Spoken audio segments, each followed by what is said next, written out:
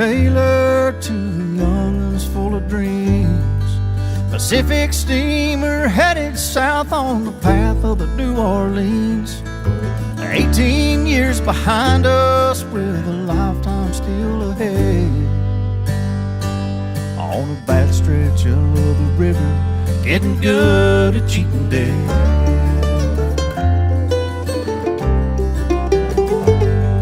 The Ohio is mighty, she's ruthless and so strong.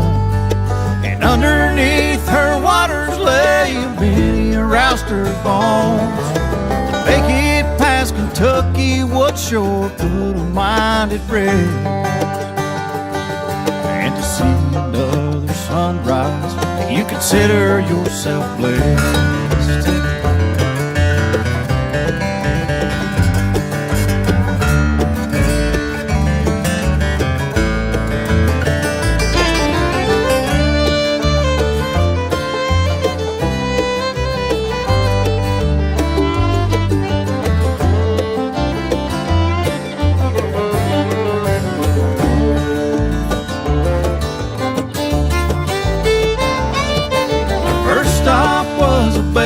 Mine to drop a load of beans.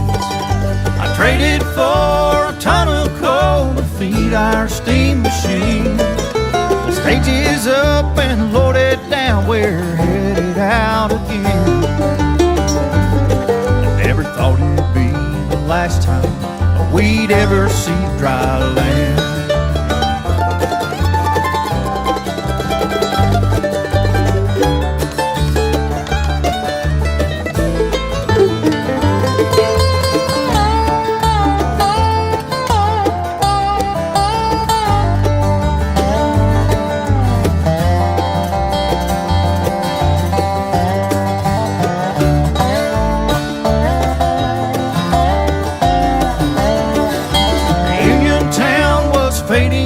In the pale light of the moon, when hell broke loose and opened up its gates in the boiler room, laying claim to everything, not a single life was spared. I heard Frankie Taylor cry as he drew his last breath there.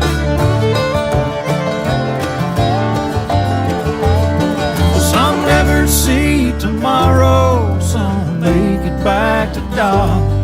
Ain't nothing left but a sunken hole on a point called Highland Rock. Sleeping beneath the water, but she don't sleep alone. The Pacific's in the boneyard and the river rages on. And the river rages on. And the river rages on.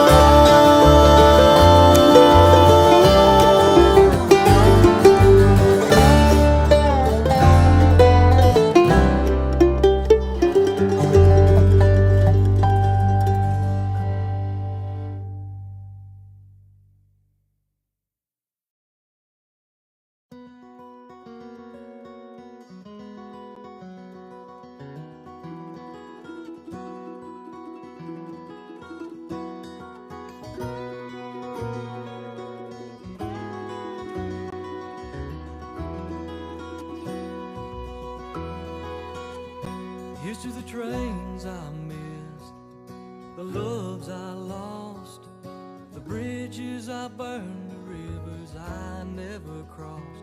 Here's to the call I didn't hear, the signs I didn't heed, the roads I couldn't take, the map that I just wouldn't read. It's a big old world, but I found my way from the hell and the hurt that led me straight to this. Here's to the trains I missed.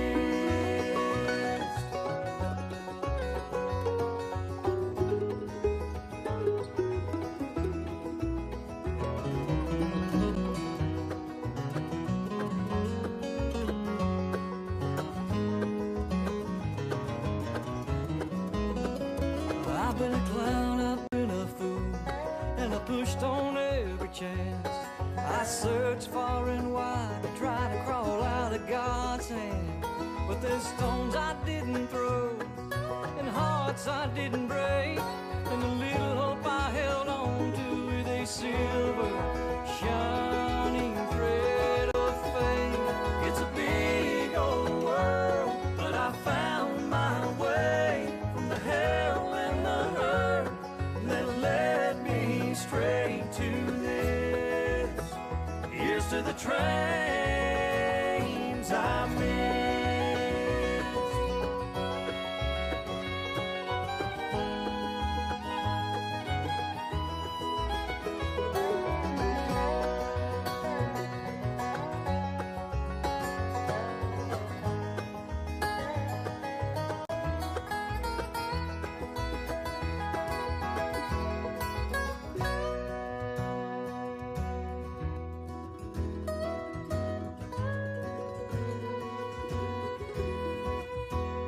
Here's to the place I found, the love I know, the earth and the sky that I call home. And here's to the things I believe, bigger than me, and the moment I find myself right where I'm supposed to be. It's a big old world, but I found my way from the hell and the hurt that led me straight to this. Yeah, it's a big old world, and I found my way from the hell and the hurt that led me straight to this. Here's to the trains I miss.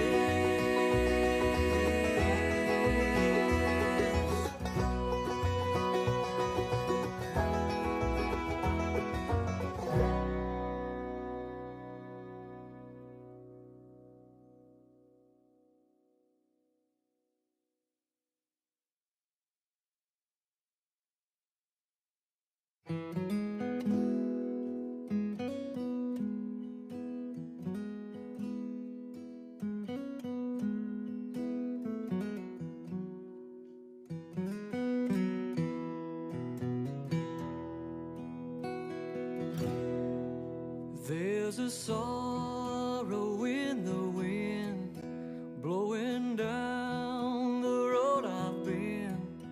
I can hear it cry while shadows steal the sun. But I cannot look back now. I've come too far to turn around. And there's still a race ahead that I must run. I'm only halfway home. I got a journey home to where I find the things I have lost. I've come a long, long road, still I got miles to go. I've got a wide, wide river to cross.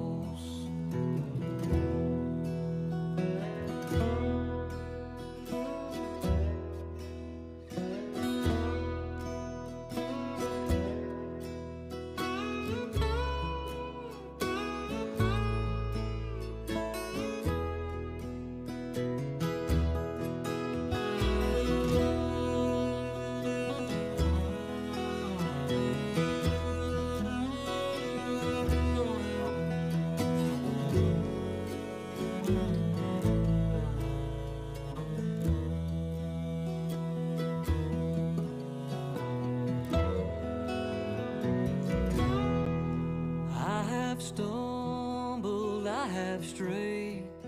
You can trace the tracks I've made all across the memories my heart recalls. But I'm just a refugee. Won't you say a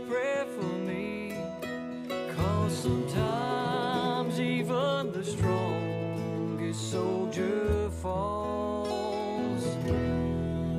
I'm only halfway home. I got a journey home to where I'll find the things I have lost.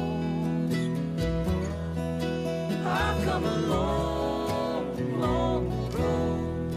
Still I got miles to go. I've got a wide, wide river to cross. I've come a long, long road. Still I got miles to go. I've got a wide, wide river to cross.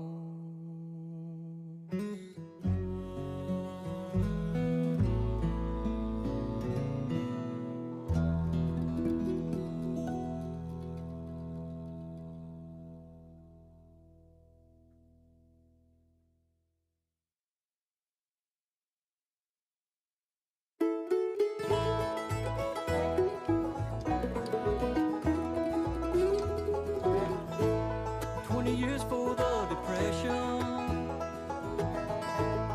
Peter Thompson staked his claim in a little mountain town. Kenton was her name. Told everyone that was willing, steady work would be their reward. So they started making paper where the Pigeon River fords. But this ain't just another paper town on a random riverside. She was built with blood, sweat, and tears, and a whole lot of pride. From the mountains and the farmlands, around the smokestack she has grown. This ain't just another paper town, it's the one that I call home.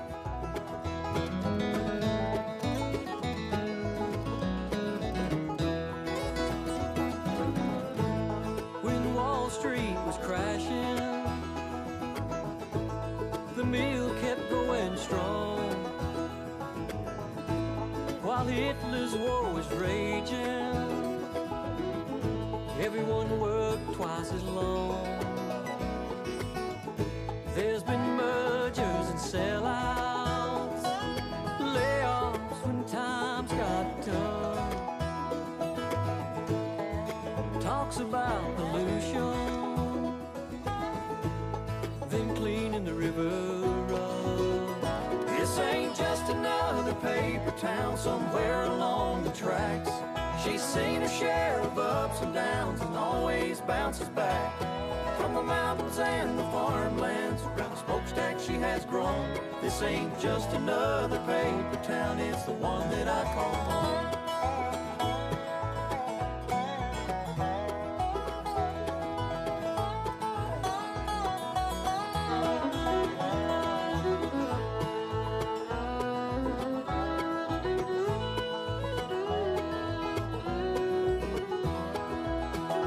She puts food on the table, cars on the highway, sent kids off to college, bound to do things their own way. Through every generation, her influence is clear. She's taken care of young and old for over 100 years. This ain't just another paper town, it's part of who I am. Molding me as a little boy so I could be a better man. From the mountains and the farmlands, around the smokestack she has grown. This ain't just another paper town, it's the one that I call home. This ain't just another paper town, it's the one that I call home.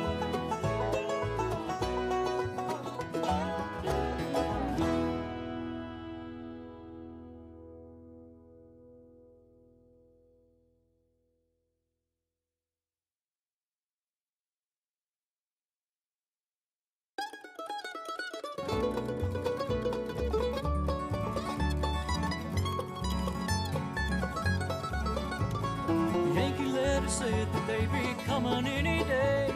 And if you planned on getting out alive, best be on our way. Our tattered gray was torn between if we should run or fight. But our southern pride swelled up inside as we dug in for the night. Then I heard a rider calling, they're coming down the road. And the fiery flash of 20-pounders started to explode. Tried our best to stop them, our efforts were in vain. In the distance you could hear the sound of Dixie's last refrain. They're burning Georgia down, those devils dressed in blue. They took the highest.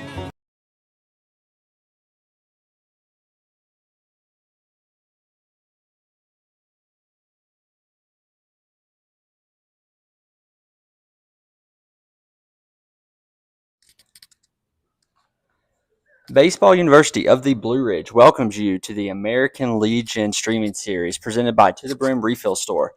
We're live from Big League Camp in Marion, North Carolina for a North Carolina Area 4 American Legion baseball matchup between Gaston Post. Do we have any audio at all? I don't think so. They're working on it. Okay. So obviously we'll need to do the pledge somehow. Mm-hmm. Their little American Legion thing. If we don't have any music, I'll sing the national anthem. You haven't heard me yet. But do we have the Lightning app? Does anybody have that? I'm just here broadcast. I have no idea. Okay. Okay, then we'll go on visual. As you can see, everybody, we are live from Marion at Big League Camp for an Area 4 American Legion baseball matchup between Gaston Post 144-266 and Asheville Post 70. We're currently in another weather delay, the third one this week that we've encountered, and we're going to keep you going with some balsam range. I don't think we're going to be starting anywhere soon in the next 15 to 30 minutes, so we will let you guys know when we go live. Just enjoy some balsam range, and we'll throw up another 15-minute timer, maybe another 10-minute timer, and just keep it going.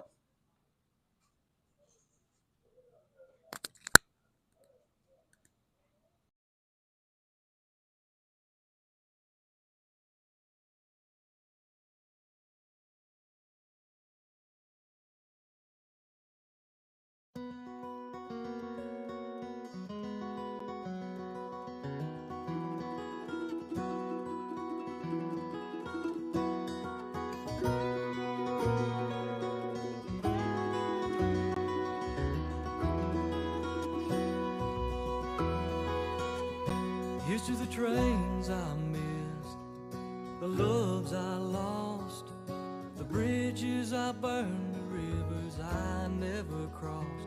Here's to the call I didn't hear, signs I didn't heed, the roads I couldn't take, the map that I just wouldn't read.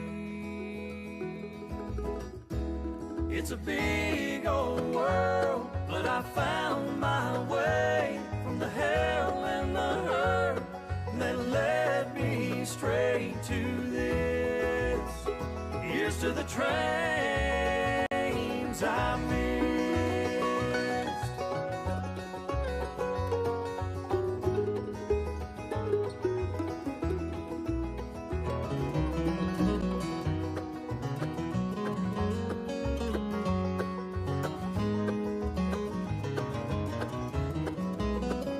I've been a clown, I've been a fool, and I pushed on every chance. I searched far and wide to try to crawl out of God's hand. But there's stones I didn't throw, and hearts I didn't break, and the little hope I held on to with a silver shining thread of faith. It's a big old world, but I found my way from the hell and the hurt that led me straight to this. Here's to the trains I missed.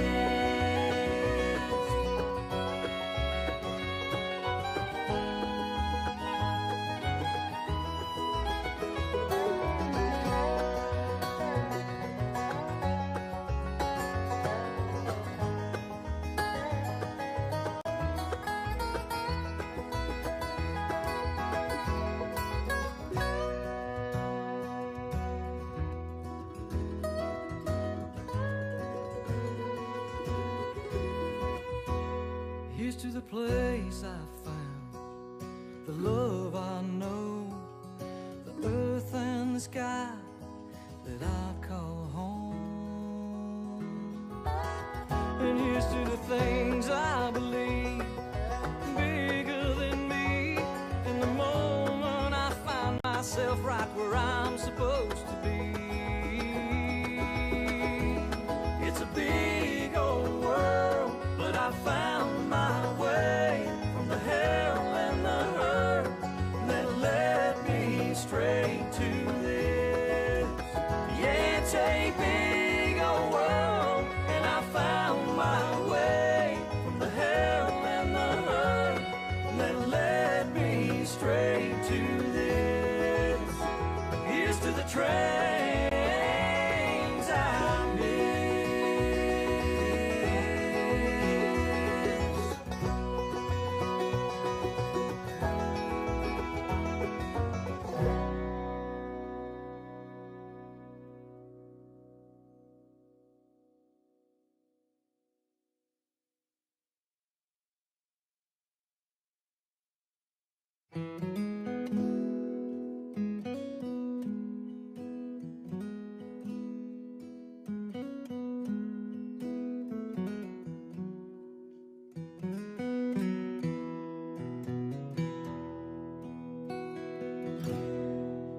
There's a sorrow in the wind, blowing down the road I've been. I can hear it cry while shadows steal the sun. But I cannot look back now. I've come too far to turn around, and there's still a race ahead that I must run. I'm only halfway home. I got a journey on to where I'll find the things I have lost. I've come a long, long road. Still I got miles to go. I've got a wide, wide river to cross.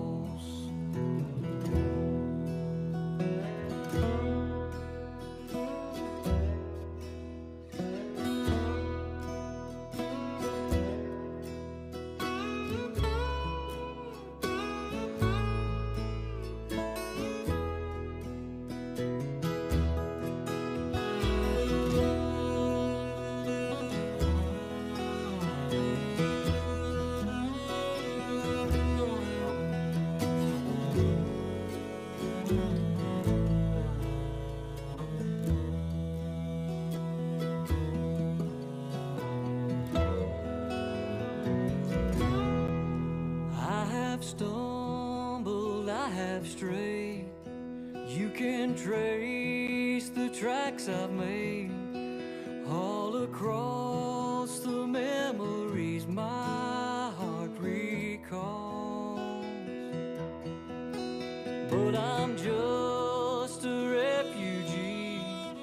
Won't you say a prayer for me? 'Cause sometimes even the strongest soldier falls. I'm only halfway home. I got a journey on to where I'll find the things I have lost. I've come a long, long road. Still I got miles to go. I've got a wide, wide river to cross. I've come a long, long road. Still I got miles to go. I've got a wide, wide river to cross. 'Cause sometimes even the strongest soldier falls. I'm only halfway home. I got a journey on to where I'll find the things I have lost. I've come a long, long road. Still I got miles to go. I've got a wide, wide river to cross. I've got a wide, wide river to cross. I've come a long, long road. Still I got miles to go. I've got a wide, wide river to cross.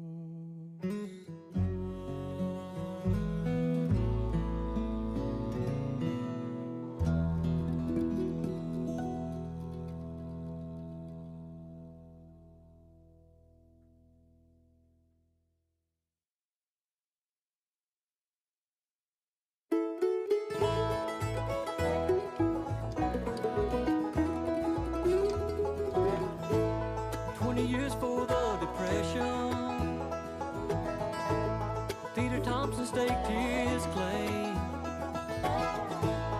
in a little mountain town. Kenton was her name. Told everyone that was willing, steady work would be their reward.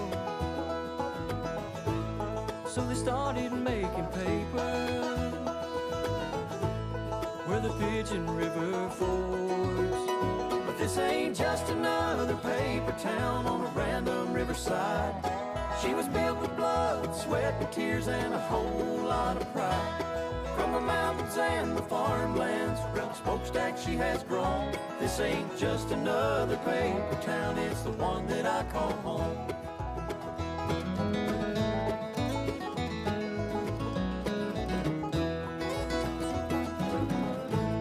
When Wall Street was crashing, the mill kept going strong. While Hitler's war was raging, everyone worked twice as long. There's been mergers and sellouts, layoffs when times got tough. Talks about pollution, then cleaning the river up. This ain't just another paper town somewhere along the tracks. She's seen her share of ups and downs and always bounces back. From the mountains and the farmlands, around the smokestack she has grown. This ain't just another paper town, it's the one that I call home.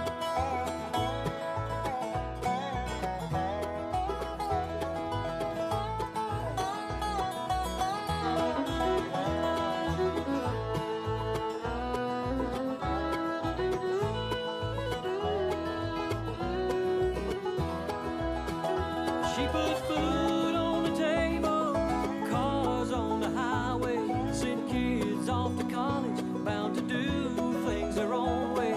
Through every generation, her influence is clear. She's taken care of young and old for over 100 years. This ain't just another paper town, it's part of who I am, molding me as a little boy so I could be a better man. From the mountains and the farmlands, around the smokestack she has grown. This ain't just another paper town, it's the one that I call home. This ain't just another paper town, it's the one that I call home.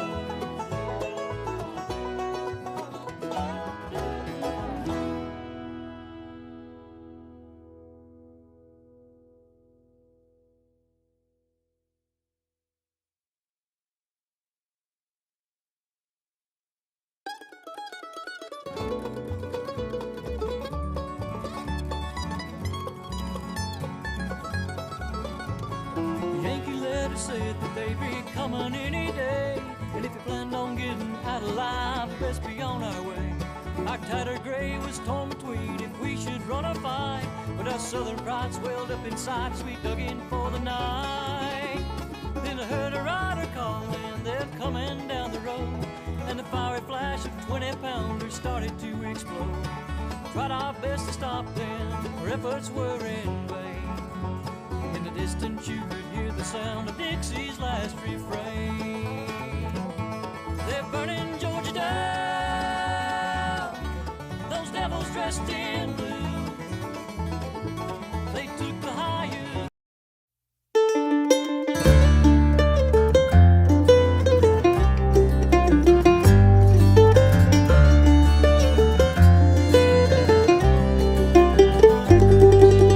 Me and Frankie Taylor, two young'uns full of dreams. Pacific steamer headed south on the path of the New Orleans. 18 years behind us with a lifetime still ahead. On a bad stretch of the river, getting good at cheating dead.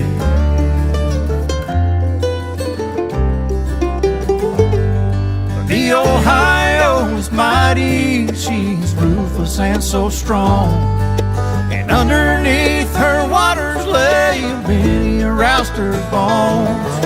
To make it past Kentucky would sure put a mind at rest. And to see another sunrise, you consider yourself blessed.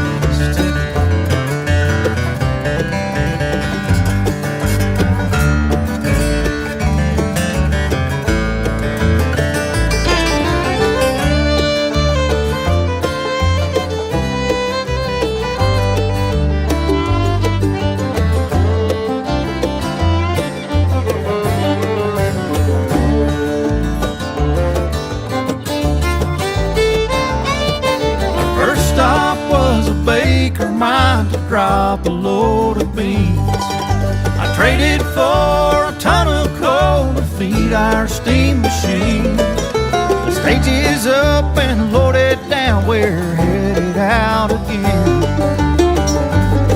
I never thought it'd be the last time we'd ever see dry land.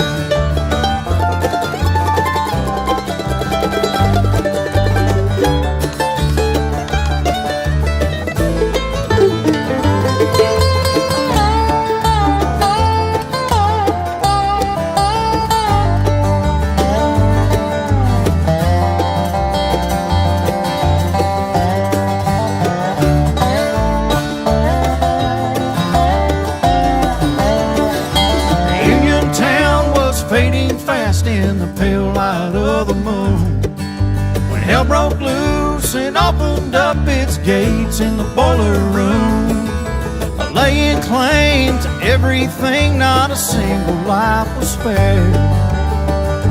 I heard Frankie Taylor cry as he drew his last breath there.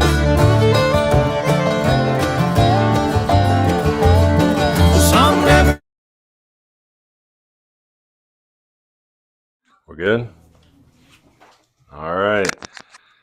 Well, it's been a lot of rain in western North Carolina the last 2 weeks here. Got rained out of our Caldwell game last Sunday, and then that game got postponed when they tried to make it up the next day. Today's game was supposed to be at West Henderson High School, but with the weather rolling in, last second decision to bring us down to Marion, down here in McDowell County at Big League Camp next to Lake James. All turf field, as you can see. I coached here as the pitching coach in 2023 for the Marion Swamp Foxes summer collegiate team, and we're very familiar with this field. And this field will drain in a second. It'll be plenty fun to play some baseball here in about 15 minutes. Want to go ahead and thank our broadcast sponsor, To the Brim Refill Store. Baseball University, we love these mountains. We love nature. We're always looking for ways to live an earth-friendly lifestyle, so that's why we use To the Brim Refill Store. If you're looking for natural sustainability source products that are great for your home and friendly to the earth, check out To the Brim Refill Store at 117 Sweeten Creek Road in Asheville, North Carolina. The friendly staff will meet you and help guide you in your sustainability journey by offering a variety of products with listed ingredients so you can feel better about the laundry, cleaning, health, and beauty products you are using on and around you and your family. Progress over perfection is key in everyone's journey into sustainability, so check out To the Brim Refill Store at tothe-brim-refill.com or find them on Instagram or Facebook. Open Friday to Sunday, 11 to 5, and Monday, noon to 7 p.m. Well, two strong rosters here. Asheville Post 70 coming off of their first loss of the summer on Wednesday, defeated by Post 82 Shelby, a very strong team playing down there at the World Series Stadium. And Gaston, what's their record right now? Gaston is 2-3, and Asheville is 5-1. So there's talent on both these teams, though. I was looking over the roster. Coach, I gotta say his name right. Passor is what I've been saying, but I think I'm Pacehour. There you go. I grew up with some Passors up in Maryland, so you're asking the wrong person. Yeah. But I was looking through the roster he sent me, and man, we got some good baseball players on his team. You know, high schools represented: East Lincoln, South Point, Gaston Christian, Hopewell, East Gaston, Lincoln Charter, Highland Tech, Stuart Kramer. And am I missing anybody? I think that's it. So we'll go over some of those names here in a minute. But first, let's talk about our pregame sponsor, and we'll get into that roster shortly after. Again, Ion Outdoors. Thank you for being our pregame sponsor. Summer is right around the corner, and now is the time to make your dreams of a pool, patio, porch, pergola, outdoor fireplace, grill space, hardscaping, or just about anything else you could dream up for your backyard. Make it come true. Ion Outdoors can turn your dream backyard space into a reality. So visit their website at ionoutdoors.com to learn more. If you mention this advertisement, you will receive $500 off any project. Again, that is ionoutdoors.com. Well, again, going through the rosters, I'm going to introduce a few of these names to you for Gaston Braves. Matthew Funtek, we saw him down at East Lincoln this year. He's a Wake Tech commit, just graduated. Brody Crawford, a 26 uncommitted out of South Point. Cooper Summerlin, we just saw him a few weeks ago playing for Gaston Christian in the 26 class. Karsten Bug Green, also of that 26 class out of Gaston Christian. Xavier Peterman, a 25 graduate of Hopewell, committed to Francis Marion. Dylan Howell, a 25 uncommitted still out of East Gaston, still looking for a home. He's playing first base this evening. Zeke Pruitt, in left field, but we saw him playing shortstop for South Point this year. He's a 26 uncommitted, smooth glove. Evan Myers, the Western Carolina commit, is playing against a few of his future teammates in that post-70 dugout. South Point grad is heading to Presbyterian. Jack Kimbrell, 25 grad from Gaston Christian, heading to Erskine. Trey Costner, 25 grad from Highland Tech, also heading to Erskine. Aiden Bradley, Stuart Kramer, uncommitted out of in the 26 class. Ty Davis, another East Lincoln grad, heading to High Point. Landon King, South Point grad, heading to Charlotte. Declan Duffy, 25 grad out of Hopewell, heading to Brevard College. Cooper Collier, Stuart Kramer grad, heading to Caldwell. Zach Camacho, the catcher out of Stuart Kramer, good ball player, heading to Cleveland. And Dylan Jennings, also heading to Cleveland, Stuart Kramer grad. So that's a talented roster that the Gaston Braves are bringing into big league camp today. We'll go over their lineup here in just a little bit. If you're unfamiliar, we've kind of changed up our format for the sponsorships this year. We're not doing our inning sponsors anymore. We're going to be doing in-game sponsors for different action plays. So Hunter will throw that up on the screen here in just a little bit. I think he's going to meet our Uber Eats employee that's bringing us some dinner here. Not eating great tonight. I think it's McDonald's. So, but yeah, what a rainy day. But glad to be back at big league camp again. This is very familiar territory to me. Coached with head coach Mike Connolly back in 2023 in the Old North State League. It was tough getting fans out to the games here because we're out in the middle of nowhere near Lake James. So if you're looking for a vacation spot, a very quiet and idyllic area, this is it for you. But as far as building a baseball crowd, it's tough sometimes. But big league camp typically used as it's kind of like a team building facility for college baseball teams, high school baseball teams. They'll come down here on their spring break trips. They'll meet other teams down here and stay for a couple days and shack up in the cabins here. And again, it's just a different environment, trying to promote good baseball. And of course, gotta love the turf field, especially in Western North Carolina. We are still a temperate rainforest. Your coaches this evening, again, Coach Decker, your head coach. He's been doing the Legion for a while. Also coaches softball over at North Henderson High School. His assistants, Will Lindsay, head baseball coach at Brevard High School. Coach Raby, assistant coach at Drone High School. And Ryan Decker, son of head coach Chris Decker, the NC Central former Division I baseball player. Talked to Coach Decker last week and I said it's like having 4 head coaches in that dugout. They're all very responsible, very knowledgeable. And it's a good coach and staff to get around this talented group of post 70 Cardinals. On the other side, I think it's, again, Coach, I'm going to botch his name again, Passauer, I think is how you say it. I want to say Pasor, but Passauer. He's the head coach at Highland Tech High School, and I think his assistant in there is one of the Gaston Christian assistants, maybe Coach Summerlin. And again, if you aren't familiar with your post 70 Cardinals yet, again, Grant Buchanan, Jordan Brown out of Brevard High School, Evan Connor and Colt Nelson out of Tuscola High School, Caden Davidson and Micah Simpson out of TC Robertson, Hayes Hillier and Tay Trantham out of Asheville, also out of TC Robertson, Heron Smith Martin, Luke Nesbitt and Jackson Pavone out of AC Reynolds, Brady Nix, the East alumni, Deegan Randall out of Inca, Brady Ray and Reagan Smith from North Buncombe, Eli Shin, the West Henderson alumni, Aiden Sumner, also the East Henderson alumni, and Carson Wallace out of Irwin High School. Only 2 underclassmen on this team. That's Tate Trantham and Grant Buchanan, both uncommitted. And again, just a variety of colleges that this roster is heading off to. A little bit of everything. Again, Jordan Brown just made his commitment to Anderson D2 the other day. You got Evan Connor and Caden Davidson heading to Gaston Community College, Hayes Hillier and Jackson Pavone heading to D3 powerhouse NC Wesleyan, Smith Martin going to D3 Sewanee, Colt Nelson going to Wingate, Luke Nesbitt and Brady Ray going to be joining Eli Shin at Cleveland, Aiden Sumner at Wake Tech, Reagan Smith over at the NAIA Milligan in East Tennessee, Carson Wallace and Micah Simpson heading to Western Carolina.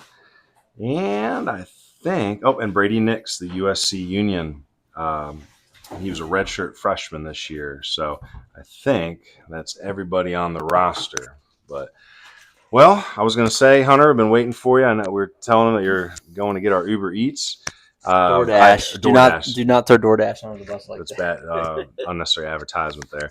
I was telling them we're waiting for you to come back to introduce our sponsors. I was telling the folks we're doing them a little different this year. It's not inning sponsors. A lot of our sponsors are in-game action. So, for example, our extra base hit sponsor is Rounders Hat Company. So every time there's an extra base hit, we're going to be thanking Rounders Hat Company. Again, visit roundershatcompany.com to check out the selection and customize your order today.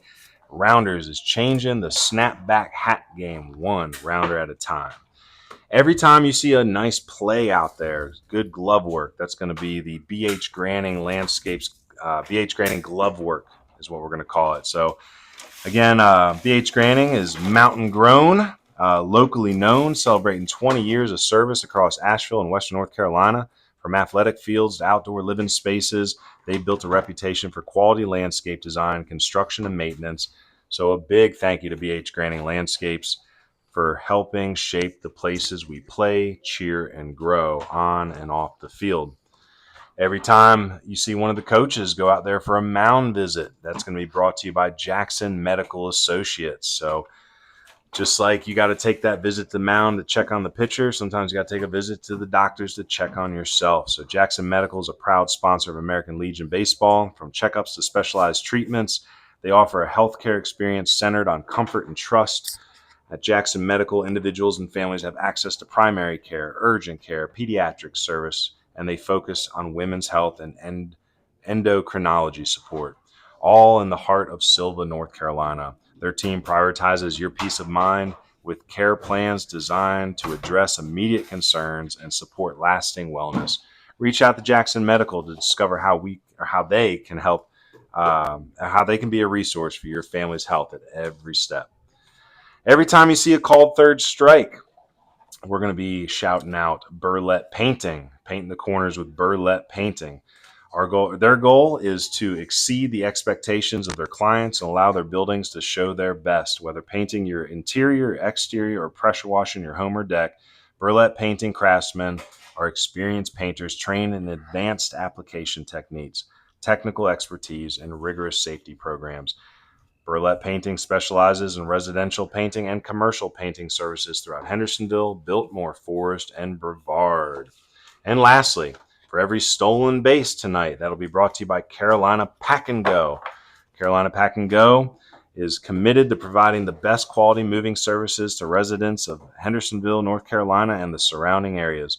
Their team of professional movers are equipped and highly trained in order to transport your belongings from one location to the next in a timely manner. Carolina Pack and Go will take care of the packing, moving, and even transporting your vehicles. Their mission is to help simplify your moving experience and take a load of stress off of your shoulders. Let's get started. Contact Carolina Pack and Go today for top-notch moving services. Well, still nobody on the field yet. It stopped raining? No, it has not. It's still drizzling out there. We'll see. Umpires are here.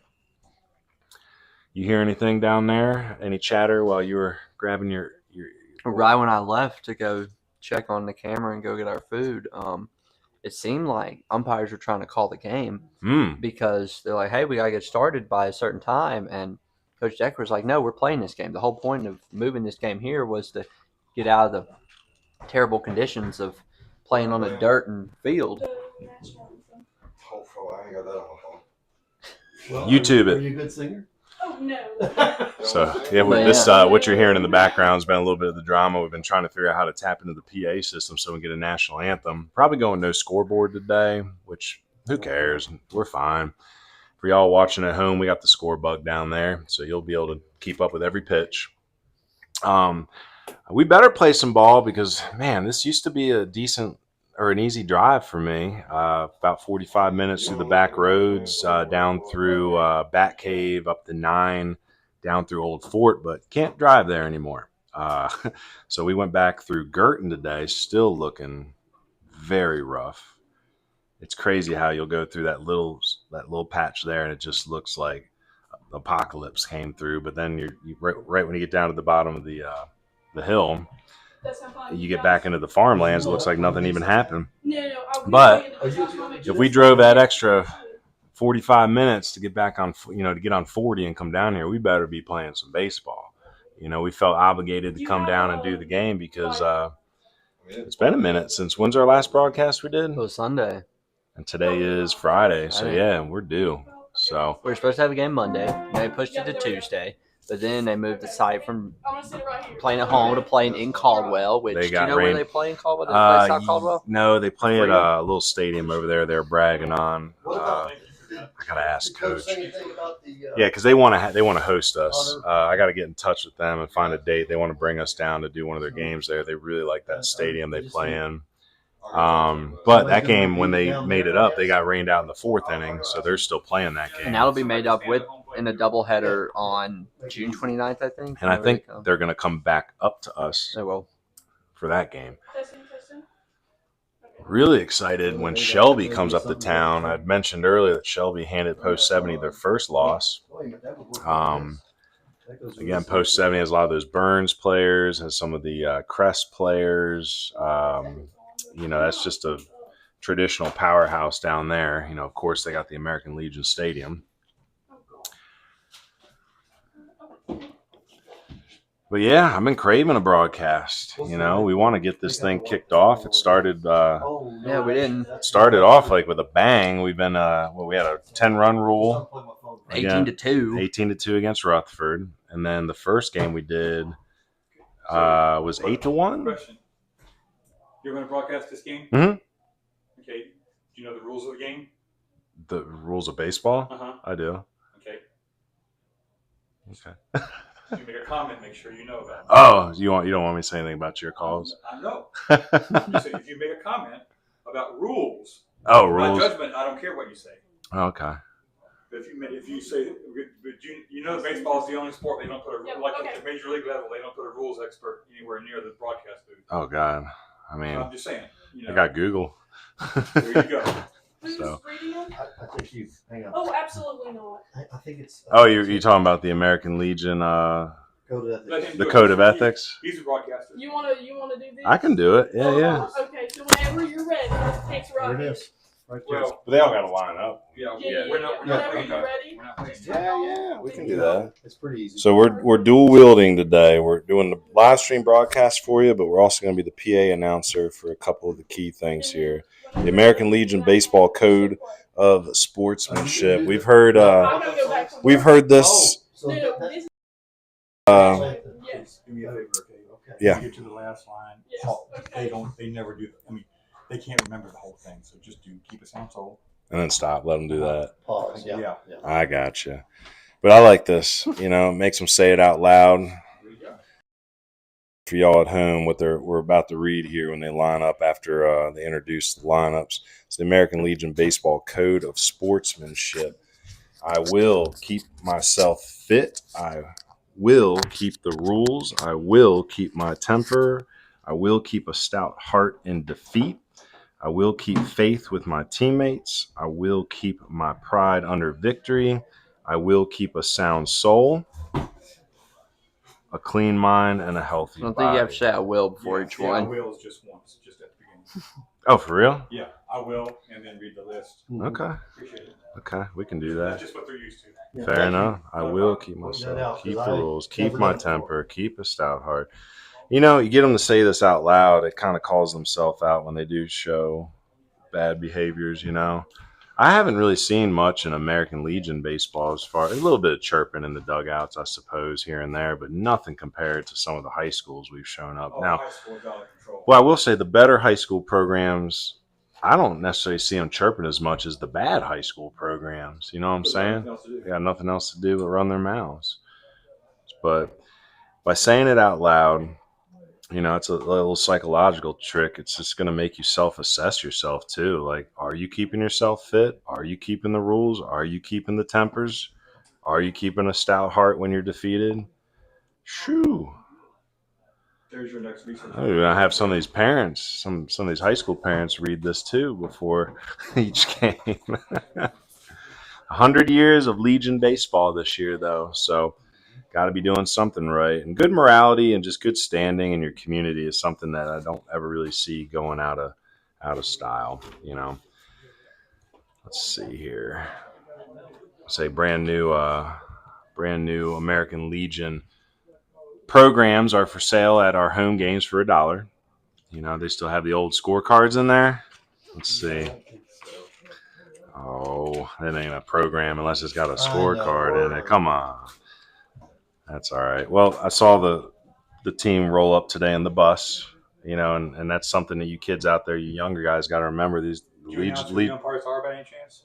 I can. Okay. You want to write some names down? Yeah, sure, why not? I mean, we're live right now. You just want to hop on and. You want to talk about umpiring?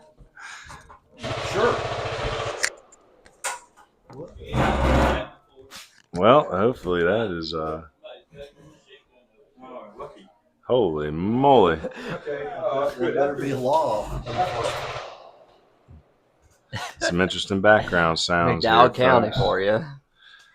All right, so our umpiring crew tonight. Let's see, who's our home plate umpire? Stephen with a V, Fitzgerald with a capital G.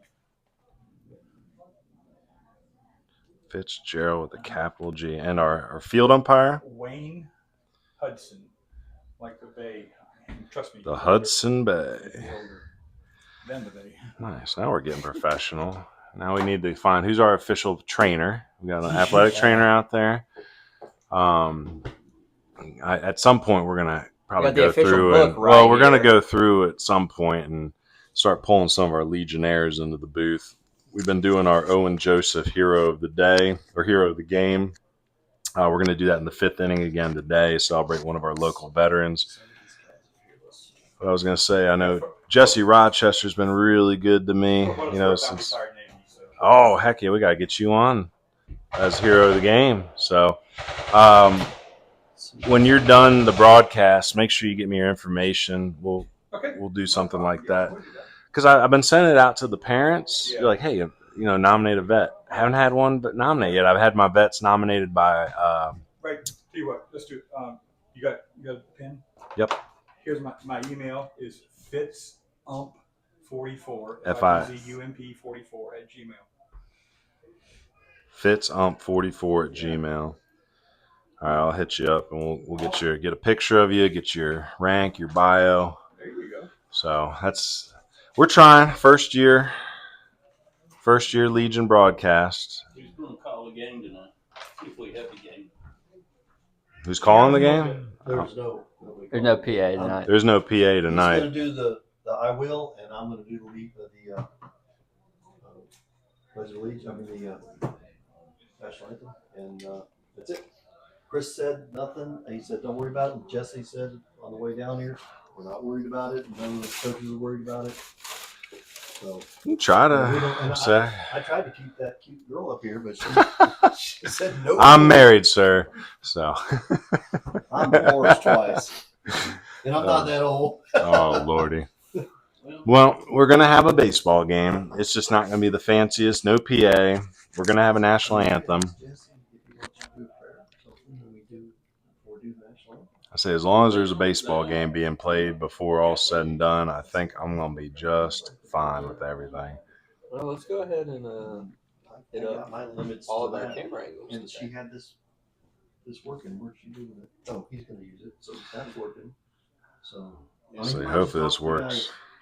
But as far as running the scoreboard and stuff and play-by-play, forget that. Unless there's some like a legionnaire or a parent or somebody here that knows how to do it. Yeah, I've never run this Well, one. I've had to call them, but no, I don't like calling. It can't be that difficult, but I'm not. I don't know. We got time. Maybe I can. I mean, it is what it is. Just it goes too fast. You'll never do it. Just like me, I missed half of it. Not trying to call. All right. We're just sitting there, so. I was going to say, if they just want to bring them out on the lines, I mean, I can go through the lineups if they want. This is plugged up. Because we honestly, if you've been watching the broadcast, we usually pause when the PA announcer does the lineup. So, I mean, I don't mind doing them. You know what I'm saying? I ain't going to do it through the whole game, but I can do it for introductions.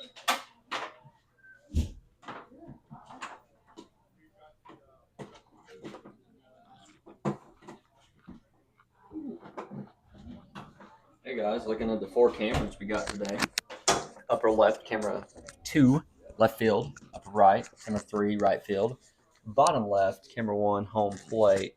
And bottom right, alternate camera 4, pitcher and catcher on top of the third base home dugout.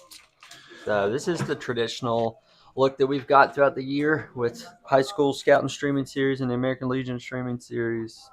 But once the off season finally hits, we might get a fifth. I say we'll get into research mode and start figuring out tech for next spring. A lot of stuff we want to try to invest into and look into and play around different software. Maybe say bye-bye to Switcher. Yeah. Get us something different. We're just glad we were able to get this thing together. Again, we want to thank to the Brim Refill Store. That's our broadcast sponsor that was really key in helping us start this thing up. Again, if you've ever been there before, it's not just the healthy-minded, natural-minded products. It's also how you get them. You don't go in there and keep buying plastic containers. You bring your shampoo bottles, your cleaning bottles, and you fill them up with the product there, so you're not constantly buying more plastic, which ends up in our landfills. I think plastic's important. It's got a role, 100%. But if we can reuse and help save a buck too. So again, thank you to the Brim Refill Store. Very unique business venture there. Well, our umpires are meeting at home plate with the coaches. Again, Coach Why don't you just Passauer. name all 4 of these guys? Oh yeah, You got 'em. So head coach Chris Decker meeting with head coach Coach Passauer. Your home plate umpire tonight, who you heard in the background a couple minutes ago, is Stephen Fitzgerald, and your field umpire tonight is Wayne Hudson.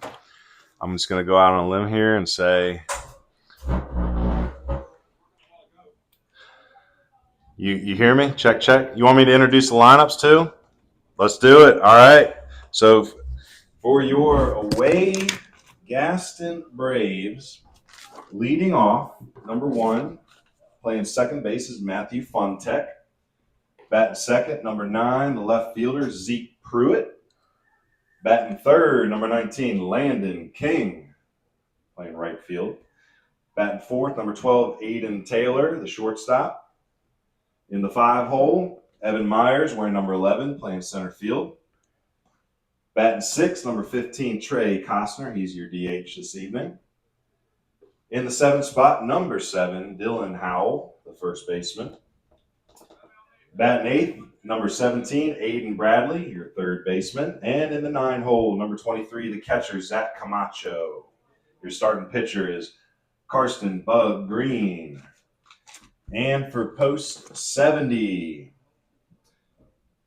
batting first, playing center field will be Jackson Pavone, followed by the shortstop Carson Wallace. The catcher, number 12, Evan Connor. First baseman, number 20, Caden Davidson. Right fielder, number 15, Micah Simpson. The DH, Luke Nesbitt, wearing number 21. Number 10, the third baseman, Colt Nelson. Number 13, the second baseman, Reagan Smith. And in the 9 hole, number 3, the left fielder, Tay Trantham. Starting pitcher tonight is number 19, Aiden Sumner.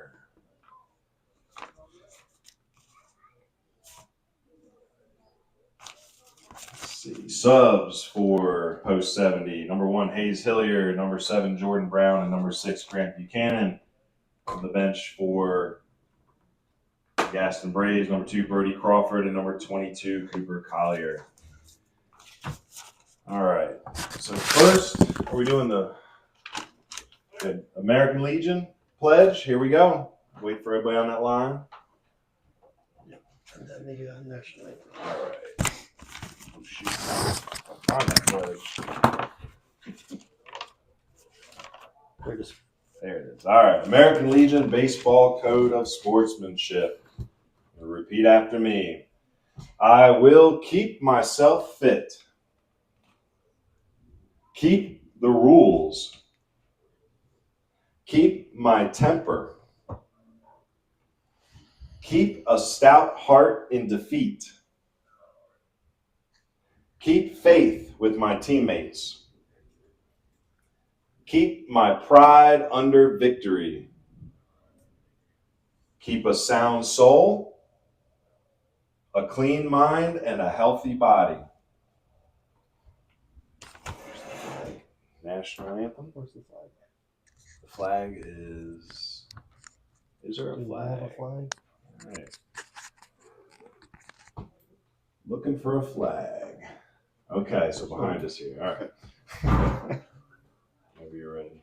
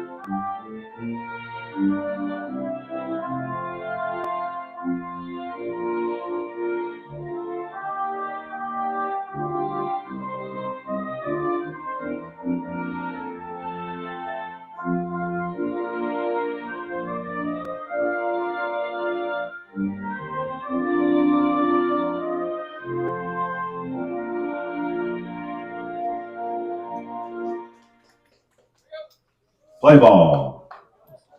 I knew you were going to do that. I was like, we got to get a good play ball. All right, we're done. You could also keep that thing and give them, like, you know, at the end of each inning if you want to say something, but that's up to you, son. I ain't talking. Oh, I barely I'm talk not on the smart broadcast. enough to do 2 things at once, so let's just stick with the broadcast in here. Yeah, they said they weren't really concerned. I think they just want to play some ball. I talked to a couple of the Caldwell boys today. I think they got rained out the other day against Gaston as well. So I think everybody's been getting a little bit of rain. Can't do that. Yep. boxed up at the end. We're already boxed up at the end. We get like 3 double headers next week. Yep. Something like that. Well, I think y'all got the lineup when I took over the PA announcer role, but we'll go through it again. You got Matthew Funtek going to be leading off playing second base. Again, he's the Wake Tech commit from East Lincoln. Zeke Pruitt will follow him. I was very impressed with Zeke when we saw him versus Tuscola and versus Stuart Kramer. Landon King will be in the 3 hole. He's heading off to Charlotte. So we'll start with those 3 and move along as the game gets a bouncing. All right, so Aiden Sumner, also from Wake Tech. So the first batter he's going to face tonight will be his future teammate. Yeah, where the lights at? So we got to get the lights on here at Big League Camp. We got some angry, disgruntled folks down there already. Good Lord, we got to get some good baseball in here soon to seed the mass, or to calm down the masses here. But again, these are a lot of names that we saw this year during the high school broadcast. So really happy to see good, talented players playing Legion. Again, post 70 and post. What now? It's a double number here for it's post 144, 266. So is that 2 different posts that combine, I guess? Yes. And then there's a Gastonia post 23. So they have got their Legion programs a little bit more established down there when it comes to the general area. Again, we're the only one in the mountains right now, which we're going to take advantage of that because we got a lot of talented mountain ball players on this field. How are they lined up in the field? Well, in the outfield, again, you got Tay Trantham out in left field. Tay more of a middle infielder, but he's an athlete, so he's going to be able to play outfield. And a lot of you young kids coming up as shortstops got to realize you might be in the outfield one day when it comes to college. Jackson Pavone out in center field, NC Wesleyan commit, left-handed swinger, right-handed thrower, and then Micah Simpson in right field. Around the infield, 3 former shortstops, or 3 shortstops in high school, I should say. Colt Nelson at third base, Carson Wallace at short from Irwin, Reagan Smith at second base, Caden Davidson over at first base, the TC Robertson grad. Behind the plate, Evan Connor and Aiden Sumner are going to be delivering that first pitch here. And again, our first pitch is brought to you by Builder's First Source Brevard. Let's see what it is. It's a ball low. And again, thank you for that sponsorship. Builder's First Source. That first pitch brought to you by the Brevard magnet, I should say, I guess, because again, Builder's First Source all over the place. At the heart of every construction project is quality, reliability, and expertise. Builder's First Source delivers just that, and thank you for delivering that first pitch. A 1-1 count to start here. Foul tip. Say Sumner's getting bigger and stronger at East Henderson. He was learning a lot about himself that senior year. He used to be a drop-down guy, came back over the top as the velo started to creep up. One thing that I remember that used to frustrate Aiden in high school, and I told him it doesn't make you better or worse, it's just how do you pitch. But he's not a high spin guy. His fastball is only 1,1800 spin, and that just means you got to pitch down in the zone. That ball is going to bounce up the middle, and by the time it's fielded by Smith, Funtech was already down the line for an infield single. So again, for you kids that go to these events, they tell you like, oh, your spin's not high. It does not mean you're not a good pitcher. You can still gain velo. You can still get movement on your pitches. It just means that you're probably someone who's going to work more in the bottom of the zone with your fastball. Doesn't mean you can't go back to the top, but you're probably going to have more success in the bottom of the zone. Aiden got 20-plus innings at Wake Tech this year, which is really good to see for a freshman in this market. Here's Zeke Pruitt now. Zeke was playing shortstop for South Caldwell when we saw him earlier in the season. He's in the outfield today.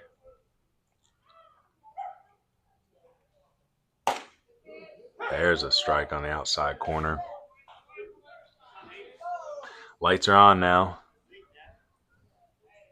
And as long as there's no lightning, I can almost assure you this game will get in. Knocking on that wood. Pickoff attempt here by Sumner. Say Funtech has some speed there at first base. He was at the top of the lineup for Coach Mateel and the East Lincoln Mustangs this season.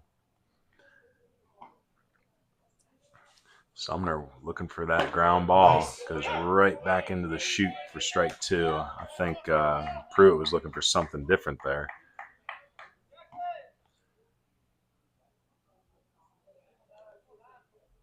Interesting. What do you go with here? It looks like it's going outside because I was gonna Pavone just say, shaded over. goes to the curveball, beats it into the ground. Nelson picks it up, throws across just in time for the out. Excellent play by Colt Nelson. And that great glove work is brought to you by B.H. Granning Landscaping. Again, B.H. Granning glove work. Doing the hard work out there. Putting those work gloves on. So Colt Nelson able to retire the first out here. Funtech does move up on the play. Landon King, we saw him hit a nuke against Stuart Kramer this past year. I remember he was facing, I think it was Helton from Stuart Kramer, a lefty. It was the first pitch. I think he hung him a curveball, and Landon King sent it into orbit. So Landon, the Charlotte commit, very good athlete. And there's a hard hit. Nice job by Pavone to deke Funtech a little bit. Puts the glove up. He's only able to advance one base. Say King, much like any 25 D1 commit right now, great athletes, but assure you that you boys are still trying out for your teams when you get there with all these new rules changes coming in.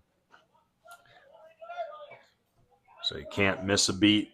I'm glad he's playing Legion ball, playing good, strong, community, meaningful baseball before he gets that D1 opportunity here in the fall. Aiden Taylor up now, the Presbyterian commit. Aiden sends one similar spot to King, but it's going to hang up for Pavone. He'll make the catch. It's going to be a sacrifice fly for Aiden Taylor.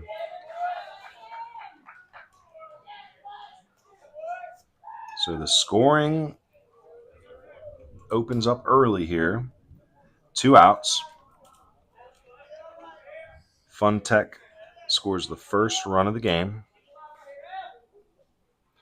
And now with 2 outs, Evan Myers. Evan had a great season at Lincoln Charter.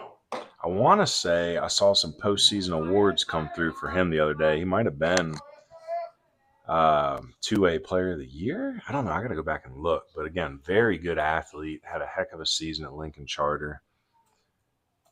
Lincoln Charter losing to Rutherford County in the 4th round, was it? I think. That was the game where I think it was a back and forth. There's grand slams hit.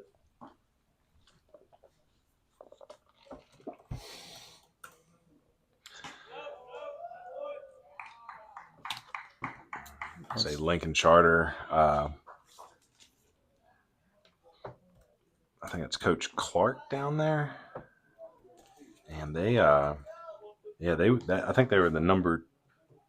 Were they the 2nd team in our final power rankings? I think they were. It was North Lincoln first, and I want to say Lincoln Charter 2nd, and then Gaston Christian was our top 3 in the foothills. Nice pitch by Sumner, goes to the top of the zone. Like I said, even though he's not a high spin guy, you can't get away from moving the ball around the zone. Here it is. Yeah, Player of the Year in the just North Carolina High School Baseball Player of the Year. I think they were trying to vote him into it. Let's see.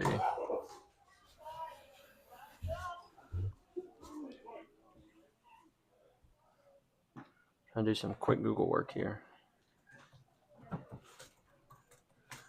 Nice pitch. Bangs that ball into the ground. And Caden Davidson's going to take it himself. Evan Myers peeled off early on that one, too. Knew he was a goner. So 3 outs, 1 run in on 2 hits. The sac fly by Aiden Taylor. And we're going to be heading into the middle of the 1st inning, so it's time to tell you about our home team lineup sponsor. Again, Shin Building Company. The home team lineup is brought to you by Shin Building Company. Are you looking to build your dream custom home, deck, or patio? Call Shin Building Company today. Shin always says a person's character directly determines the quality of their work. And I'll tell you, we got some great character running up and down this lineup here. Coach Decker put together for us this evening. So let's go ahead and introduce them. Leading off is going to be Jackson Pavone, the NC Wesleyan commit, Reynolds grad in center field. Carson Wallace batting second. Playing short, Evan Connor, your catcher in the 3-hole. Caden Davidson, the number 4 hitter, the big, strong TC Robertson grad. Former teammate Micah Simpson behind him in the 5-hole in the right field. Batting 6 is Luke Nesbitt, DHing for the pitcher. Colt Nelson batting 7th. Reagan Smith batting 8th. And Tay Trantham batting 9th. A lot of lefties in here. Pavone, Simpson, Nesbitt, Nelson. There's a lot of lefties on the Brave side. I was going to say, I love it. So 4 lefties for the Cardinals. And how many for, say, Landon King, Taylor, Myers? There might be 4 lefties in that lineup for them, too. Say this is the first time we've seen Pavone in the leadoff spot. JoJo Brown getting a break today. There's some chat updates for you to read. So Zach Bumgarner is one of the Gaston assistants. Okay. Thanks, chat. We appreciate it. Yeah. Drop a line from where you're watching. Always let us know when. North Carolina. I was going to say, always let us know when you're wrong, especially like Cherryville Post 100. They were getting honest that one night.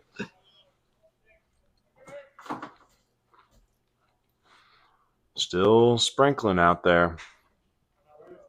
Had a nice rainbow over the facility earlier. Fouled back by Pavone. We saw Bug Green pitch not too long ago. I think he came in relief in that Gaston Christian game we covered. That was game 2 of their final. The finals, yep. It was the best of 3. Grace Christian won it in 2. Final North Carolina power rankings came out for PBR the other day. It had TC 1, East Rutherford 2, Grace Christian 3. Man, I'll tell you, I'd be putting Grace a little bit higher. I think Grace Christian needs to go ahead and scrimmage TC. You know, Grace Christian looked. You got a 10-time state championship in the G Boys and a 3-peat with the Rams, which is 7 total. 7. Yeah, them and East Rutherford both won their 7th state title this year. Yeah, I think if we get that tournament going, we got to get all 3 of those teams in it. Mm-hmm. I know Coach Wooten would gladly bring Grace up to play some teams because they're not in a conference. That was a really good baseball team. That's just a baseball school there. Good take by Pavone. Runs is full. Say Green went down in the zone. Just trying to get Pavone to chase. Pavone up on that plate, quick hands. Scrappy ball player. Good take. That's going to be ball 3? That's a walk. Oh, full count now. I had it. Okay. I was wrong. We got 20-13. Oh, Lord.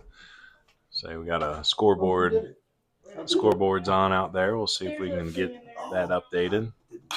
Another foul by Pavone. Doing a great job of a leadoff here. That's his 6th pitch of the AB. This will be his 7th. Allowing Wallace on deck to see some pitches. Give that Cardinal dugout a look at Green. There's a walk. That's ball 4.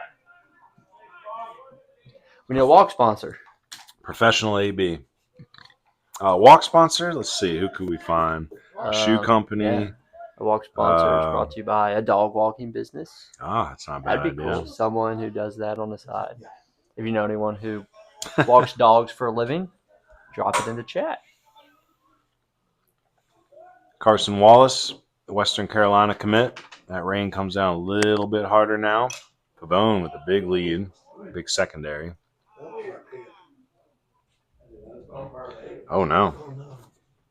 And that's our umpire there, Fitzgerald. Hopefully Stephen Fitzgerald down there. Hopefully he's doing all right.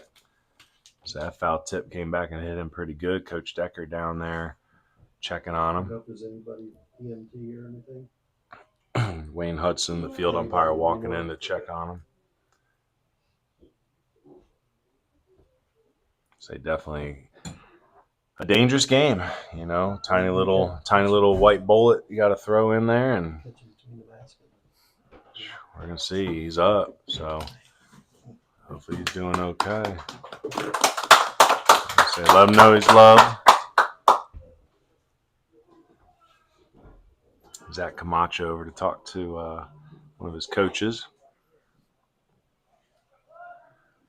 So hopefully, just a little bit of a shock for Mr. Fitzgerald, and he's back up on his feet, hopefully feeling okay.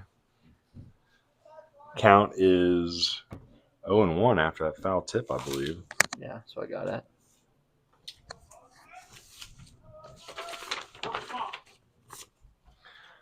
Oh boy, that rain is definitely driving a little harder now.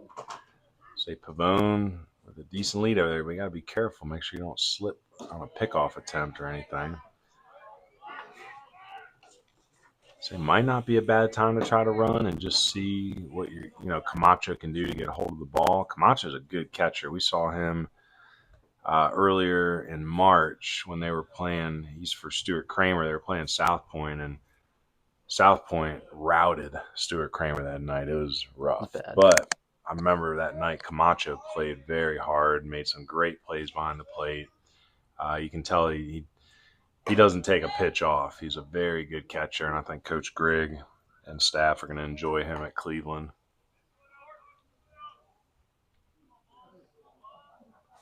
Carson Wallace now finds himself in a 2-1 count.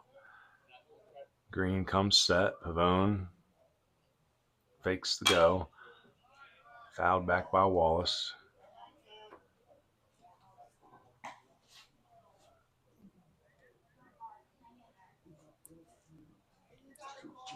So we're going to have to check the weather report in the middle of the inning here and see what the rest of the evening looks like. When I was looking earlier, it said after 8 it was pretty clear, but pickoff attempt. Pavone was about a half a step off the base. Ooh. Say left-handed first baseman over there in Howell. Well, I mean, it's hard. Yeah. I can do it. Can I sit right? Yeah, just move my thing. So Green comes set. Pavone takes off. It's a curveball. Picked a great pitch to run on. It's a good throw by Camacho, but Pavone had that stolen easily. Picked the right pitch. Had a good jump. I think it was a ball on the. Yeah. So it was a 3-1, 3-2. I got a full count. So full count.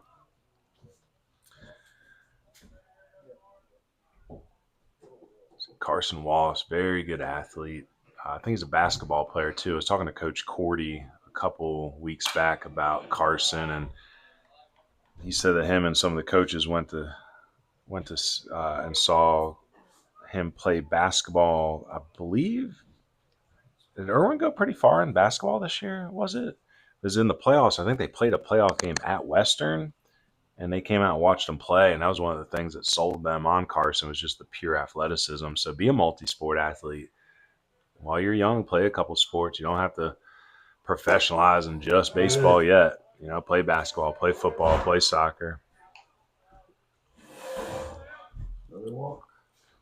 Well, I just figured we can share the radar off my phone onto the screen so y'all can watch this as seeing what we're seeing right here. So hopefully once Baseball University getting stepping into the future a little bit.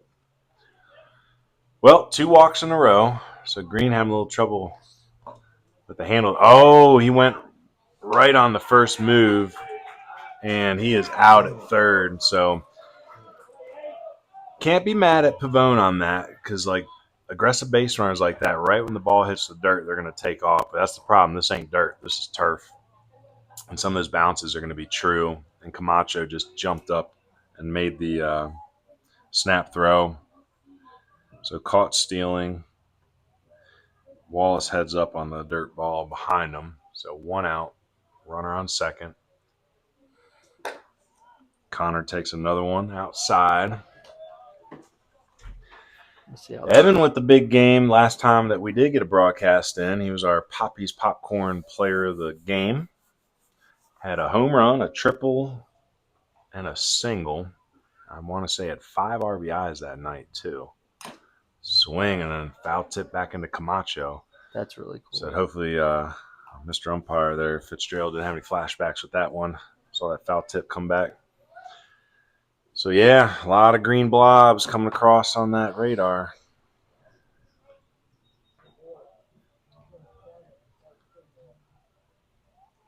Green misses up high. So I can't imagine him trying, how hard it is to try to get a grip on that ball right now. Say if I'm Aiden Sumner in the Cardinals dugout, I'm stuffing my pockets with talcum powder before I get back out there. Misses in. 3 straight walks. Now, this is where as an umpire, you might have to make a decision soon. Every single batter for the Cardinals here since this rain started coming down has walked. Caden Davidson up now, 2 men on.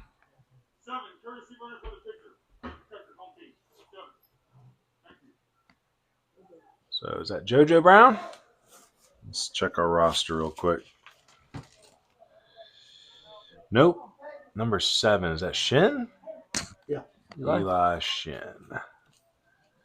So Shin running for the catcher, courtesy runner.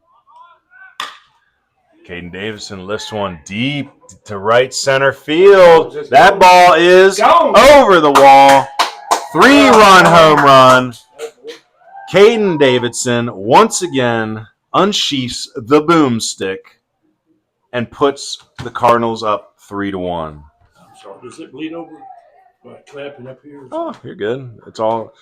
We're in it. Okay. This is Legion broadcast. Like, you want to clap, you clap. So I want to say hi to your grandkid. Yeah, right. I was gonna say we're creating it as we go. So 3-run homer, Wallace in, Connor in, Shin in, and Caden Davidson in. So big Caden Davidson picks up right where he left off in the 4A playoffs with hitting dingers, and brings Micah Simpson to the plate. I think Micah was 3 for 3 in that East Rutherford game we covered. We needed that hit in Shelby. Just one. That's all we needed. Very impressive that Caden Davidson's able to rocket that through the raindrops. Because, Big League Camp is not an easy home run here. This is one of the biggest parks around. What would you say it is, the center? When we played, when I was coaching that Swamp Foxes team, we did not hit a lot of dingers. We had one kid named Mitch Green. He was from University of St. Louis, Missouri. Or University of Missouri St. Louis D2. Great human. Mitch was a big boy. And Mitch hit a couple dingers. They had the All-Star game here and did the home run derby.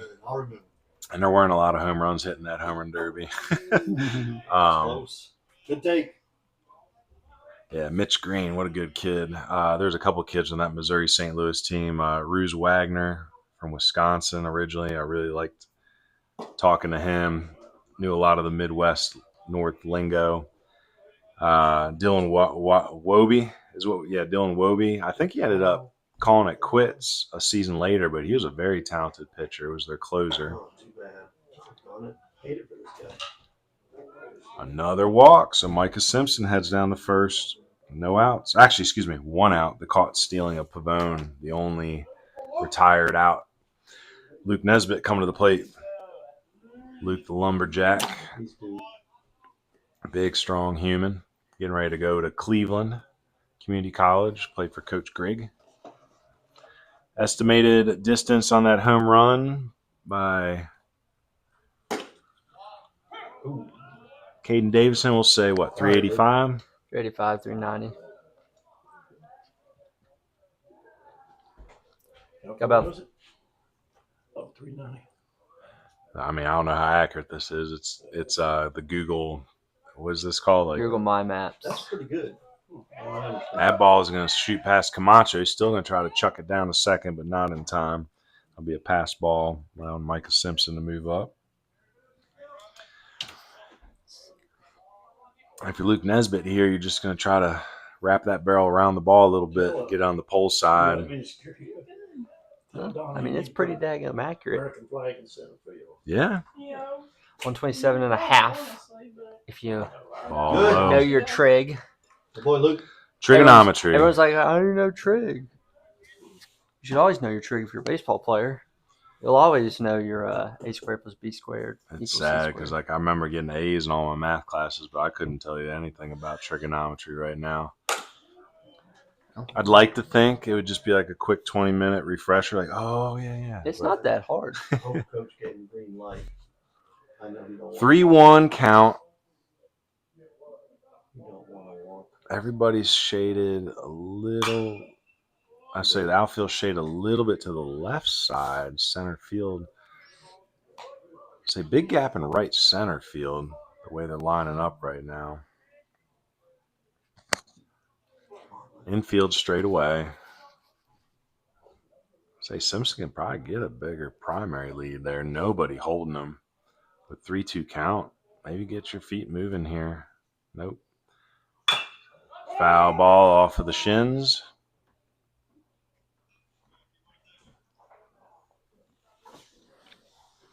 Luke Nesbitt, slow trot back to the plate. Do this full count. It's a nice scoreboard. Figure that out. And I think that's everything else working. Say Luke Nesbitt, a Reynolds grad. Say Coach Stakar did a good job turning that Rockets season around. Had a little bit of a slow start, and then they came on strong, playing some tough competition. It's strike 3 looking. That strike 3 looking is brought to you by Burlette Painting. Again, Burlette. Painting the corners with Burlette.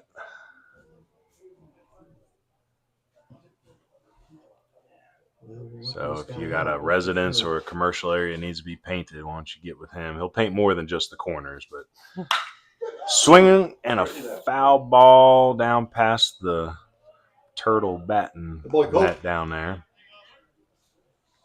Say Colt Nelson off to a pretty good Legion start. Had a home run in the game. Sunday?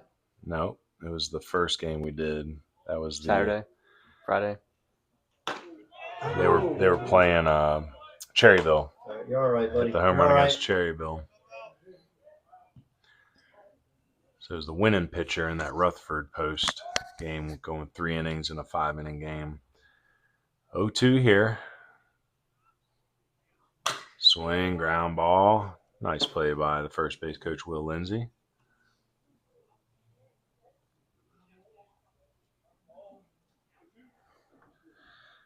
Say Reagan Smith on deck, Tay Trantham in the hole. That will turn your lineup over.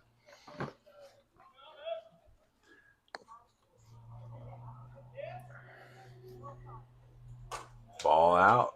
So 1-2 count. Colt Nelson chance to get back into this AB. So misses up and out there. I wonder if he comes back with a curveball, tries to backdoor him here.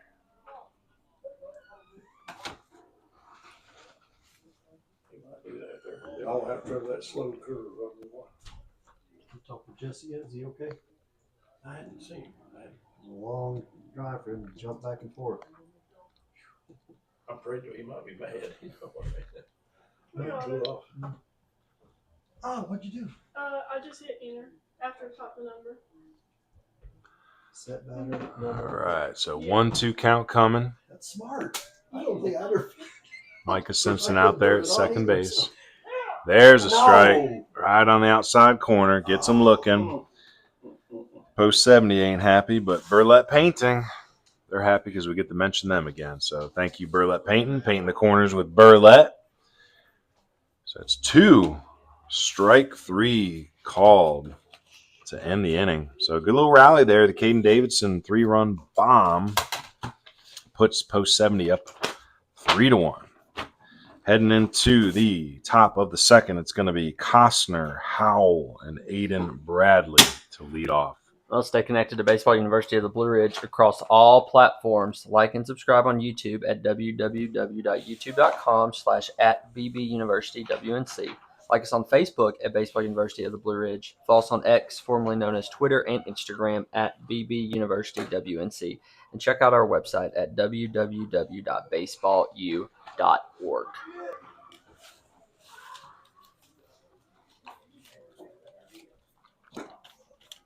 Well, on the social media today, on the YouTube, a lot of y'all might have seen we've started posting a bunch of our prospect films that we took last Wednesday at Mars Hill. They're looking pretty good. Still got a bunch to go. My hands hurt, or my right hand hurts from mouse clicking and editing, and feel like the carpal tunnel's setting in. And tomorrow is an off day, so I plan to grind out a bunch, hoping to be done by the end of the week. Not this week, but the end of next week with all of them. I think it was 40 total videos. It was 28 players, 2 POs, 26 position players. Of those 26 position players, 12 are also pitchers, so they have the 2 films. It's a great group. Really enjoyed working with them, and I'm going to continue working hard with them over the next couple weeks to try to get their names out here in this tough market. Ground ball down third base line, dive by Colton Nelson, but that's a foul ball, so strike one.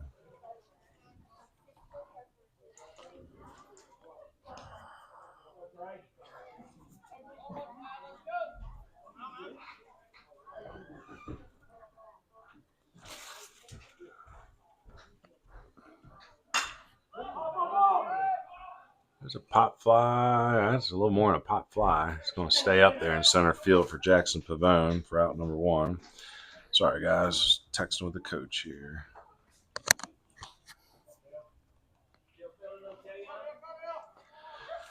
All right. Let me catch up on my text messages real quick. Yep. Guess my wife's listening at home. So. All right, let's see here. Dylan Howell. Dylan, a 2025 that was still listed as uncommitted. So any coaches out there, this lefty right here is playing first base this evening. And he is from East Gaston High School. Let me make sure I'm correct on that. I think I'm right. Yep, East Gaston. So any coaches out there looking for some left-handed hitters, let's evaluate together.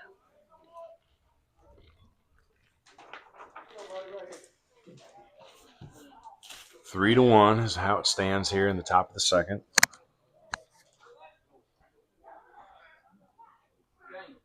Sumner delivers. That's up. What was the rain like on your side of town in Flat Rock today? I know it's always spotty. You know, it's like I didn't come up from downstairs until time to go. I was too busy getting ready, charging everything, making sure the phones were still dried out from the last one. You didn't put them in a box of rice or whatever they Right say you're next to the supposed to do. dehumidifier. So everything See, I came home that night and I had to take all the power packs out and do the same thing. So Sumner here goes full on Howell. I did go outside last night at like 1 in the morning, and I was like, "Is it raining?" Was not There's expecting ball that. 4. So 1 out walk. Brought to you by dog walkers. Yeah. It's giving me a lot more ideas for next spring, though. It's like, how many, you only can cover, a couple $100 of a sponsorship. How can we fit you into a 30-game thing? Really appreciate our sponsors.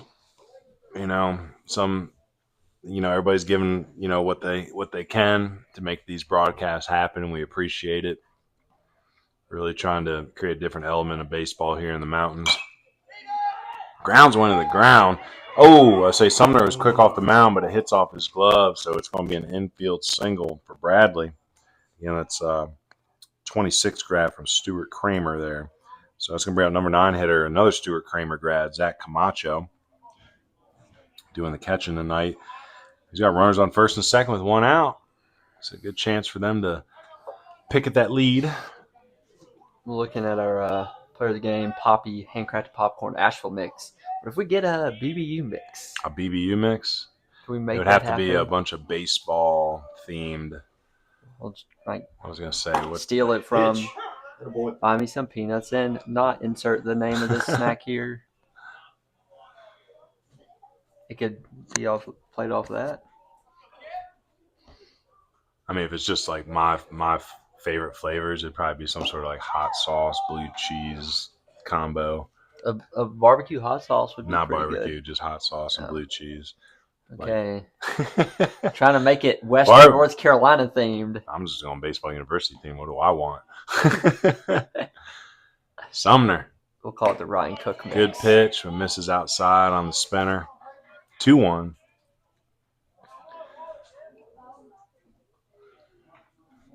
I think the pitch here, if you can locate it, is to run a fastball in that middle end. See if you can get on inside that barrel, get him on the hands a little bit. Misses out. I've been down and out.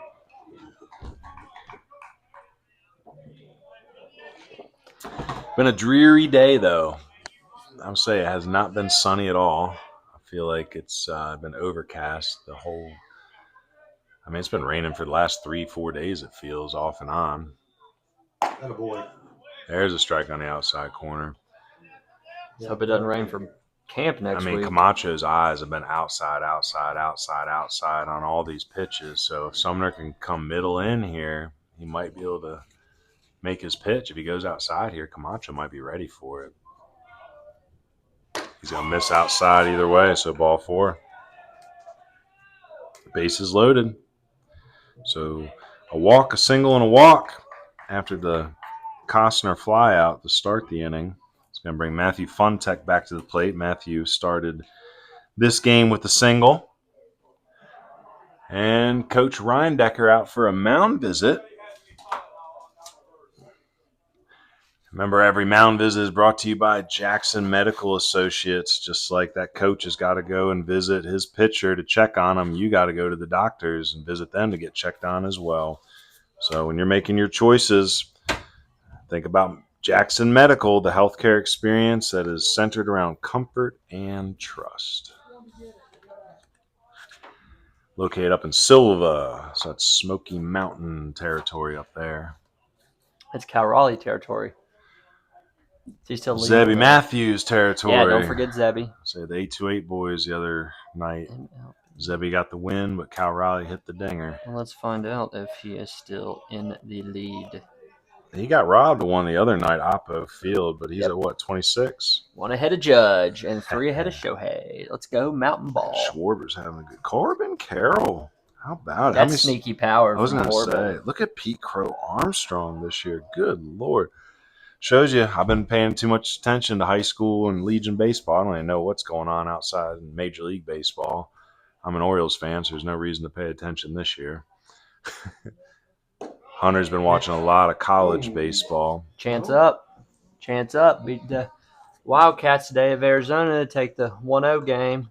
So that's a non-power 4 team coming to the top. But don't call them a Cinderella because they are not a Cinderella. We'll say that for Murray State. Familiar with the hitting coach of Coastal Carolina. It's a gentleman named Matt Schillen. I used to work with him at Baseball Factory back in the day in the 2000s, and he was a great hitting coach. I was actually still playing semi-pro ball back at the time and became a better hitter because of him. I was a better hitter after high school and college. Well, they were talking today at the beginning of the broadcast. They're saying normally the coastal teams are hitting, that's their MO, and they've lacked pitching, but this year, they're off to a hot start. The second best ERA in the country, I believe, and 8th best Ks per 9. It's good baseball too. I hope they win. Now I'm guessing. Of the bracket. Now they don't have. Do they have football at Coastal Carolina? Yeah, Teal Field. Okay, all right. I don't know. I'm just saying it's weird right now with everybody trying to figure out who's opting in and opting out of the player revenue sharing. The schools that have football are 100%. Oh, that's a hard hit by Funtech up the middle. That's going to score 1, and that's going to score 2. Nice job by Davison cutting it off there, keeping the other runners at bay. But it's a 2-run single for Funtech. Coming through in the clutch, ties this ball game up. So Howell in, Bradley in, and we are tied at 3. Still only 1 out. Funtech at first, Camacho at second. Actually, we got a pinch runner for Camacho at second. I did not catch the number.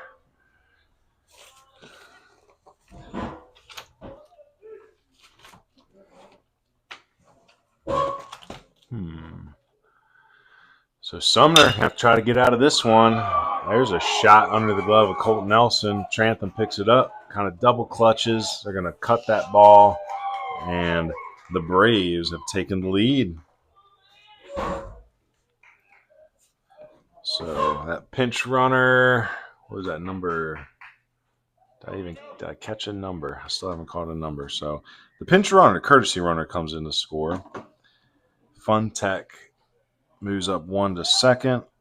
Pruitt with the RBI single. So hit it hard. Colt Nelson shot under his glove. Probably make that play if you hit it to him a few times, but I make that play if it's on dirt and not turf. I don't know. Turf. Slow it down. I just feel like turf is. I'm talking about the speed because that thing scooted across there. Yeah, it's true. So Landon King now up. Swing and a miss. So 3 in this inning for the Braves that go back up 4-3. Big Landon King. Closed stance, right toe on that chalk line. Takes one outside. You can tell King's got a couple little subtle movements he takes to stay in his hips, stay in his legs. You can tell he's trying to activate that lower half. Sumner delivers. Ball outside. 3-1. So he's got to get back in that zone.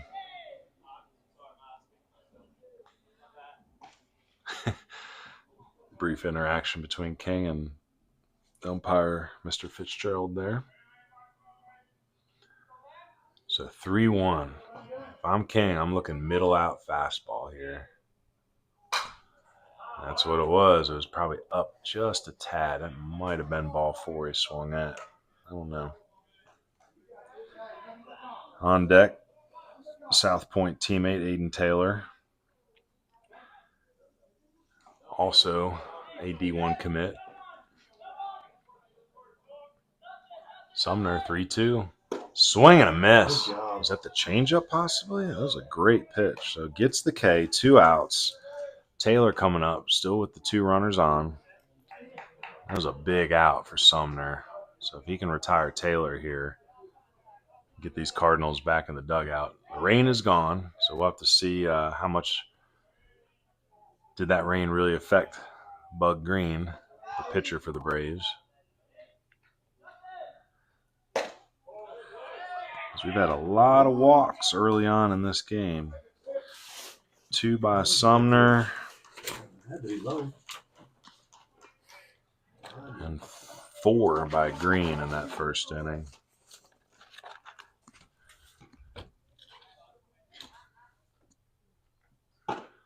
There's a 1-1 count. I say that's what Sumner needs to do is get ahead. He's been falling behind these batters, allowing them to look for their pitch. So 1-1 now, chance to get ahead.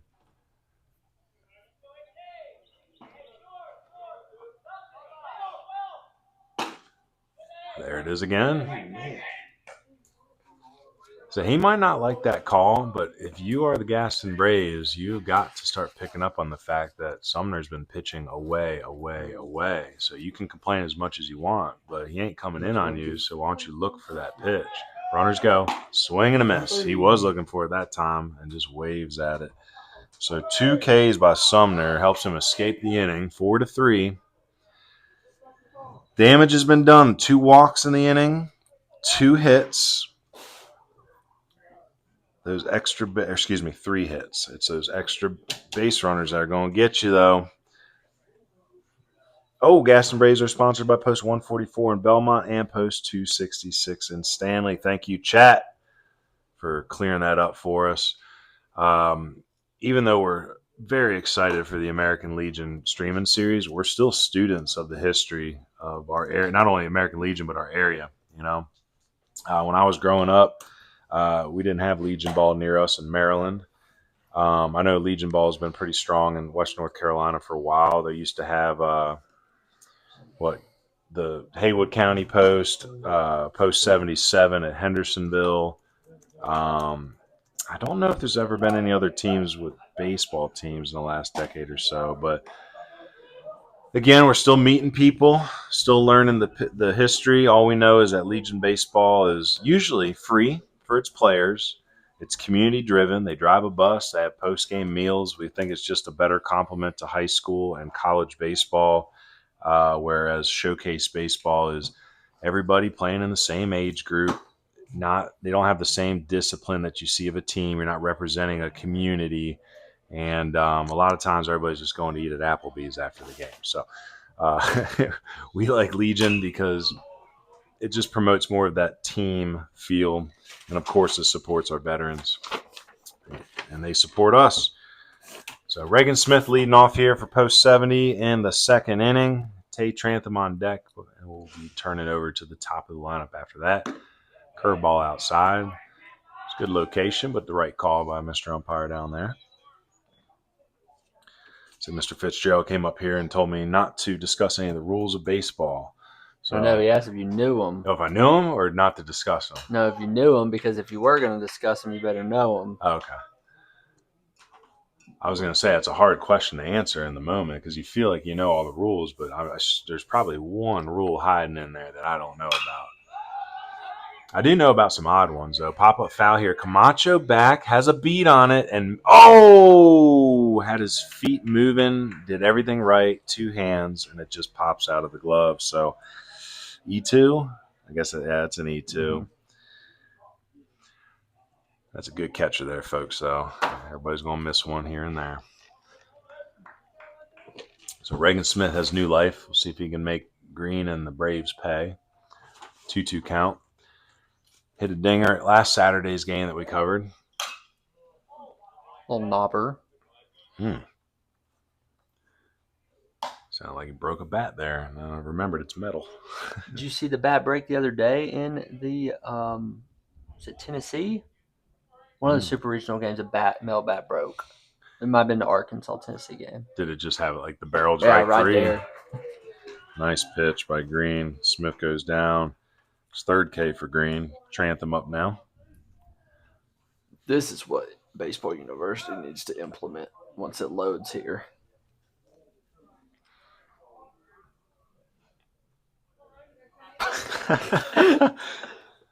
That's funny. He's got ducks. Swing and a drive. Ooh, stays up for Myers. Well, that's why he's a Player of the Year nominee out there. Great ball player heading off to Western Carolina next year. So hit it hard, but goes in the books as an out. It's supposed to be the umpcast for the opening round of the College World Series. What's umpcast mean? They put like a GoPro on top of the ump's mask and helmet, and you can see what he's seeing. It's really cool. I would have liked an ump cam the other night versus Rutherford when Jackson Pavone stole home, and then none of the umpires were watching the play. You would have seen the umpire looking off into the distance or something on that one. Ended up getting the call right, even though it was a guess. You know where I would have liked to see the ump cam was the Mountain Heritage drone game where he missed both calls in a row, but they were offsetting, and so he was right, and they scored one run, but they were backwards.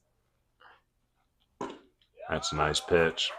Well, dang, it's not going to give it to me. Well, Oregon State. Green not afraid to pitch inside, it looks like. You know, a lot of these hitters on both teams are crowding the plate, trusting their hands. But if you can get it up in there. Second time in 3 games. Stay in that dugout. I need to. I still want to yell down there, when y'all going to learn? Text Will right now and be like, when y'all going to learn? I ain't texting him. I would say if he looks at his phone, then it's like, Coach, what are you doing? Get off your phone. Good take by Pavone. A little bit less strict on the being out of the dugouts, especially with these open air dugouts here at Big League Camp and West Henderson. But that'll get you right back in. Swing, foul ball. Say Pavone's a good ball player. Doesn't always get the same like name recognition as some of the bigger bats around the area, but I think he's just as dynamic, if not more dynamic, than a lot of our better offensive players that you see hitting for power. Pavone can put a bunt down. He can rip a double. He can put it over the fence. He can work both sides. He's sneaky on the base pass. He's just an offensive player. I think he's going to be a really good addition to Coach Clifton's roster down at NC Wesleyan. Strikes out here. Camacho steps out, throws it down to first base. That'll be the third out. So Green, after 4 walks in the first inning, has settled in with a 1-2-3 inning. He's actually got 4 Ks through 2 already. So heading into the top of the third. For the Gaston Braves, it'll be Evan Myers, Trey Costner, and Dylan Howell. Want to help support Baseball University of the Blue Ridge? Visit our Patreon at www.patreon.com/bbuniversitywnc. The more financial support Baseball University of the Blue Ridge can earn, the more coverage of Western North Carolina baseball we can bring you, including the College Tour Series, the High School Scout and Streaming Series, the American Legion Streaming Series, weekly media content, highlight films, playoff projections, and more. Choose which tier is right for you at patreon.com/bbuniversitywnc. Yeah, be nice. We gotta do something nice for our patrons soon. Been so busy with these prospect films and getting the Legion started up that we're gonna have to hop back and do some we got a couple ideas. We want to do like kind of a behind the scenes look at setting up the broadcast, just the work that goes into it. Need to do. I still have your hard drive of all the clips from the season to go back and try to make up a highlight film. The good news is once I get these films out and I catch up on a little bit of recruiting, I mean, what's today? The 14th. So we're basically 2 months away from our next prospect filming at Caldwell. So within those 2 months, golly, I hope I can find some time, get back into it, and do some things for our patrons. But if you like what we're doing here, just join the Patreon. It's a $5 membership is the lowest tier. You can do more. It'll be $5 a month. You're just throwing towards us to work on projects, buy new gear, keep expanding our coverage. A lot of people have come to us and said, hey, we love what you're doing, but we only have 5 patrons. That's why you're signing up. Like hypothetical, 500 people in Western North Carolina sign up for $5 a month, like that extra revenue. It's a new iPad. Well, it's also a different model that we're looking at where we're going to take less money out the pockets of players and parents for college recruiting help.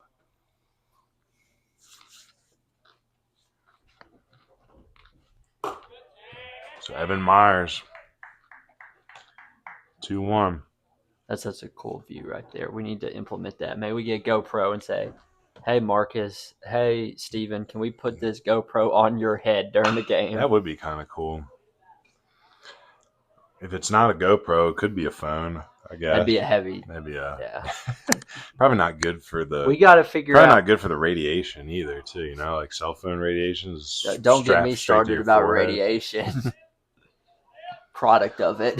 Oh, Lordy.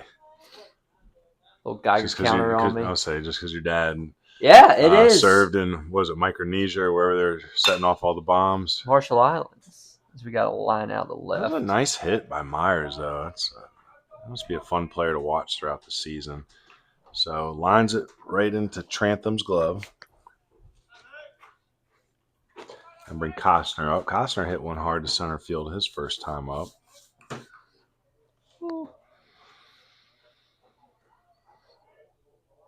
So that's one thing they did down there on the island. They had softball, like fast pitch, slow pitch softball tournaments in the military, and I was showing someone some photos. That's why all the Micronesian families that live in Henderson County are also like the best softball players.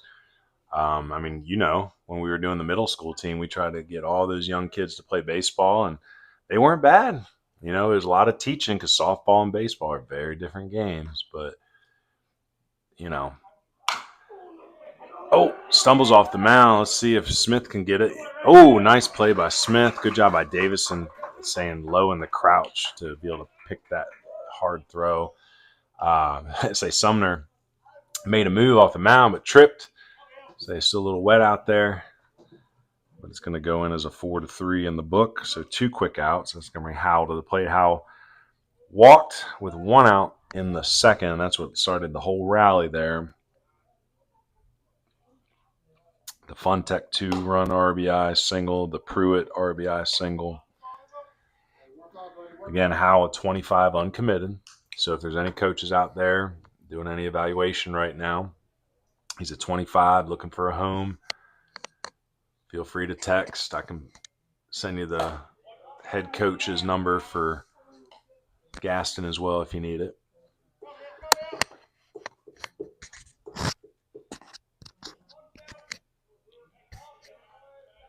One.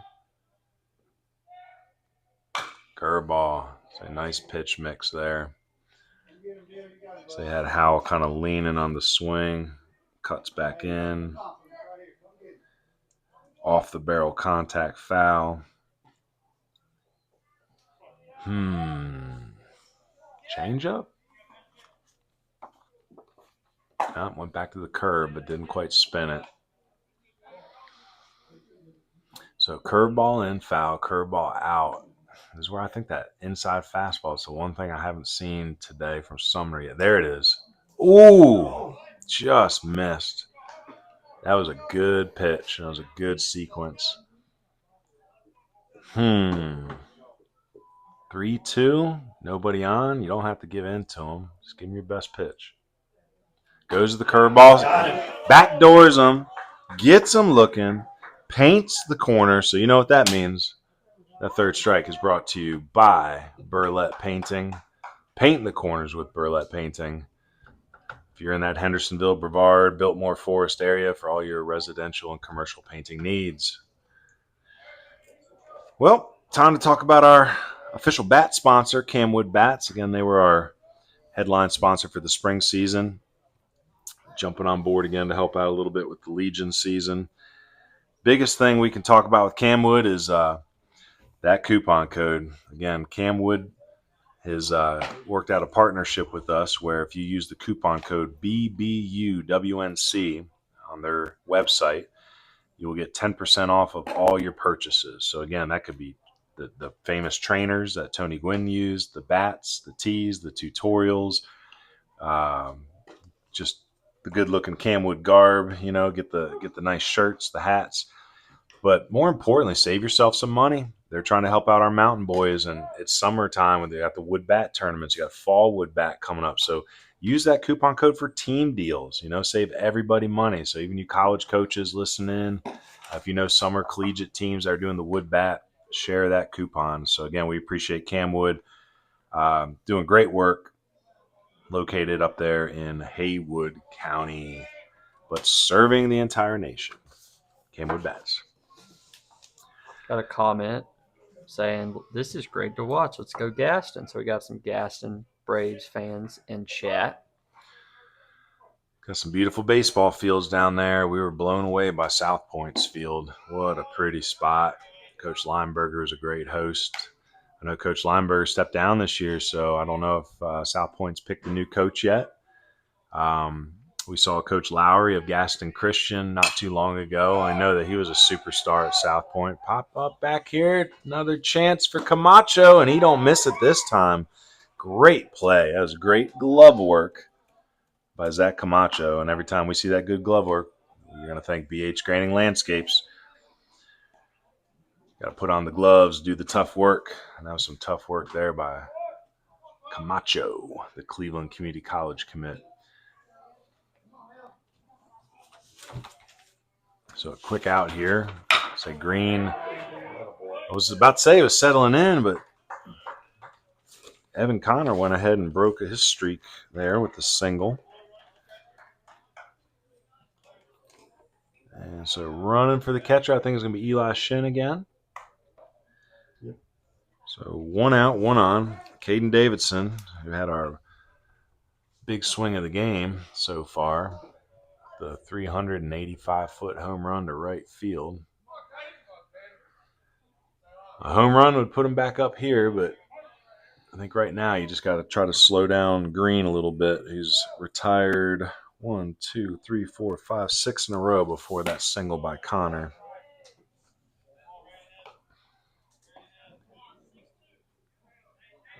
So Caden Davison, one of the best right-handed power bats to maybe come out of the mountains ever. Older brother Braxton Davison was a left-hand swinger. Got drafted by the Braves out of high school. Now, were you still playing ball when Braxton was coming through? Did you play against him? He got drafted in 2017. I don't think we ever. I think it was 2017, right?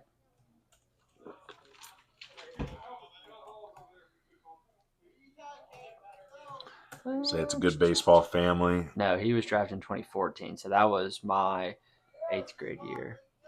So no, I just remember when there goes Shin Camacho. Great throw. It was a tough pitch to throw on, but Shin is in. So that's stolen base. Every time there's a stolen base, I'll be brought to you by Carolina Pack and Go.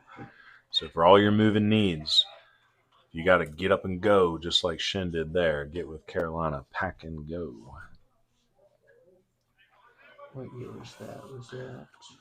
When I first moved here, it was August of 2014, and I was hired at Cane Creek. I became their head coach at the middle school, and that was the talk, was Braxton Davison, because he went to Cane Creek, went to TC. So I remember just hearing the name a lot when I first got down there. Met Cecil, his father, a couple years later. I think he's a great baseball mind in this neighborhood. Helped set up that Ramblers team that's fed into TC all these years. So 3-1 delivery. Ooh, he was looking to hit, and Green ran that fastball up and in. So it was probably ball 4, but sometimes you just get locked in on your pitch. That's what professional hitters do. You know, sometimes they're going to be looking for something. So I think Davison's a little, what's the word? A little frazzled by that, but he's a good hitter. And he's going to hold up on that pitch right there, take ball 4. So first and second. So that was a good 3-1 pitch.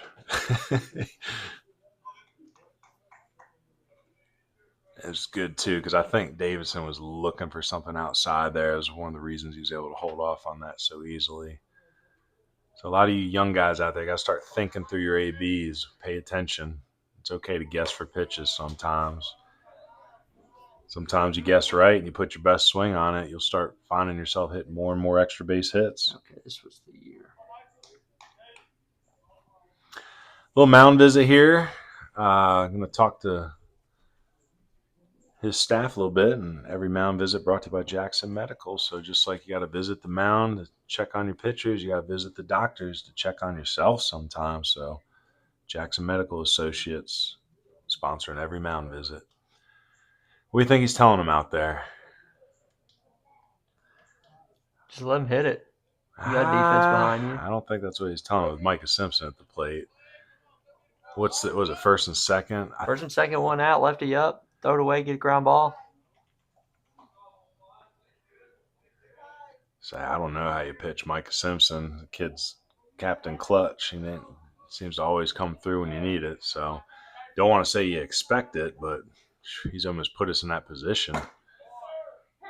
Takes a strike there. Say, didn't like it, but it's all right. Simpson, little unorthodox in his stance. Almost a little bit of Heston Kjerstad in him. You know, he's got the hands low, kind of down by the armpits, drops the barrel real quick. Did that hit him? Did that hit him? Umpire says no, so that's 2 pitches. Say, Did hit by a pitch if it hits ground first? yes, you still get first base. See, as I questioned the rule and I didn't say it because I didn't know. I was going to say, now, Mr. Fitzgerald might hear this later and be like, that's not the correct rule. Come get me, but I'm pretty sure it's the rule. Runners go. Great jump. Not even going to be able to take a throw. Caden Davison, I should say, runner goes because Caden stays at first. So Shin, 2 stolen bases in the inning. First and third now. And with the base open, Green does not have to give in to Simpson here. On deck is big, strong Luke Nesbitt. Got Brown on running instead of Shin. Is it Brown running? He's got Brown running. I thought that was Jordan. I'm not You're doing not doing the it. game. No. I thought that was Jordan running. That is because I think that's Eli Shin's number, but I thought that looked like Jordan. So I think that is Jordan Brown running out there. Let me rewrite that in. So it's JoJo Brown, I believe, is the one that's been running. I think that's JoJo at third. First base is Caden Davidson. The numbers aren't right because I did look, double checked it. So it might have been a uniform thing. I'm trying to keep change on that, but I don't think I have. Micah flicks one foul into the woods off the left side. No, Brown is 4. I guarantee you. His number's 4. Shin 7. That's I know that. If he comes in the score, I want to give him a hard look there because I feel like that's the stature of. I feel like Eli's a little stronger, a little thicker. So that's ball 4. Simpson down to first. And now Luke Nesbitt with a chance to reclaim the lead with the base hit. Struck out looking his last time up in the first. From the windup, so secondaries should be healthy. And honestly, with big league camp, it's a whole zip code back there behind Camacho and any catcher, to be honest. So if it's getting to the backstop, you're probably scoring.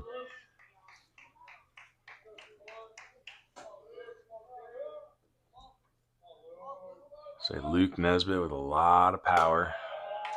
He's got the ability to flick one into Lake James from here.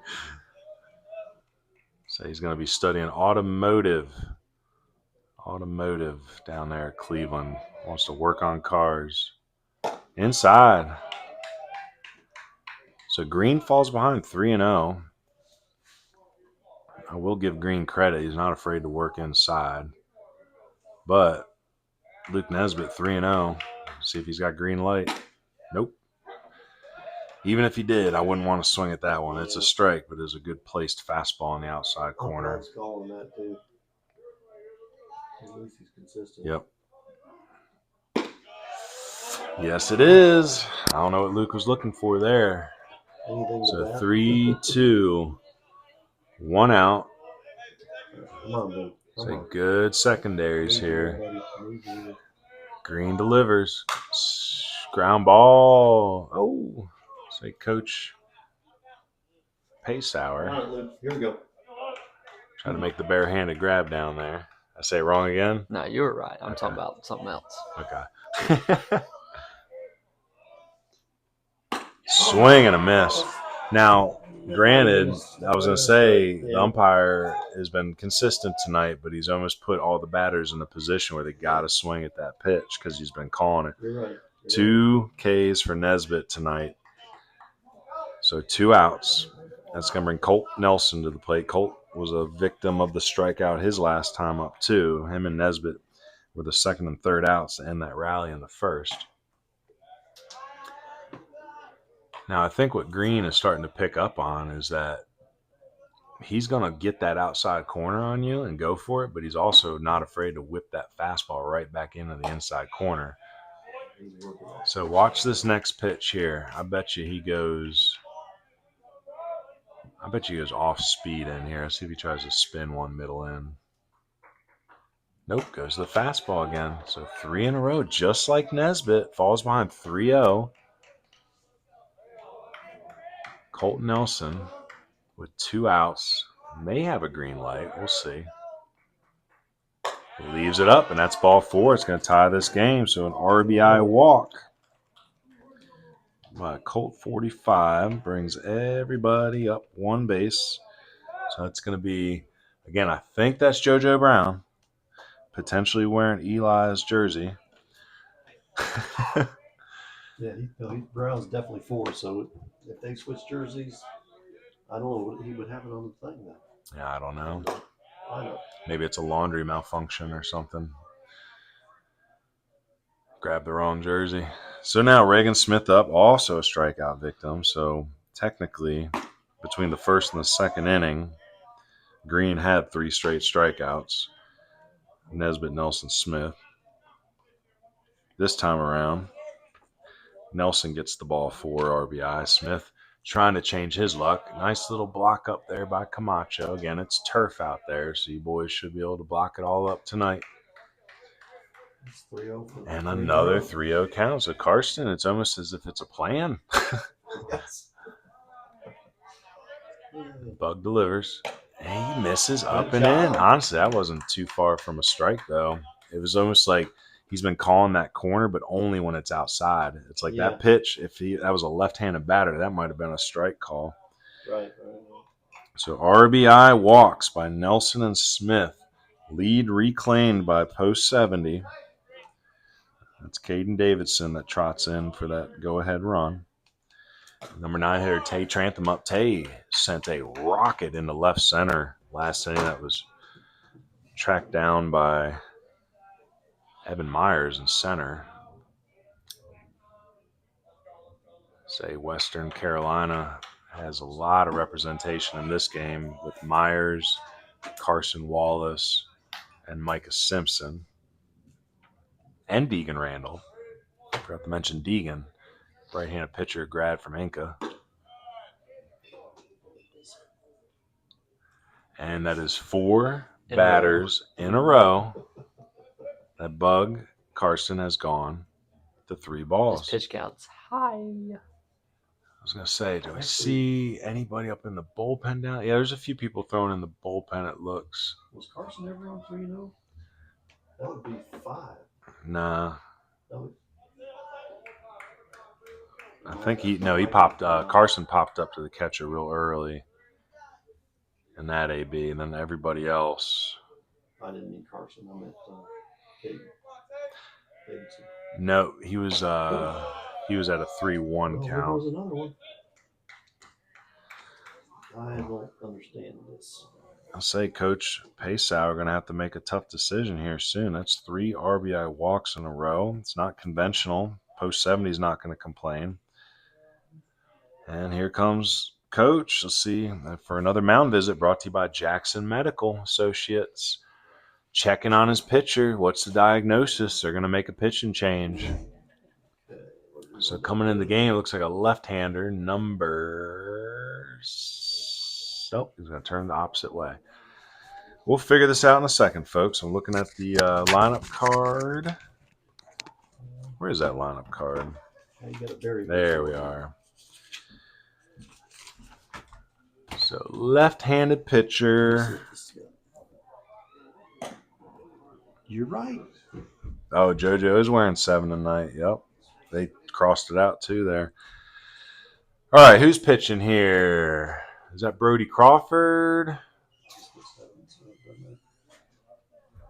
I think it's number 2, maybe number 3. Is that number 2? So number 2, Brody Crawford. Let me give you a little information on Brody. I'm going to open up Coach Paysauer's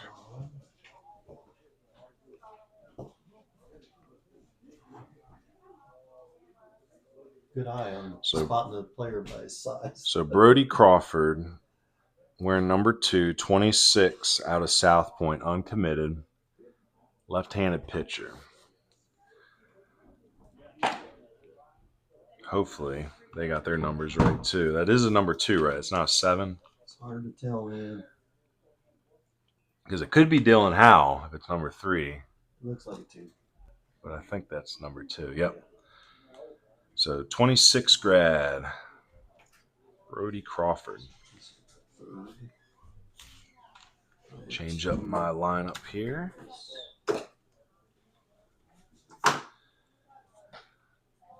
We'll see if Green stays in the game. He wasn't hitting for himself, so my guess it's just a straight switch in that DH, the pitching spot there. Still a close game here, 6-4. It's been the walks this inning, so the pop-out foul led off the inning.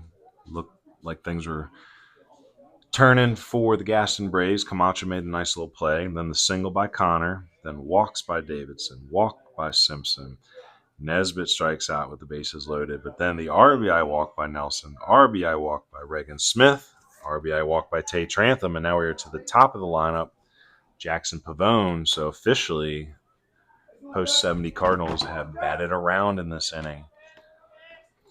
Or walked around. How much batting that was. So bases loaded here, lefty on lefty.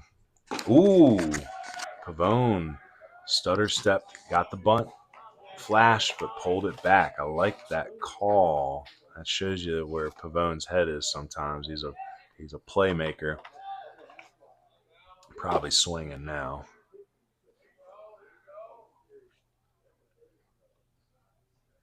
Swing and a miss. Nice job by Crawford. Come in. 2 straight strikes. Switching up the pattern a little bit. First batter in a while we haven't seen 3-0.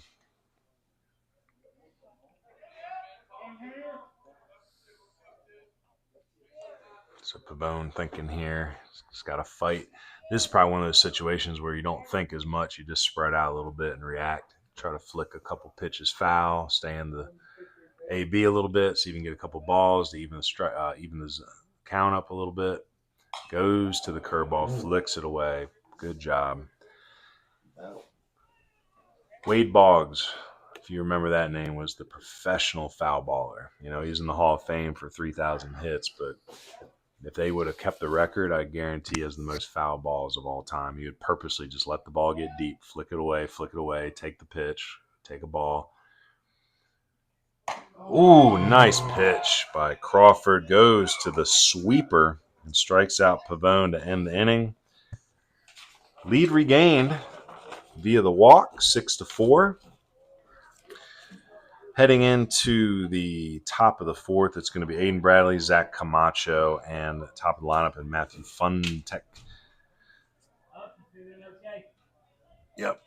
All right. Well, I've been mentioning, and it's been wearing me out, but our prospect filming last week at Mars Hill was a huge success. Films are turning out great. Hop on the YouTube channel and take a look. Will Lindsay called me yesterday and left a message saying he knew I was just in the lab, just cutting up film. He was hoping to give me a break and talk some baseball, but I didn't see the call because I was in the lab cutting up the film. But for all y'all 26 grads, if you're just clueless right now and you don't know what's going on, you got to call me, and we'll get you out August 16th to Caldwell. Coach Deaton's going to host us down there. Probably going to get blast motion for that day, get some good hitting data. But again, not last call, but it's like 26s. If you're really feeling that uncomfortable, if you don't know where to look, especially if you want to look outside the region for some schools, you got to get there. We're going to do one in September at Brevard and one in November at Cleveland as well, but we'll probably be switching over to 27 focus at that point. 27s and 28s, you're more than welcome to come out. I think it's a great time for the rising juniors to come out and get their films. If you're a 28, just give me a holler first. Let's make sure you're ready. We'll talk to your high school coach, make sure you're physical, and you got some metrics to show. Plenty of time in this market, very year to year. First pitch from Sumner. Ooh, that ball is blitzed in the center, way back. Nice play by Pavone, about 380 feet to straightaway center field. So Aiden Bradley gave it a ride. A lot of Stuart Kramer at the bottom of this lineup tonight. You got Aiden Bradley, Zach Camacho.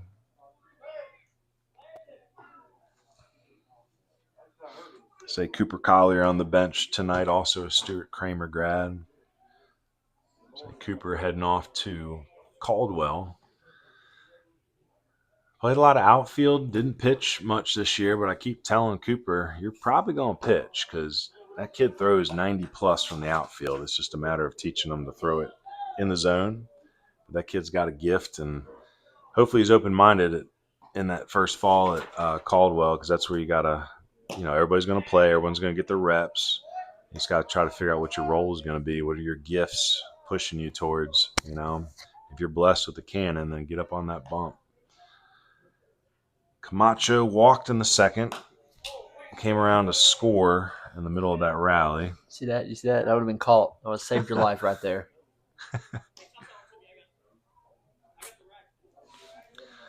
I guess our umpire, Stephen Fitzgerald's feeling a little better after getting popped in the mask with that foul tip.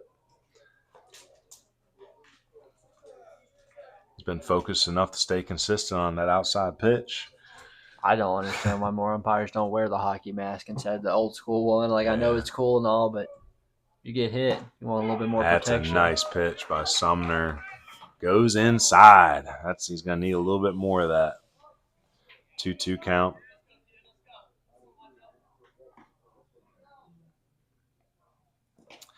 Goes to the curve. 3-2.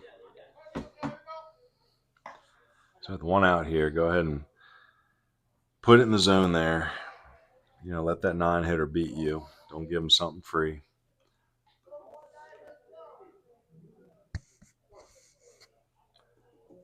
Say outfield straight away. Oh, nice pitch. Goes back in again. I like that. A little bit of a scare to the Cardinal dugout again. So everybody in the dugout tonight.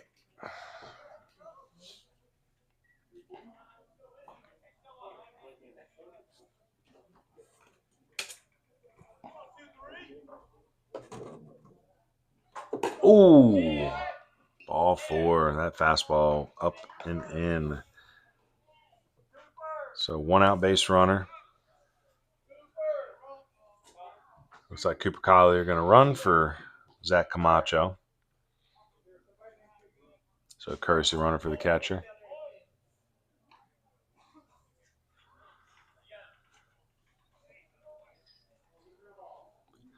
Well, it's definitely evening now. Dark. Lights in full illumination.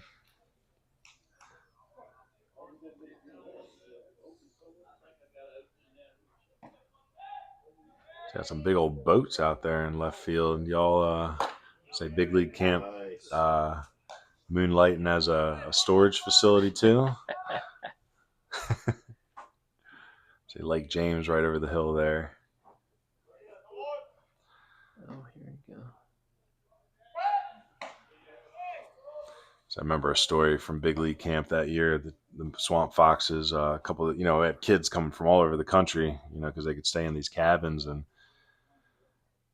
there was a kid who, I guess he got upset with some of his teammates one night. They were playing music way too late. There's a drive into right center field. Let's see if that splits the gaps. Collier on his way to third. They're going to go ahead and hold him. It's going to be a double for Funtech. So good game for Funtech. He's 3 for 3 right now. But yeah, it's an extra base hit. And we got to remind you, all extra base hits brought to you by Rounders Hat Company. Again, changing the snapback, or the snapback, right? Snapback game, 1 rounder at a time. So hop on their website, take a look at all the cool designs they have. And another mound visit brought to you by Jackson Medical Associates. Just like you got to send a coach out to check on your pitcher, sometimes you got to go check yourself out at the doctor's. So Jackson Medical Associates. But yeah, back to the story I was telling. They were getting upset at one of the teammates for, I guess, playing music too loud. So the one teammate took the speaker, drove down to Lake James, and chucked it into the water. So got a pitching change here. Oh no, we just got a rain alert. It looks like hail. It says hail possible in Marion. Oh my Lord. Let's check the We are not an official game yet either. We're in the top What of the 4. conditions do we need for hail? So Colt Nelson is going to be your relief pitcher, relieving Aiden Sumner. Oh yeah. Let's see. On the night, Aiden works 3 1/3 innings. Gives up 4 runs on 1, 2, 3, 4, 5 hits. 1, 2, 3 walks. Collects 1, 2, 3 Ks. And I think that's it. So 3 1/3, 5 hits, 3 walks, 4 earned runs, 3 Ks. Technically, what's up? You have a scorebook? Yeah. Yes. Okay. Ashland. In the number 1, 2, 3, 4, 5, 6, 5. Okay. 1, 2, 3, 4. Yeah. It is now number 7. Last name Brim. Okay. 10 is on the noun. They're filling the DH. Gotcha. Boy, isn't that fun? I know. So that foul ball didn't get you too bad down there. Very appropriate to have a BS in these. All right. So dropping the DH. Dropping DH. We're gonna give y'all a update on our weather right now. Looking like in the next 30 minutes or so, we might see some light to heavy showers show up. Yeah. So moving everybody around here. Let's see where everybody ends up. So is it Trantham that moves into third base there? We'll see. We'll figure it out as we go, folks. But as of right now, we got runners on second and third and one out, and Colton Nelson into the game. Swing and a line drive over the shortstop's head. 1 run in. They're going to hold up. Oh, should have cut that there. He's going to move up on the throw. So it's going to be an RBI single by Pruitt. Moves up to second on the throw. It's going to be the pinch runner Collier that scores, and Funtech stops at third. So second and third. 1 out. 5-6. So that run is charged to Sumner. That'll be 5 earned from the windup here. Infield playing in. Big secondaries. I say Landon King is a big, strong hitter here too. So if he ends up putting it on the ground, these infielders got to be ready to jump. He can hit that ball hard. Goes in there, misses in. It's a good spot though. 1-1. I was going to say, I don't know what a complete game is either, because when they rained out the other day versus Caldwell, I want to say it was the 5th inning, so it's not a official game. Lifted to left field. Is that Pavone out there? He's going to catch it. Throws home. Big long throw. Past the catcher. That's going to allow the run to come in on the E7. So it's going to be a sac fly. I guess it's just a sac fly, no E.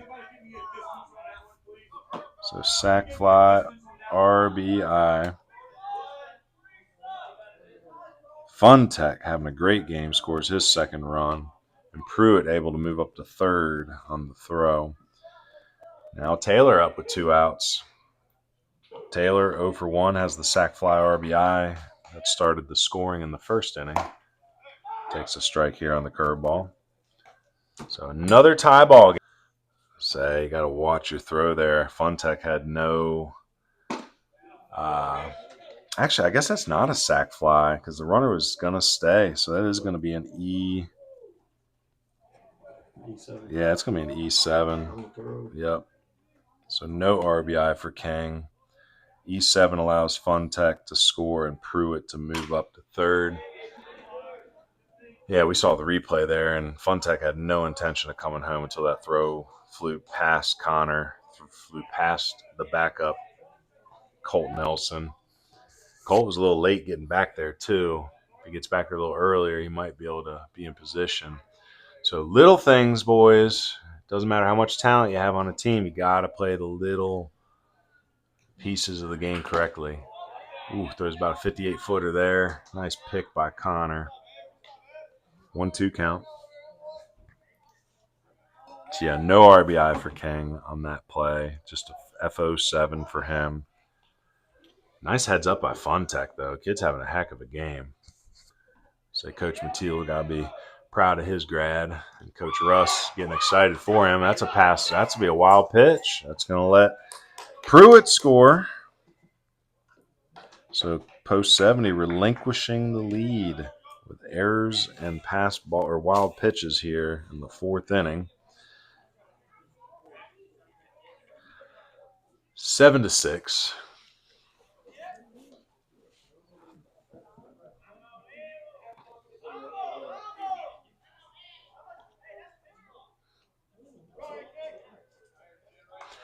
So I'm gonna have to get that final game change. They got a box score in that game changer at all? Don't know. So I can go get it from Coach at the end. I'll say I don't know if I ever trust my box scores.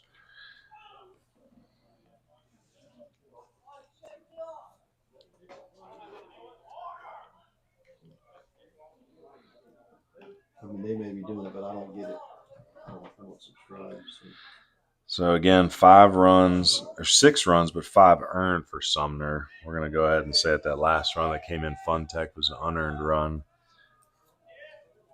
Pruitt in, that one is Nelson's responsible for. Throws another one at the backstop here. And Aiden Taylor's going to head down to first base with ball 4.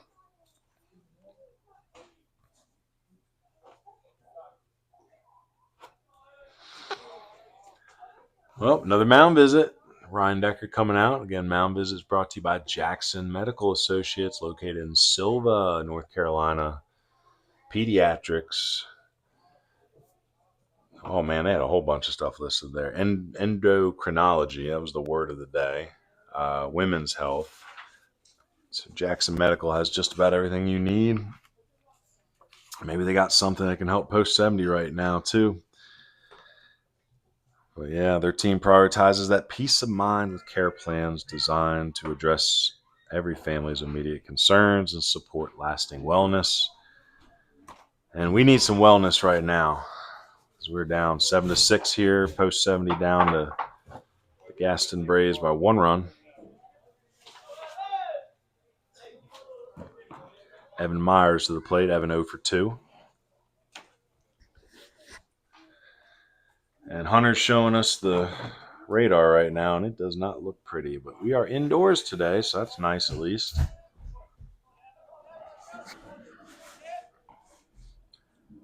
So Colt Nelson trying to find one more out here. There's a strike.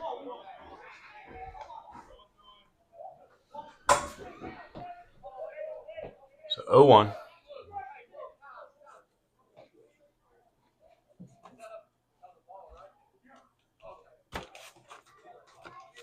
Oh, never mind. That's His pointing ball. was just pointing at somebody. Yeah. Okay. So we all fell for that. Didn't we?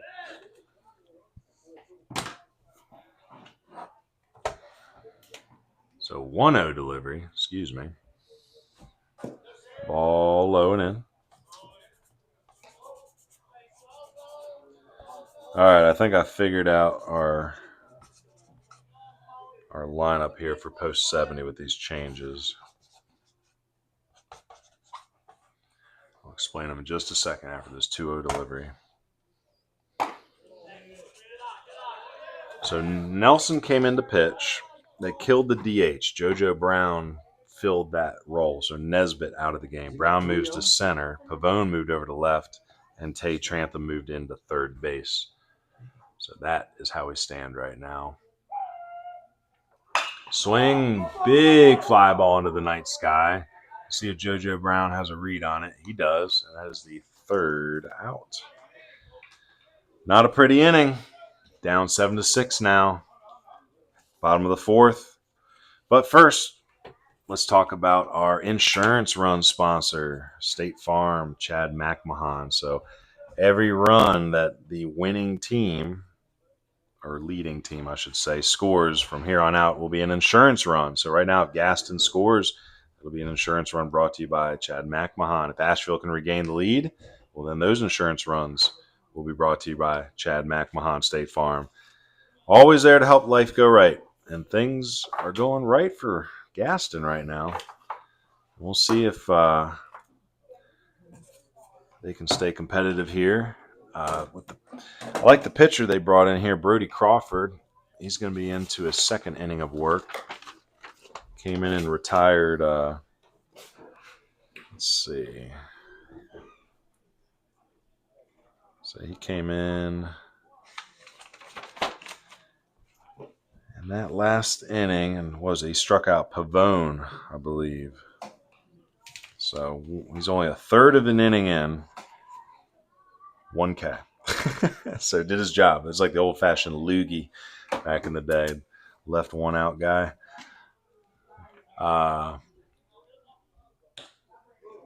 It's going to be Carson Wallace, Evan Connor, and Caden Davidson. So at least it's the heart of the order coming up for Post 70. We'll be back with you on Sunday. Home game. We're going to be hosting Wilkes. Excited to see Hayden Gentry. He was one of our participants last Wednesday. He's at West Wilkes High School. He's All-State 2A.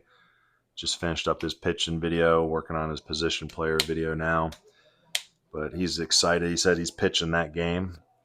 So I know all y'all college coaches looking for some strength and obviously pitchers, but the team will be playing for Wilkes County on Sunday. And then I think we're on the road next week. I think Tuesday we might follow Post 70 down to Rutherford County.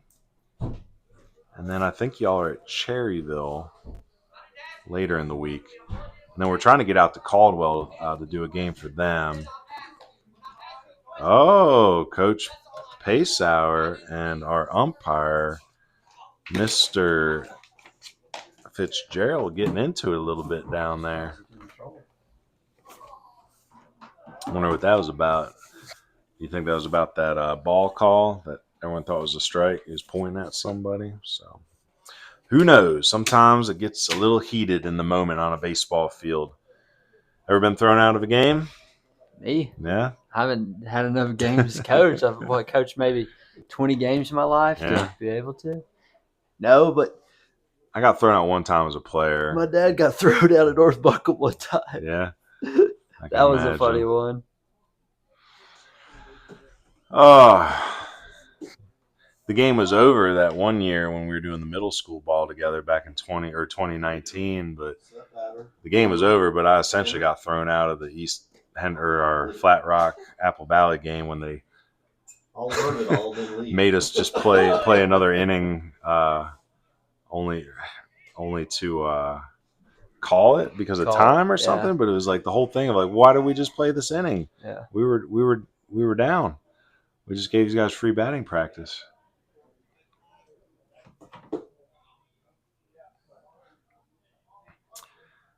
All right, what do we got going on here? That ball flew out in center field. Here it comes back. A little sloppy half inning here as we head into the bottom of the fourth. Daggone, this thing is. Carson Wallace, Irwin graduate, Western Carolina commit. It's going to lead us off here. 0 for 1, had a walk and a run scored in that first inning.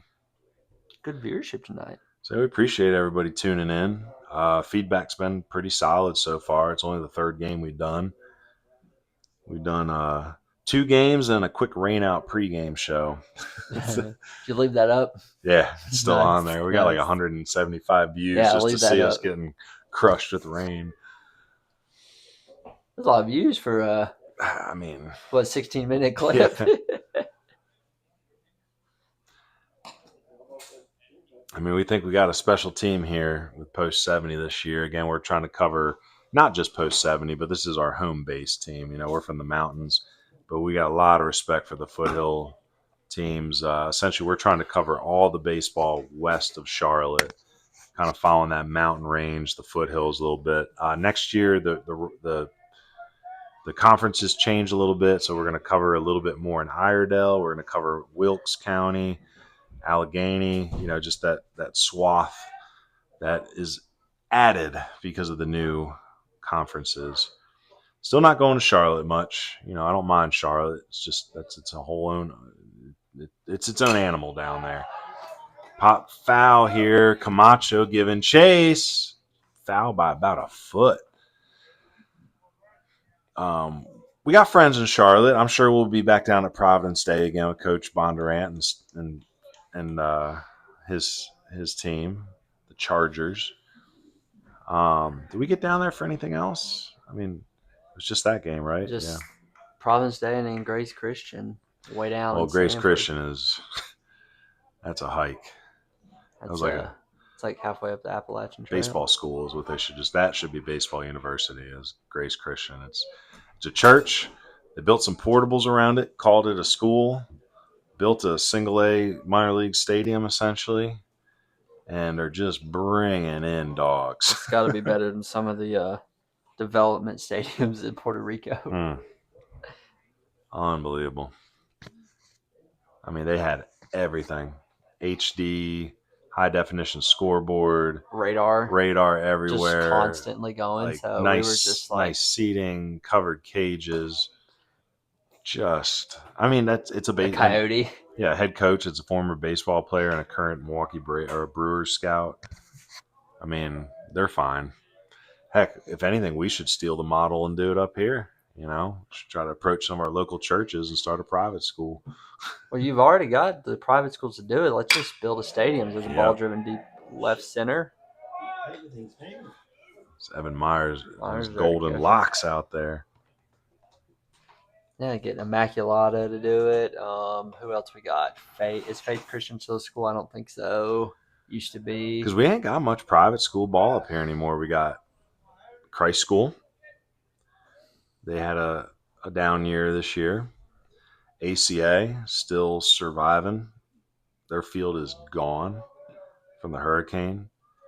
Asheville Christian in a little trouble right now too. Coach Pegg going back to college for a little bit. Coach Zaccaro going to take the reins again. But they're pretty much starting from scratch out there. I think Coach Z is just going to handle it for a little bit before maybe hand it off to somebody that's got time to rebuild the program. Carolina Day's program, I think they just had a little JV team this year. Same with Asheville School. They just, Carolina Day and Asheville School just don't really take the baseball seriously, compared to the other sports. And then I think that's it, right? Raven Gap goes back to Georgia next year. There's a couple, it's like Bethel Christian, I think, has a team, but they're not very competitive yet. You know what I mean? They're kind of thrown together, per se. So Evan Connor trying to get things started like he did last inning. Had that base hit to break up the consistency of Green at the time. Green ran into trouble in that third inning after that single and ended up getting the walk bug. Walked 5 walks in that inning. 3-1 count here.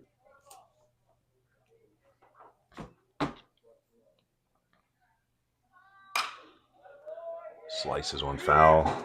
Say Crawford doing a great job coming in and just throwing strikes. Again, he's only the third batter he's faced. Struck out Pavone and the third. The fly out to Wallace. 3-2 now to Connor.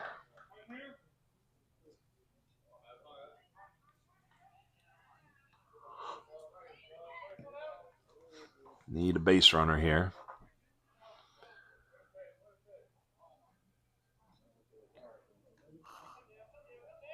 This pitch will be delivered at some point, folks. Yeah, pitch clock. Bring the pitch clock to high school. Some thunder rolling in the background. Ball 4. So Evan Connor having a good day. 1 for 1 with 2 walks. See if they got a pinch runner again. It's going to be someone different because Jordan Brown is in the game now. So let's see who runs. Hayes Hillier coming out.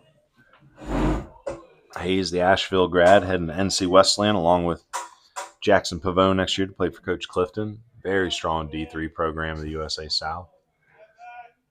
So USA South been getting a lot stronger the last couple seasons. Brevard playing very good ball. Methodist back to the top again. William Peace has been building their program. Greensboro, Pfeiffer, these are all very strong programs. Mary Baldwin up in Virginia, Southern Virginia. Southern Virginia University is the BYU of the East Coast. I learned that a couple months ago. I didn't realize it was they don't call it Mormon anymore. They call it Church of Latter-day Saints, yes. Right? But when I talked to the coach, they said you don't have to be Mormon to go there. But that is your USA South in a nutshell. Man, Crawford coming in with the curveballs on Caden Davidson. Gets ahead 0-2. Might not be a bad time to start the runner if you think the off speed's coming again. Again, with the righty up and a lefty on the mound, it could be tough. Stays put. Goes slide step, so he's not able to get around the curve there. Stays outside. 7-6. Gaston Braves up. Bottom of the fourth.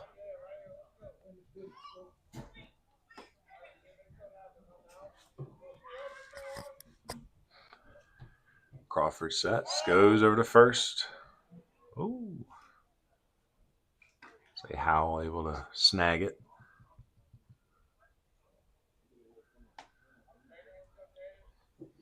Here comes that rain. Misting in. So we'll see what this does to the pace of the game.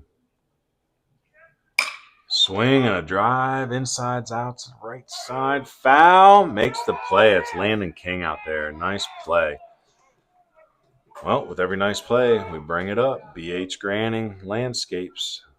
Got to put on the gloves for the hard work. And Landon King out there making it look easy. Reminds me back in high school. Instead of batting gloves, I had these pair of work gloves on because I was tired of going through batting gloves and having holes in them all the time. So I was like, I'm going to go get a pair of work gloves. That reminds me of work gloves. A good old friend of ours, Joshua Simpson, who played for me.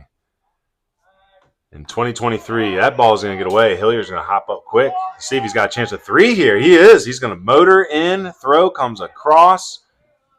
Not in time. Oh, that ball is going to go to the fence. Hillier is up, and he's going to scoot in to tie this game. Hillier. Nice base running by Hayes Hillier to tie this game up. So it's an E1 on the throw that allows him to get to third. And then the throw from the right fielder, which is technically an E9, to let him come in to score the tie and run. But Joshua Simpson was a right-handed pitcher, first baseman that played for me at for the Swamp Foxes. Great human. Good hitter. He was a sidearm pitcher, too. He was our closer. But he's a good hitter. And he wore those Tractor Supply TSC gloves that are just the deerskin work gloves, and he swore by them.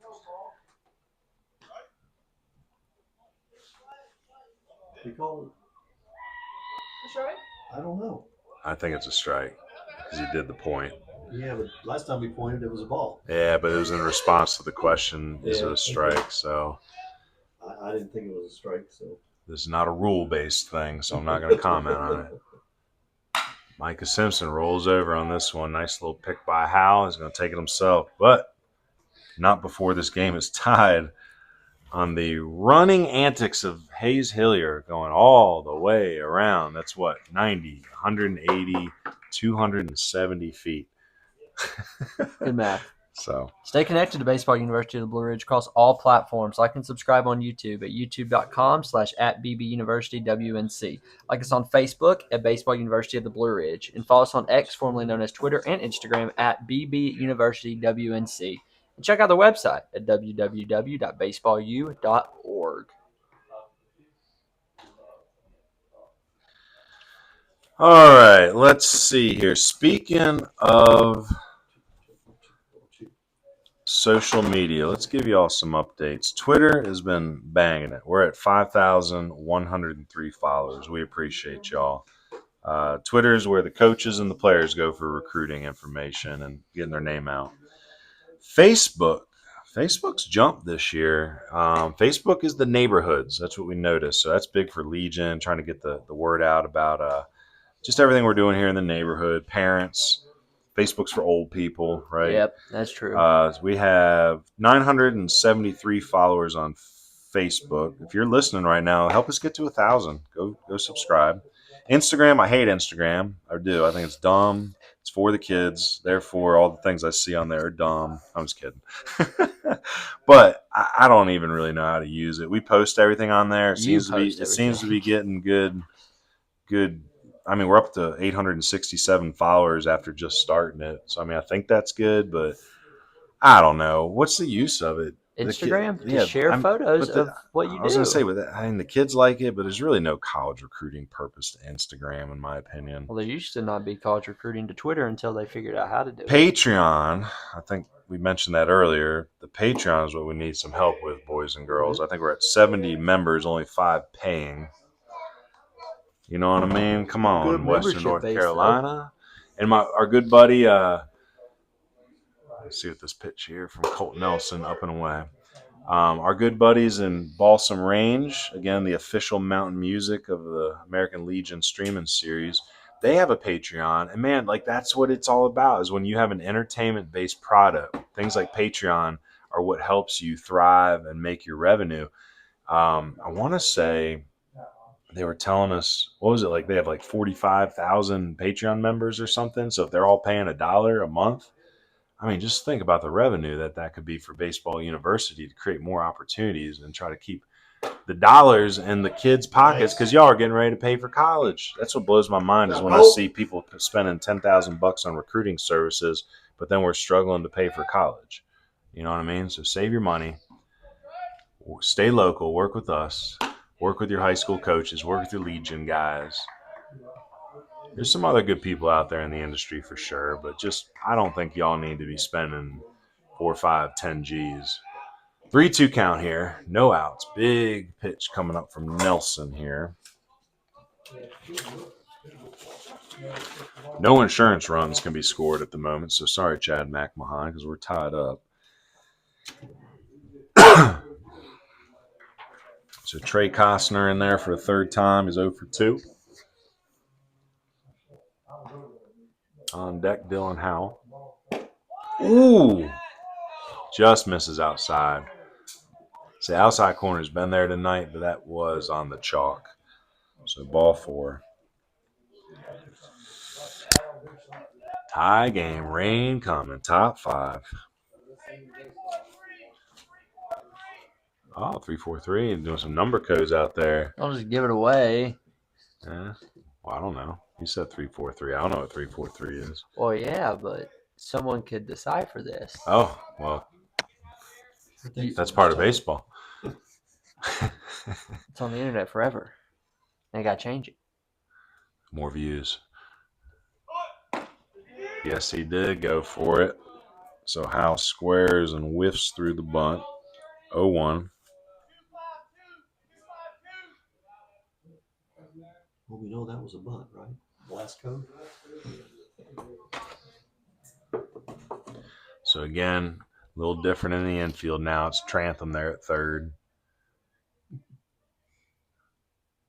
Say Jordan Brown entered in the game. The DH spot disappeared. So Nesbitt out, Brown in the center. That ball hit him. That ball hit him. They're not going to call it a hit by pitch. I really want to see the replay on this one. Let's see. I thought that ball hit him. They're going to say it's a wild pitch, though. I swear that hit him in the thigh. Maybe my eyes might be playing tricks on me at my old age here. We'll see.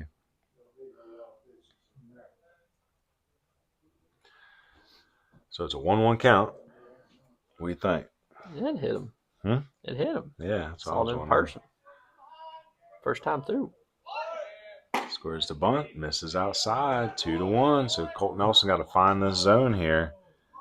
So there's been a back and forth game with 1, 2,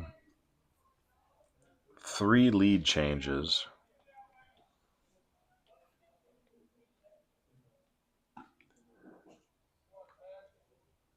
Nelson, 2-1 delivery, bunt. That ball is up into the net. So 2-2 count. I wonder, in a close game like this, it's wet, nobody out, does coach still give Howell the bunt sign or number?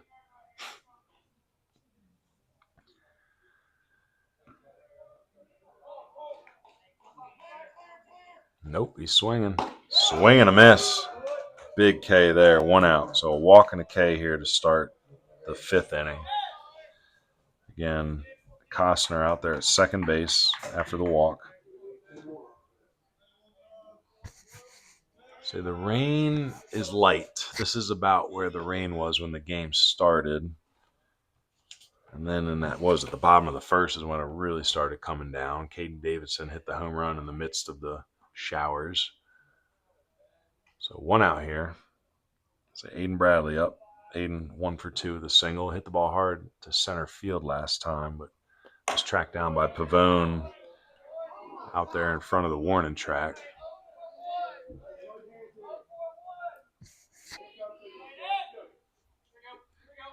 Slow pace of the game tonight. If there was a pitch clock, I think a few of these guys would be in trouble. Camacho, number 9 hitter on deck. There's a pitch right down the pipe. Yeah, it's a pitch.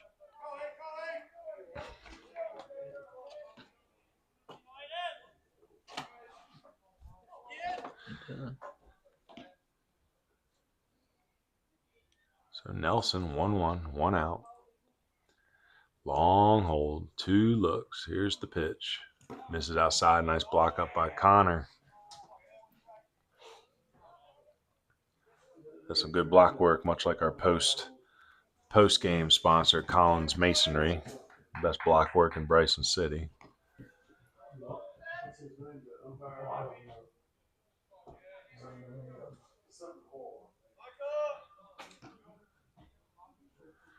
Say just runs up on the scoreboard tonight, so I'm going to have to do a count on the hits leaders. Oh, must have missed just low there. Ooh, good pitch.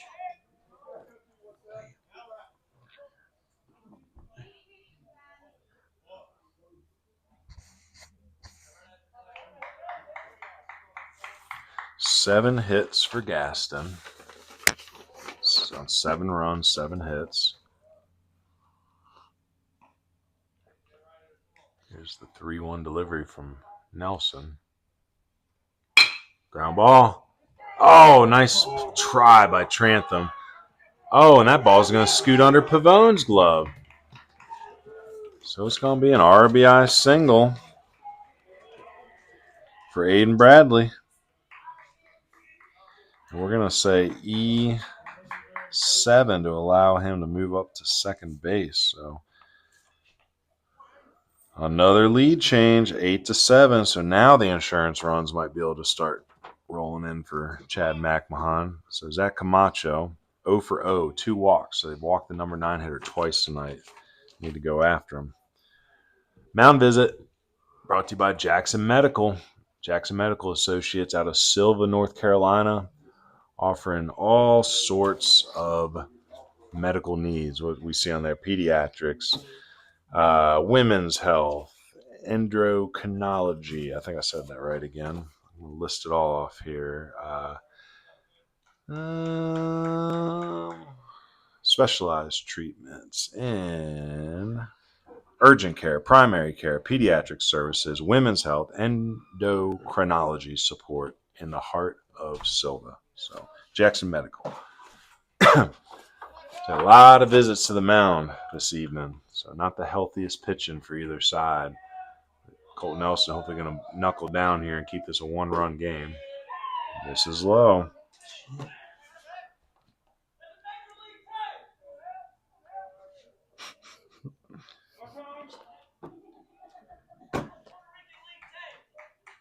Man, I'll tell you what though. 7 runs for post 70 on 2 hits. Wow. So it's been the free passes that have been allowing the Cardinals to stay in this game. Colt Nelson's got to find 2 more outs here. Try to keep this game close. Zach Camacho stands in the way. With 1 out. The Stuart Kramer grad, the committed catcher, heading to Cleveland next season. Man, Matthew Funtek on deck. That kid's been having a great game. So this is the batter you want to get is Camacho. Ooh, lines one right over the Cardinal dugout. Pretty close to our tripod over there.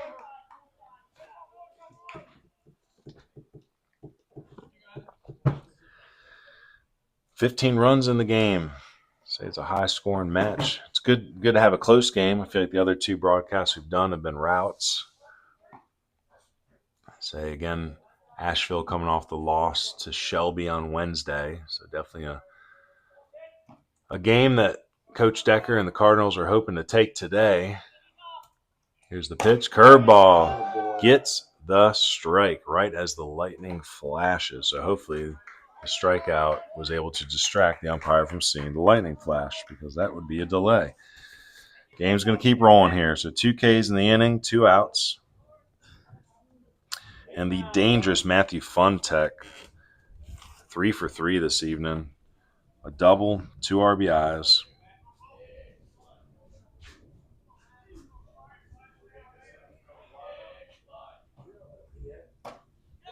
Pitch. Oh boy.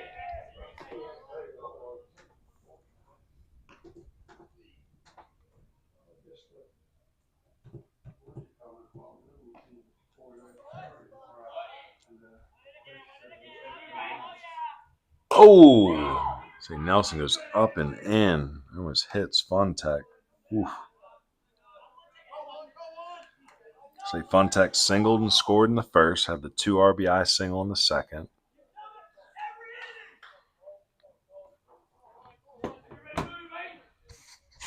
Had the double in the fourth inning, came around to score. So 2 RBIs, 2 runs, 3 for 3 evening. Nice pitch on the corner there. 1-2 count. Good boy, Cole.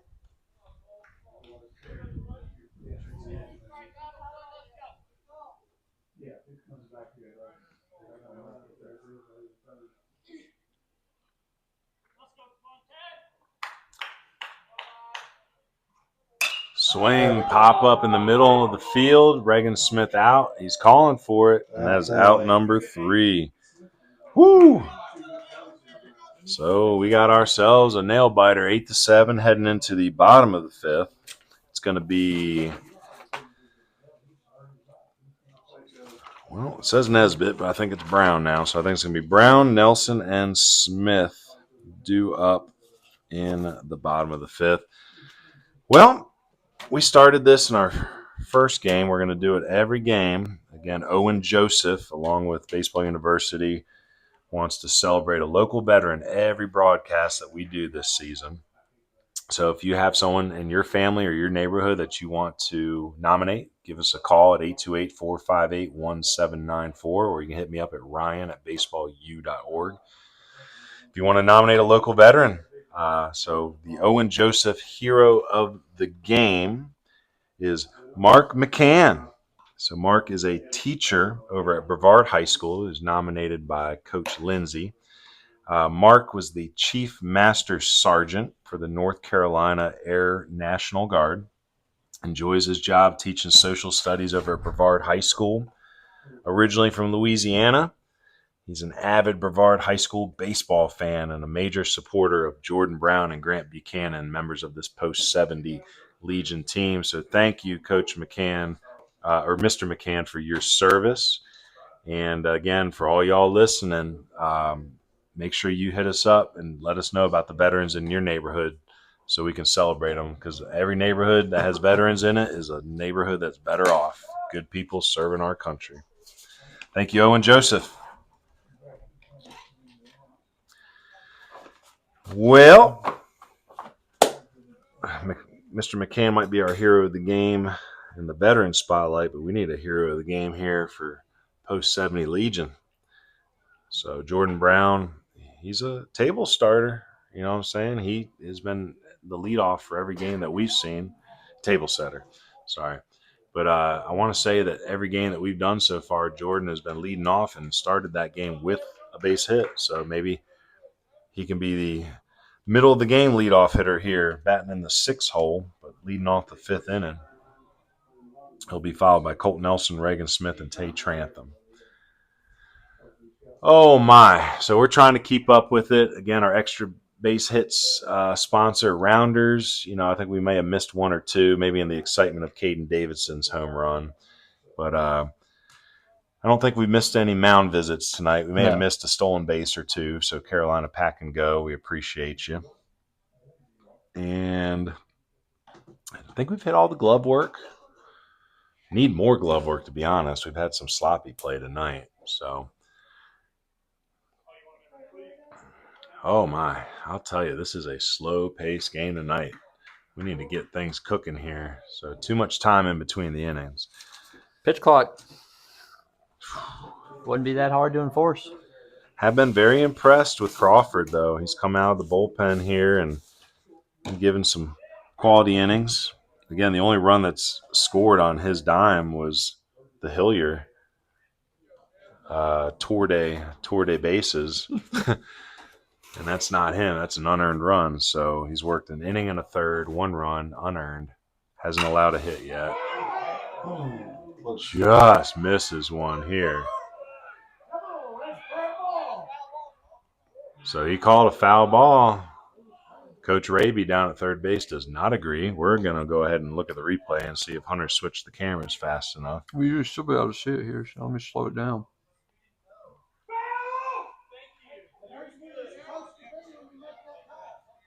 So they're giving Mr. Fitzgerald a little bit of trouble down there tonight, saying he's not being vocal enough.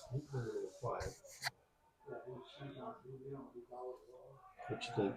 Replay, boss. I don't know. Hunter's got it in like 0.5 speed here, so we'll get to it in a second. Swing and another foul by Brown. Slowly, here comes the pitch. I wish we had the ability to throw this up there for everybody. Hits it hard. Ooh. That's close. Go back a couple frames where, again, Crawford about to deliver here, but that's not, I must say it's not it's a tough call. I don't know if it's fair. That's strike 3. Man, so the number 6 spot today, 3 Ks, 2 from Nesbitt, 1 from Brown. Colt Nelson coming up, 0 for 1 with the RBI walk. Say Crawford doing a great job trying to establish some stability after Karsten ran into some trouble with the walks. No! Come on, Blue. Come on. That was on the chalk. Oh, man. Say the boo birds are coming out a little bit here. Not very happy with some of these umpires' calls, but it's not that the calls were necessarily wrong. I think he just needs to be a little more vocal and assertive. So 0-2 count here. Again, American Legion plays 7-inning games.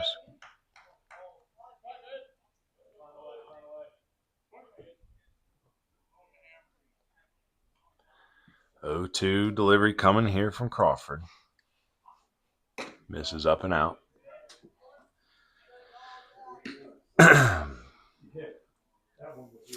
As a hitter, though, when you feel like things are getting a little nutty with the umpire zone, you got to get locked in, though, because if you're just thinking and guessing too much, like you're going to not stay present for the AB. So you just have to trust the zone, look for your pitch. Evens it up here, 2-2.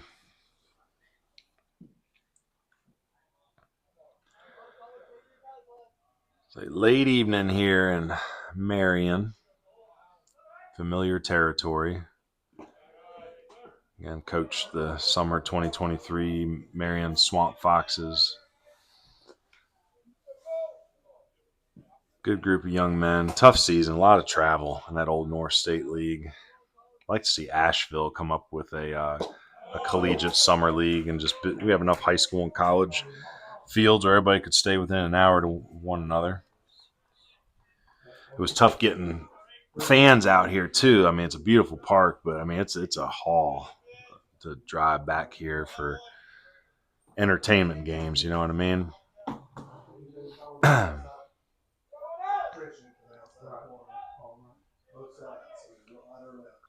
drove by East the other day, door dashing, and saw that they were setting up, getting ready for one of their Honeycrisp games.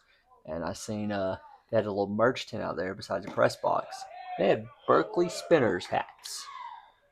There's actually a lot of talk within the neighborhood that they would rather be the Berkeley Spinners. They should.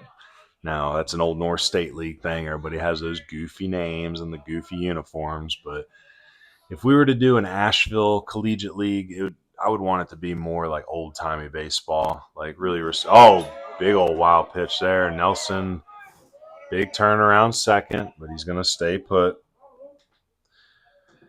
But I like more traditional, old-time, classy type uniforms. The spinners,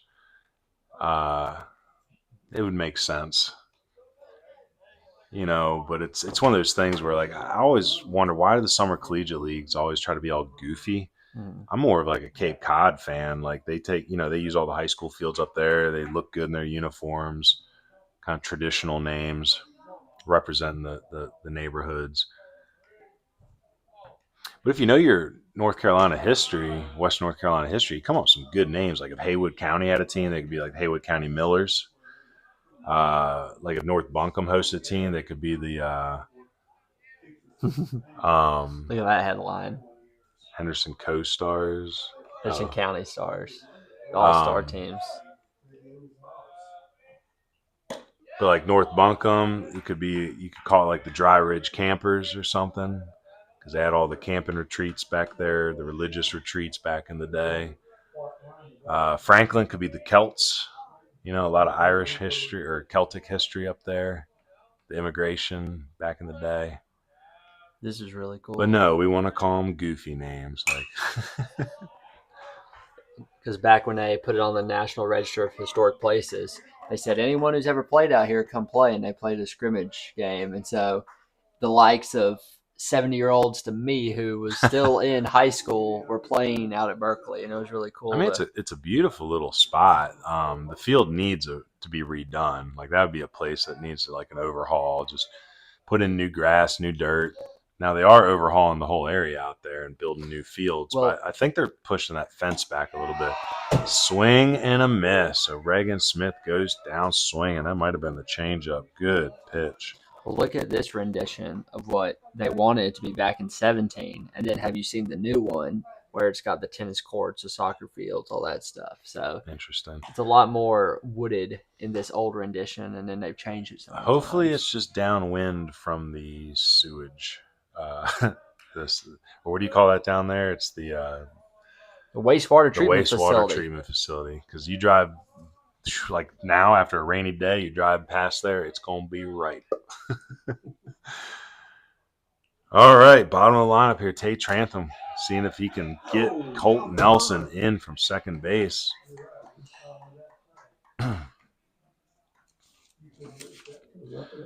Say the Post 70 Cardinals have scored every inning except for that second inning where they went 1-2-3. Hey, look at that group. The Gaston Braves have scored in every inning except the third inning where they went 1-2-3. Oh, is that? Oh, yeah, I remember those guys. Yeah, 2019, first year. What was that about? I don't even remember. That was when we didn't we have like that scrimmage over there? Oh, no, that was the second year. They did like the middle school scrimmage. I don't know what that was. That after my house burned down? They're interviewing everybody? Yeah, that was it. God. I mean, I appreciate the heck out of those boys. Julian Lewis was a big one there, helping us get back on our feet. Tate Trantham fighting hard back there.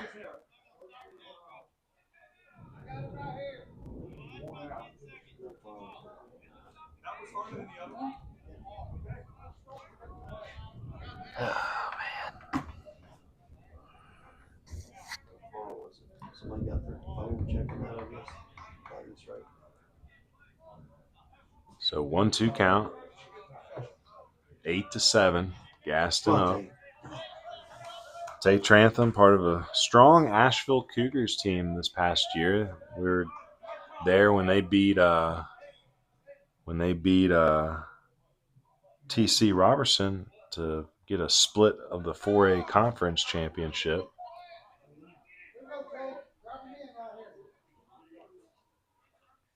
Camacho going to call timeout real quick.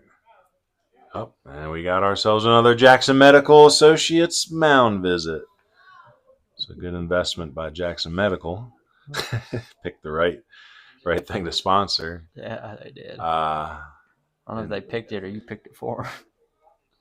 Well, it made sense, right? You visit the pitcher to check on their health per se, just like you want to go to visit the doctors to check on your own health. I don't know if that's a Walt. Jackson Medical Associates, we appreciate you. I kind of switched up the way I did mound visits over time. Like when I was first starting coaching, I would go out there and like really try to have a plan or something specific. And then I just started to realize that you just can't really fix anything in the moment. So I would always go out there and just talk about nothing that had to do with baseball and just try to get their mind right a little bit and make them laugh. And Tay Trantham inside, outs one, foul. There's the hat they gave out Good cut, buddy. back in 2017. Nice. I know I had a photo of that somewhere. The Berkeley Spinners. That was the old Berkeley. What's the name of the company? Was it just Berkeley or was it Berkeley Mills? Berkeley Mills. Yeah. Mills. And if you've ever driven by it, there's, the railroad tracks, are right by there. It's there it is. pushes There one it out is. into left field. That's There going to it get is. down. They're going to send him. Here comes Colt Nelson. Throw is going to be wide. And He in. scores. And Trantham on the backside. That ball's out in the center field, but he didn't see it. Ball did not skip away far enough from Myers out there for Trantham to advance. But a key RBI single to tie this game. Number one, next batter, number one. Next batter. So Jackson Pavone being pinch hit for by Hayes Hillier. Again, Hillier pinch ran for Evan Connor earlier, courtesy ran, and went on the dash of his life to score what was the tying run at the time. Gaston regained the lead in the top of the fifth, but Colt Nelson comes around on the single by Tay Trantham. So Tay quietly having a great game. He's 1 for 2 with 2 ribbies. He had an RBI walk earlier. And He loves that smart. so Hayes Hillier replacing Jackson Pavone. Pavone was 0 for 2 with a walk and a stolen base. Struck out twice.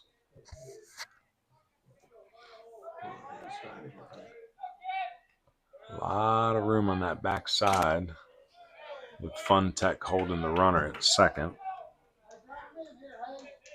Hillier falls behind 0-2. So Hayes Hillier's done a lot for this post 70 team already. He's backup catcher, plays outfield, he's pinch running, getting big hits.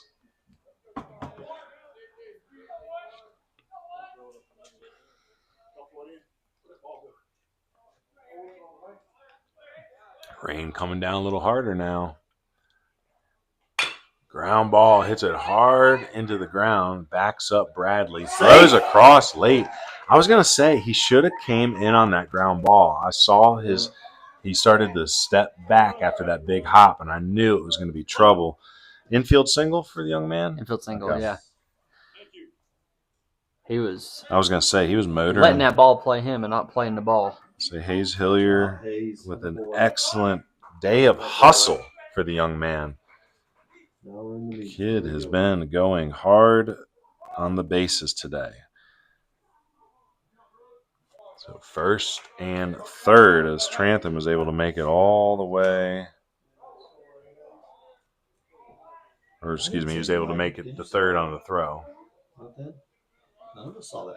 And you're like, I didn't Well, I see mean, that. there's some lightning earlier in the game that he Yeah, I didn't know. see. But Maybe I was going to.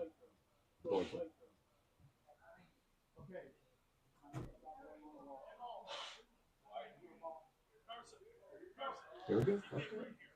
I like Mr. Fitzgerald, but he's having a little bit of a tough time down there. He doesn't have a lot of people on his side after the ugly exchange with Coach Pacehour there earlier, and then I know Coach Raby had some issues after the line drive down the third base line called foul, which in the replay I'd say it was probably foul.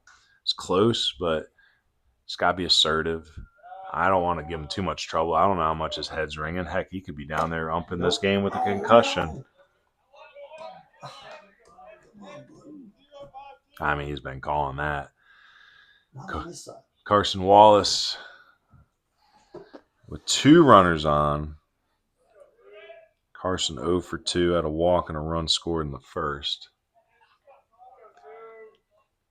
Say Carson hit a home run in the first game that we covered this year versus Cherryville. I want to say it was 1 for 4 in the Easter Rutherford game. So he's trying to find that barrel here. Again, Coach Decker sent me some stats a while back. I don't know if it's a living document. I'd have to go back and look. But I couldn't tell you what these guys' current batting averages were.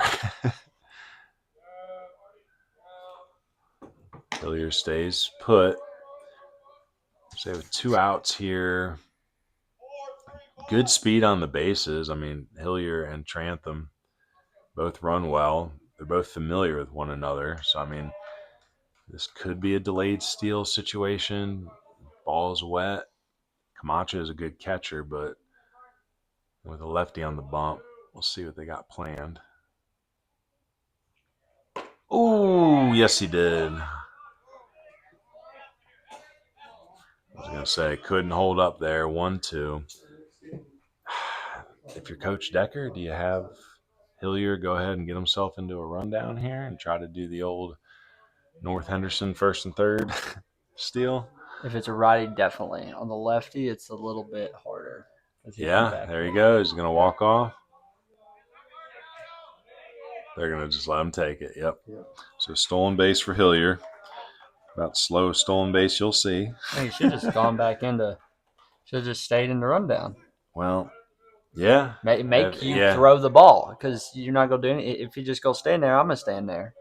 Now, technically, if he gets halfway into that base path and you don't step off, you can go ahead and just look at him and deliver the pitch. Do we have a dying quail? Nope. It's going to fall right into the glove of Hal. I thought it was going to sneak out in the right field, but that is the final out of the inning. We are tied heading into the top of the 6th.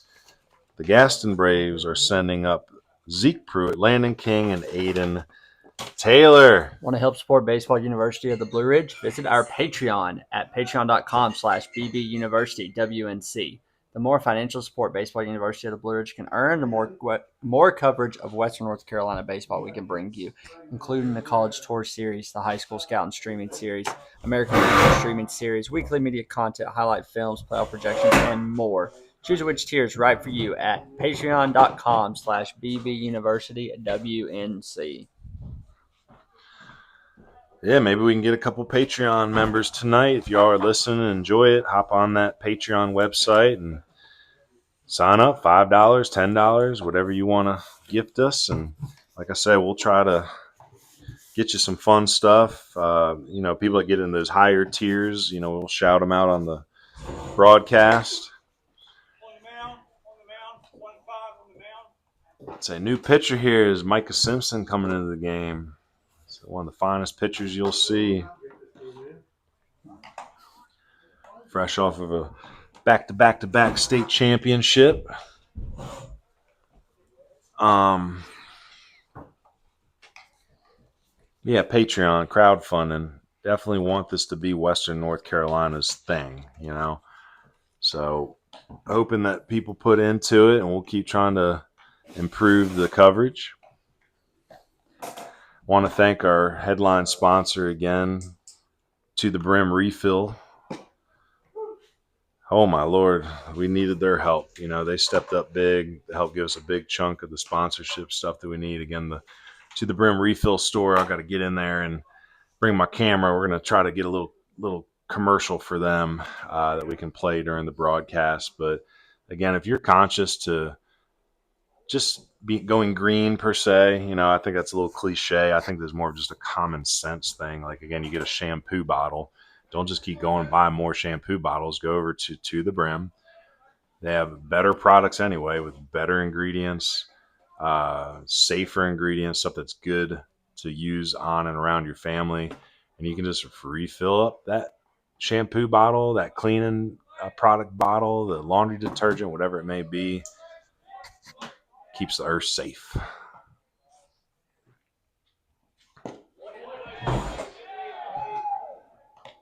Zeke Pruitt is working on a 2 for 3 evening, 2 RBIs and a run scored.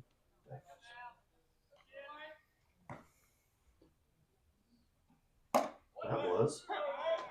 Either way.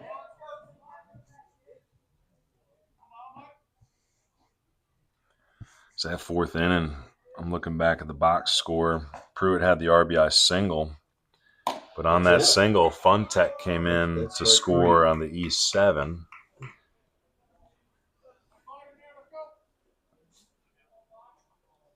Or was it 2 RBIs? I don't know. I have to go back and check the game changer. So Micah Simpson, 1-2 count. Nice spot. Called a ball.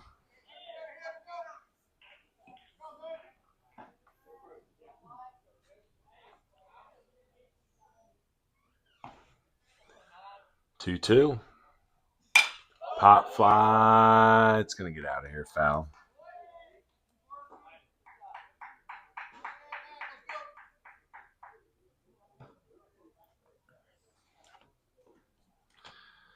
But yeah, it was Funtech that came in to score on the errant throw. I think it was Pavone out there in left field. And then Pruitt came in on the wild pitch in the fourth. So that fourth inning was a little ugly. Say Post 70 lucky to be tied right now. Only, I think, was it 3 or 4 hits on the game?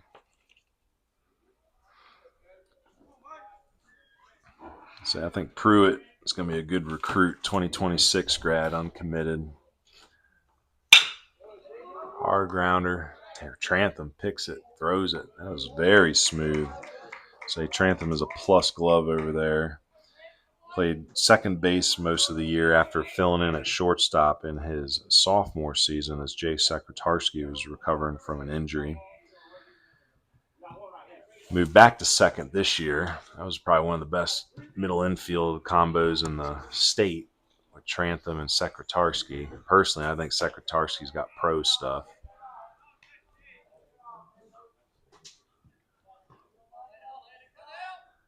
Simpson, moving quick. I like that he's pitching now. The pace of the game just went up a notch. It's a good little matchup here, too. Landon King versus Micah Simpson. I wonder if they've ever faced off against one another. The Western commit versus the Charlotte commit. That would have been a good game. South Point versus TC. Again, South Point was down a little bit this year. Had the talent, but just did not finish strong. I know Coach Lineberger made his last season. We'll see who comes in and takes the reins.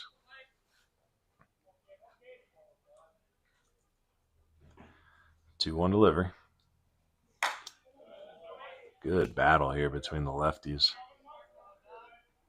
Some good Western North Carolina matchups.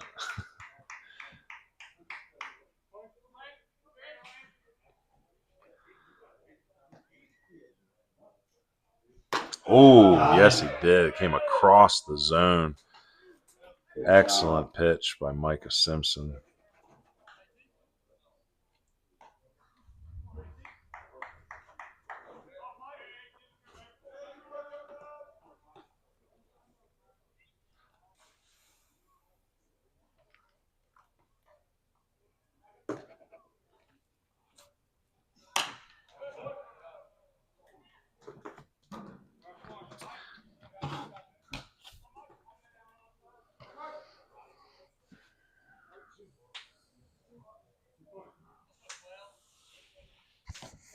So Aiden Taylor, the switch hitter, was batting left-handed most of the game. Comes around to the right side with Micah Simpson pitching.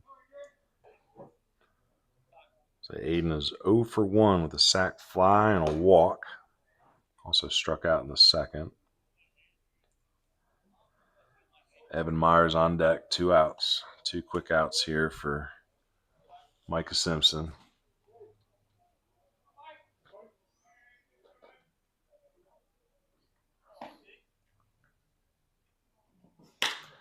Fly ball, shallow right center.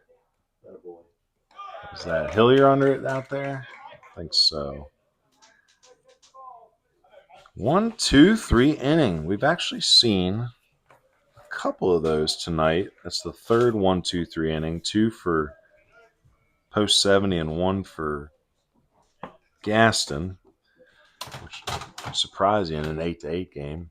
Again, want to mention Camwood Bats, our official bat sponsor. Again, remember that coupon code BBUWNC for a 10% discount on all your purchases through the website. Game bats, trainers, tees, tutorials, and more. Again, camwoodbats.com. Camwood, located in Haywood County, but serving baseball and softball players across the nation. All right, my scorecard's looking ugly, as usual. Again, I've been pretty impressed with Crawford out of the bullpen. Has given up 1 earned run on the RBI by Trantham. So 2 1/3 innings, 2 runs, 1 earned. I don't know who our gritty pitcher is going to be tonight. I'll say Bug Karsten got a little bit of the walks. Crawford's done a good job in relief. Sumner did all right, 3 1/3, but again, I think ended up being charged with 6, 5 earned. Nelson came in, gave up the 2, struggled with control a little bit. We'll see how things stand here in an 8-8 game. Micah Simpson's looking pretty gritty, coming in there in the 6th.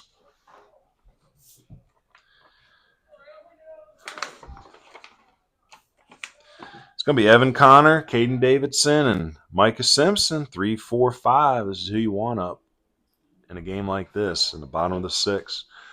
I'm going to stand up a little bit, too, to get my legs some blood flow.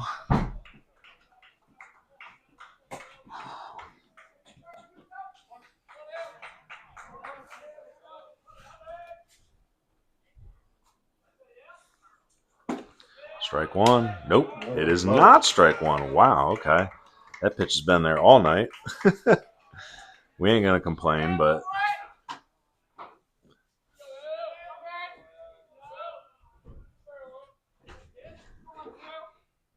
so 1-0 delivery. That first one must have missed low then, because that ball is about 2 inches further out than the last pitch. So strike 1.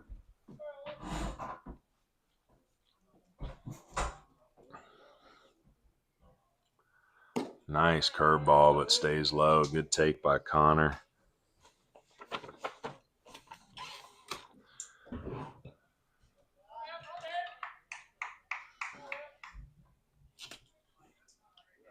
2-1 delivery. Misses out.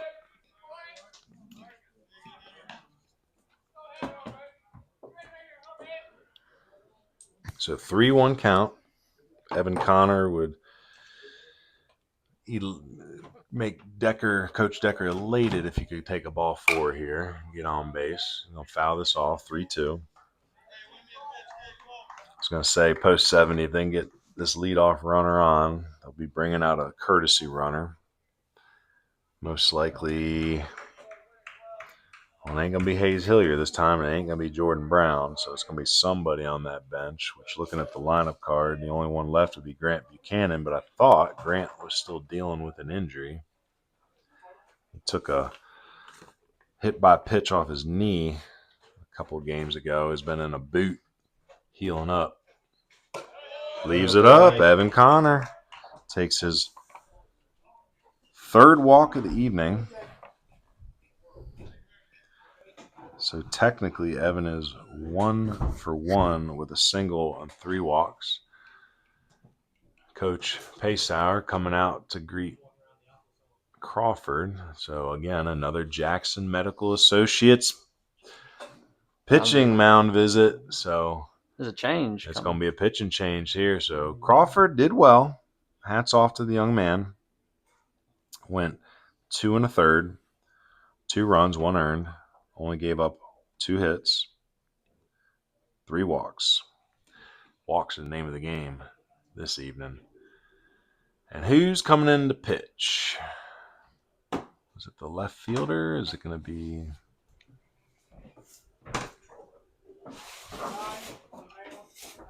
Number 9 coming to the mound. So that is Zeke Pruitt coming in from left field.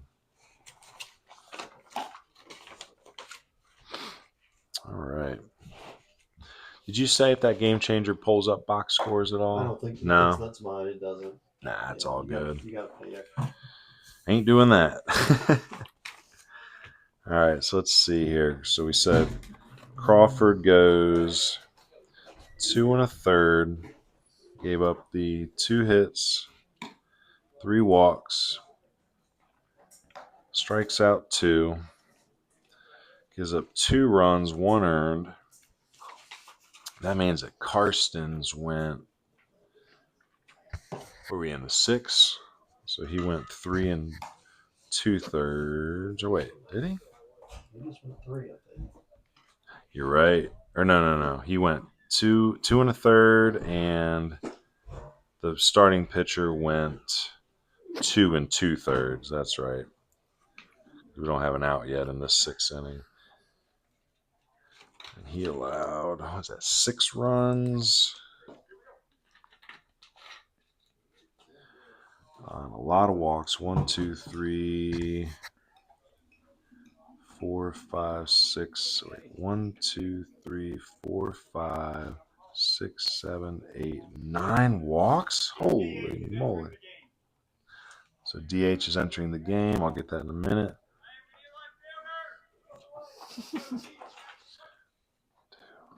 3, 4, 5. Am I really counting that right? 1, 2, 3, 4, 5, 6, 7, 8, 9 walks. Holy moly. 9 walks.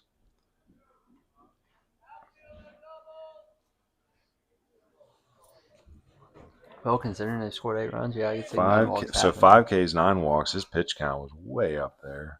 Yeah, I think it was only, the 2 hits we said? Yeah, it was only 2 hits he gave up. And it was the, I guess all those runs are earned too.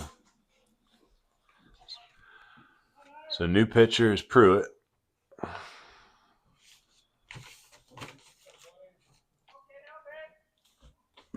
So, it's a ball. It's going to get past him. Connor, hard turn around second. So Connor running for himself. So the other 3 runs that were scored in his spot were by the pinch runners. So he might score 1 for himself here. Caden Davidson up now. 1-0 count. That runner out there is attributed to Crawford.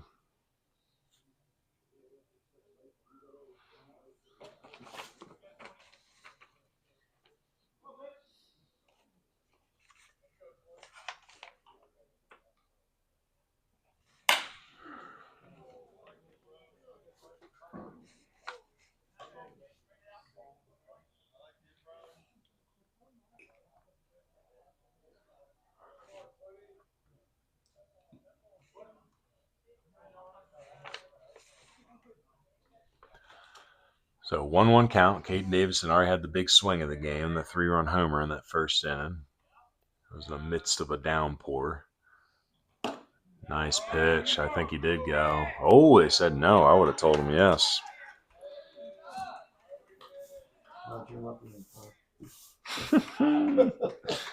That's true. It was close, though. It was, that could have gone either way. Depends on the mood.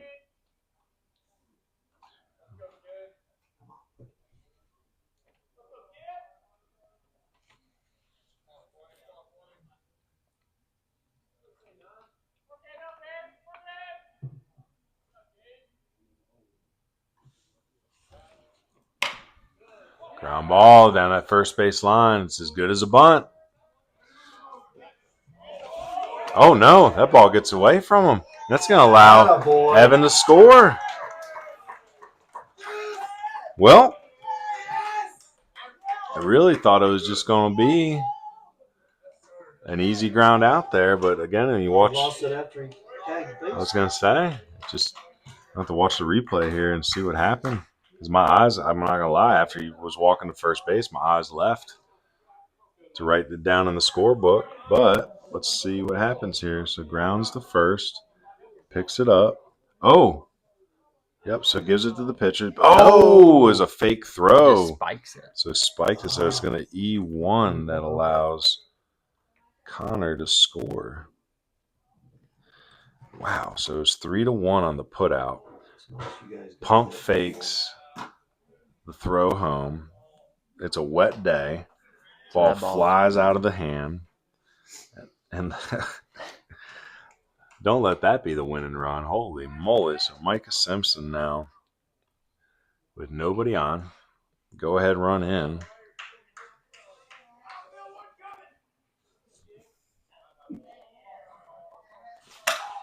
Simpson pops one up into left center field. They are going to converge, but Myers calls it and makes the out. So 2 outs. So a walk, a pass ball or a wild pitch, a ground ball to first, a pump fake, E1. Now the fly ball out. So 8-9.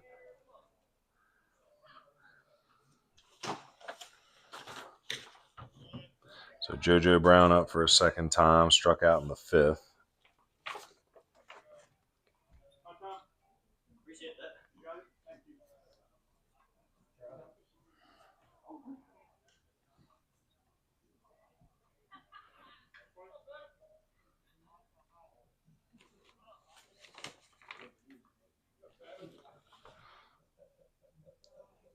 Misses out. So again, looking for some gritty pitchers. Sumner 3 1/3 gives up the 6, 5 earned. Nelson 1 2/3 gives up 2. Carson's gives up the 6 runs on 2 hits, 9 walks. Crawford 2 1/3 gives up 3 runs. That run is attributed to him, but it's unearned. So 3 runs, 1 earned for Crawford. And now Pruitt in. Gets 2 quick outs. But loses the lead on the E1. It almost looked like he was a quarterback trying to stop time. Spike that ball. So 3-1, JoJo Brown. Takes ball 4. The recent. No. Oh, come on, Blue. Okay. I was going to say, I've been defending him most of the evening on that corner, but that one even got me a little bit, ain't going to lie. So JoJo Brown's still in there, full count.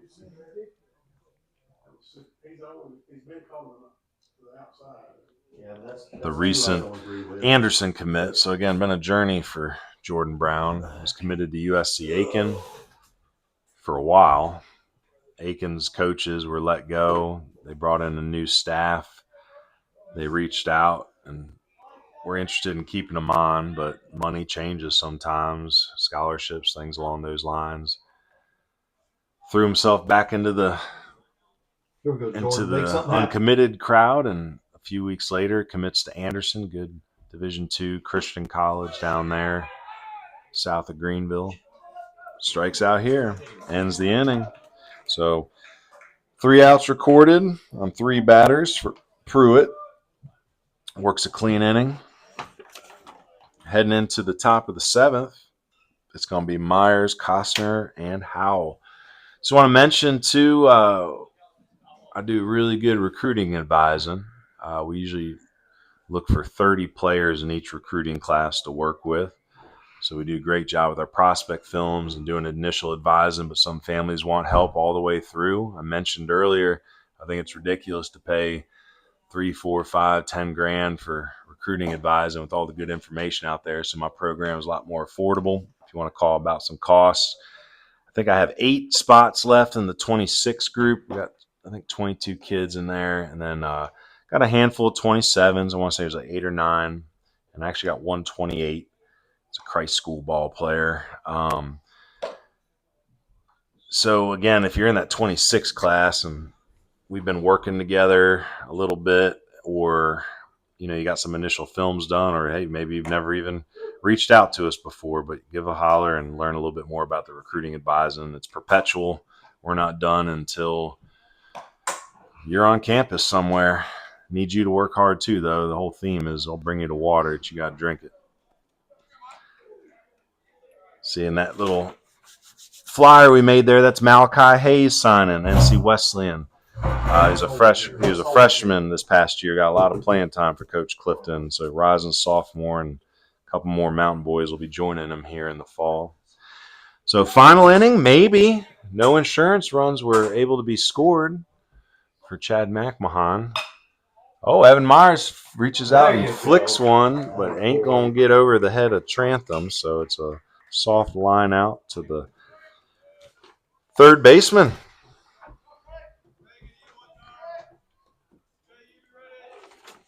So Micah Simpson coming in and creating some stability here. 4 straight outs for Simpson.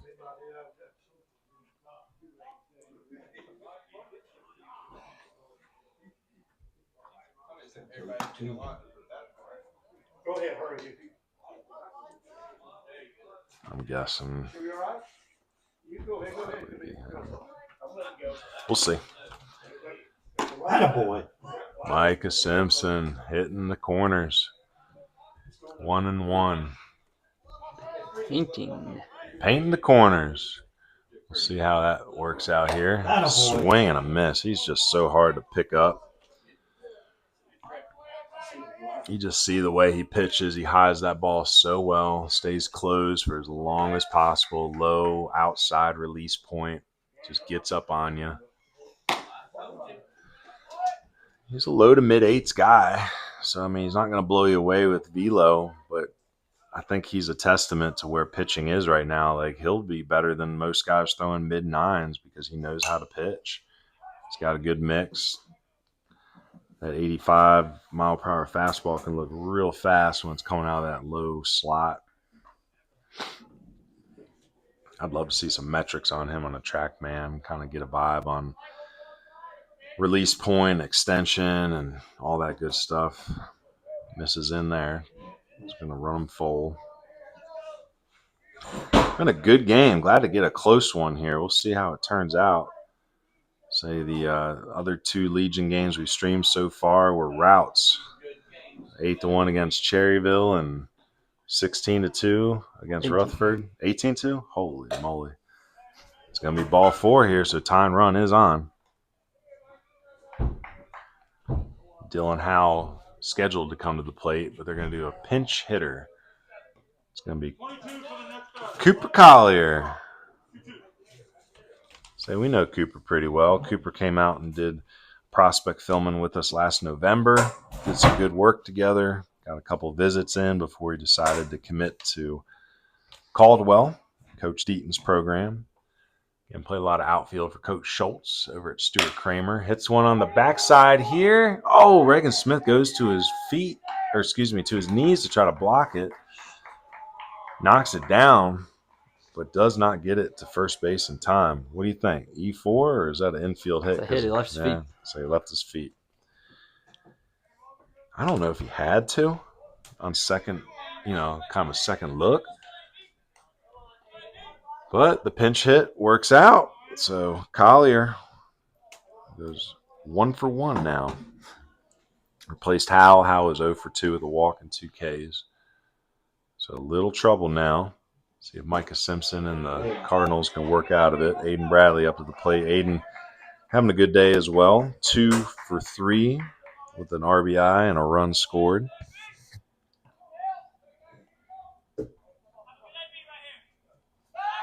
Oh, yes, he did. Yes, he did. What a back pick there. So, again, with runners on first and second, Micah Simpson and Caden Davison. Now, again, they've been playing together for years, so this is probably they probably know each other like the back of the hand, So, Davison sneaks in behind the backside runner, gets the pick.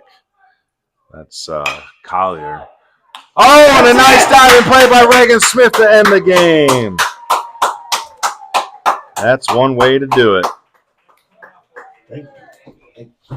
Well, that's the ball game, folks. Final score is 9-8. Asheville Post 70 over Gaston. Again, our gritty pitcher of the game is going to be Micah Simpson.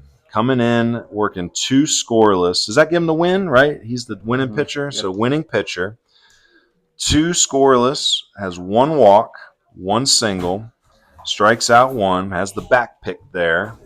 So again, congratulations. And again, thank you to Nova Pitching for sponsoring our gritty pitcher of the game. So again, Nova Pitching Performance. Thank you to Anthony Payne and Nova Pitching Performance. New school data, old school grit. A lot of young pitchers need to look up Coach Payne. Now let's head into that post game. Again, our post game sponsor is Collins Masonry. Again, located out of Bryson City. You know, if you like the block work that you saw from Evan Conner tonight, you're going to love the block work from Collins Masonry. Nothing compares to Collins Masonry, specializing in block and stone.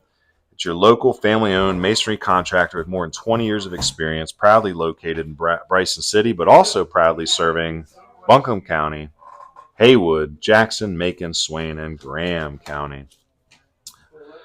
Well, what a nail-biter. Back and forth. It was 4 or 5 different lead changes. Pitching, we didn't see a lot of consistent pitching until the very end there with Micah Simpson. Going through the box scores, again, Matthew Funtek with a great evening at the plate. He is 3 for 4 with 2 runs and 2 RBIs. Zeke Pruitt had 2 hits, was 2 for 4 with 2 ribbies and a run. Landon King finished 1 for 4 with a single. Aiden Taylor was 0 for 2 with a sac fly, RBI, and a walk. Evan Myers, 0 for 4. Trey Costner was 0 for 2 with 2 walks and a run scored. Dylan Howell, 0 for 2 with a walk and a run scored. The pinch hitter there, Cooper Collier, 1 for 1. Aiden Bradley was 2 for 4 with an RBI and a run scored. And Zach Camacho, 0 for 1 with 2 walks, 2 runs scored. For your Cardinals, big game from Caden Davidson was 1 for 3 with 2 runs scored, the 3-run homer. Let's see, not a lot of hits on the evening, to be honest. Evan Conner with a great night, 1 for 1 with a run scored, 3 walks.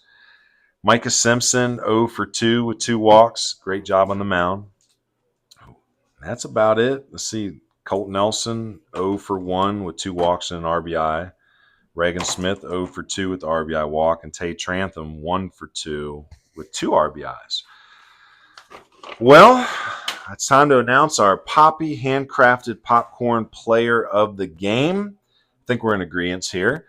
The player of the game is Caden Davidson with the big 3-run homer. So 1 for 3 with 2 runs and 3 RBI home runs. So again, thank you to Poppy. Poppy handcrafted popcorn, real people, real flavor, real love. We'll get down there to do a couple interviews here. How are we going to do that? You're going to bring your phone down? Just go up to the foul line. I'll tell you where to go. The foul line? Oh, golly. So I'm going to walk down there. Hunter's going to put on the music for a second, but we're going to talk to Caden Davidson. We're going to talk to Micah Simpson, and we're going to talk to Coach Decker briefly before we can get these boys back on the bus and back up to Asheville. Again, winning pitcher tonight, Micah Simpson. Player of the game, Caden Davidson. Heck of a ball game. A lot of talent on the Gaston Braves side, and they're going to be back up at our place at some point, right? Mm-hmm. Or wait, no, we're going to be at their place because this is technically our home game. We want to thank our sponsors one more time. We're going to wait till the very end. Wait till the end. All right, so we're going to go on our little break right here. I want to walk down the field with a bag of popcorn.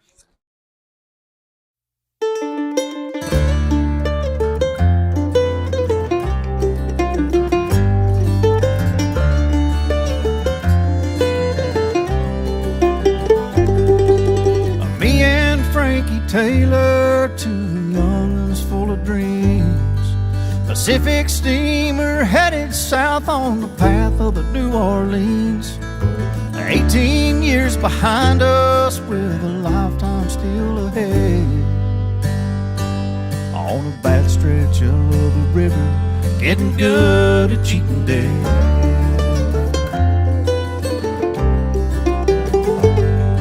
The Ohio is mighty, she's ruthless and so strong. And underneath her waters lay many a rouster bones. To make it past Kentucky Kentucky would sure put a mind at rest. And to see another sunrise, you consider yourself blessed.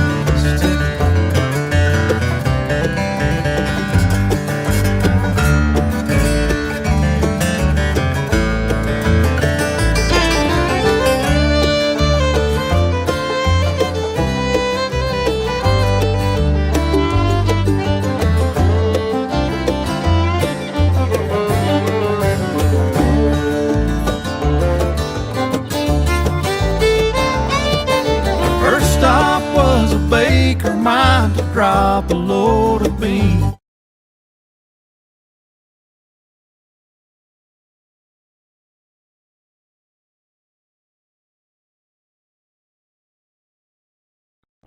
Game, you're our gritty pitcher of the game, Nova, gritty pitcher. And we'll get Coach.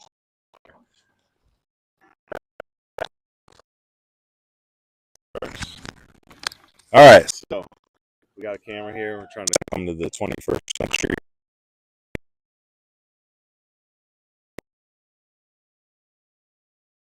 Yeah. So, any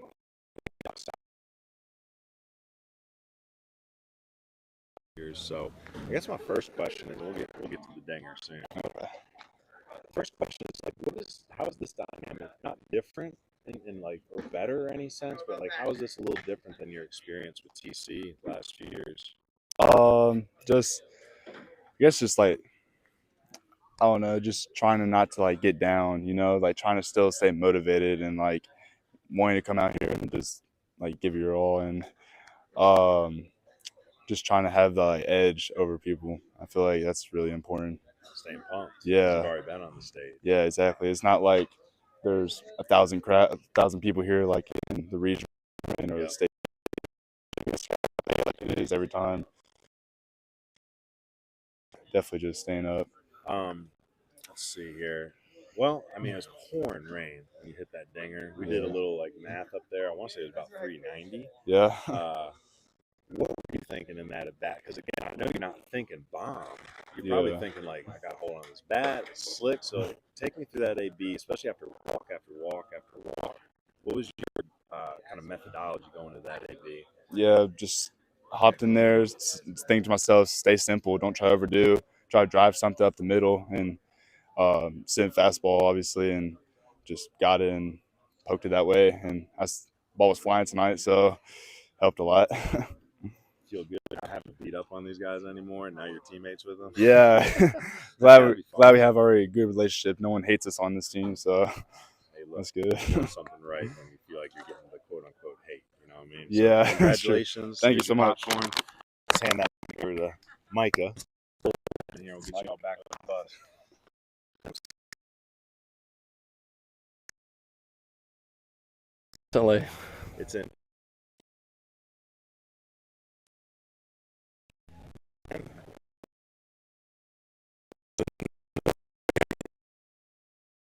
Rain, umpires, people yelling, no one's pitching, and then you get up there. So what was going through your mind as you Mike Simpson, the ball is in your hand?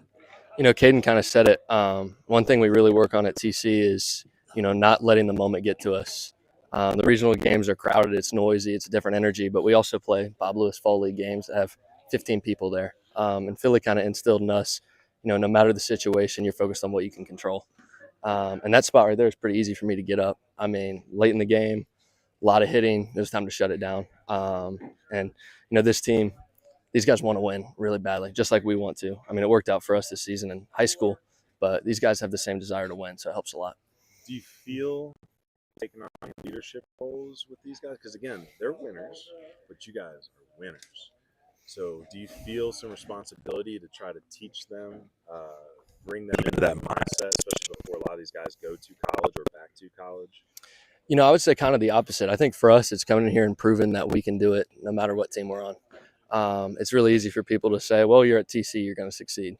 So for me and Caden, whether it's been travel ball or a situation like this, we feel like we got to prove that we can do it outside of the success at TC.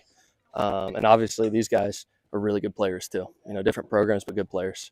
Well, there's a good goal standing ahead of you. It's that American Legion World Series. Would love to follow you guys until August and then see you off to your college spots. In the meantime, we're just going to have a lot of fun watching y'all play. So congratulations. Appreciate it. Get back on that bus. I didn't think we were going to have to drive this far for a ball game.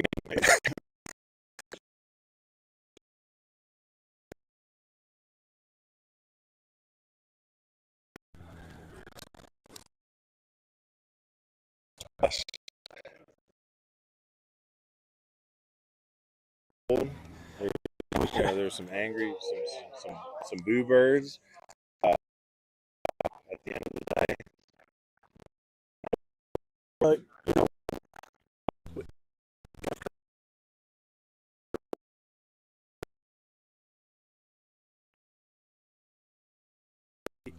it makes it anybody's ball game.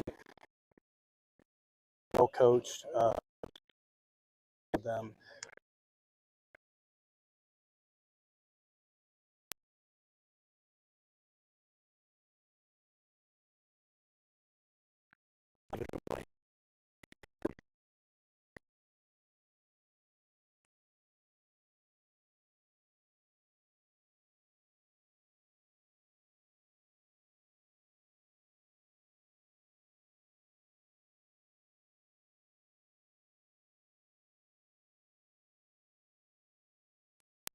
Jackson right there, Jackson Buffon.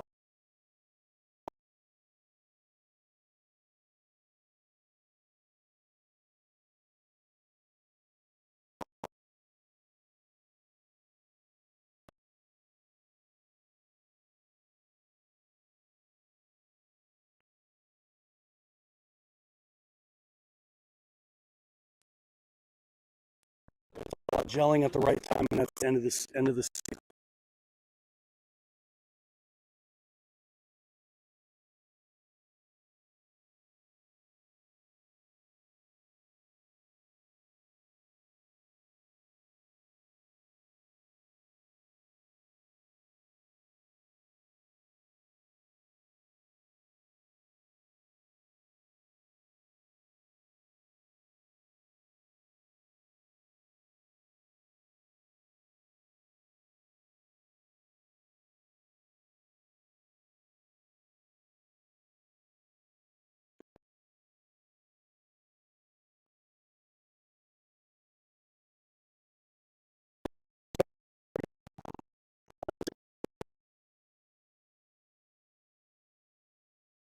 and do what we got to do.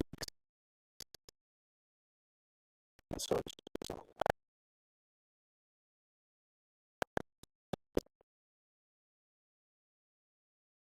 look.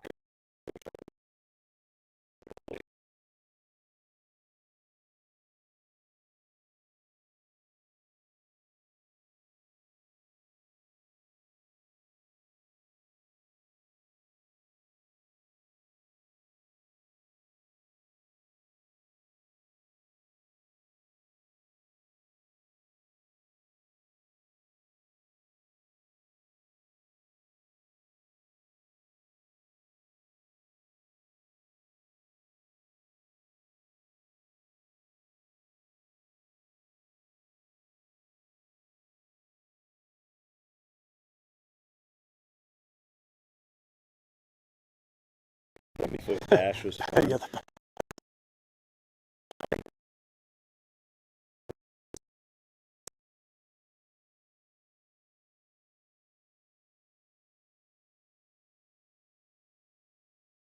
Do on Sunday.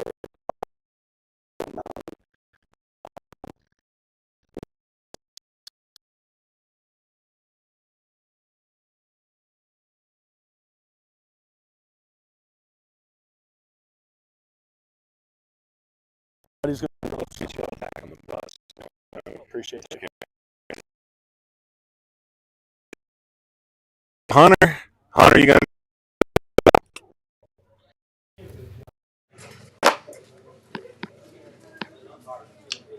Well, that's it for this evening's rendition of Baseball University's American Legion streaming series. Thank you to our sponsors, to the Brim Refill Store, Owen Joseph, Collins Masonry, Ion Outdoors, BH Granite Landscapes Incorporated, Rounders Hat Company, Builder's First Source, Birdlet Painting, Poppy Handcrafted Popcorn, Jackson Medical Associates, Nova Pitching Performance, Shim Building Company, Carolina Pack and Go, State Farm, Chad McMahon, and of course, Camwood Bats.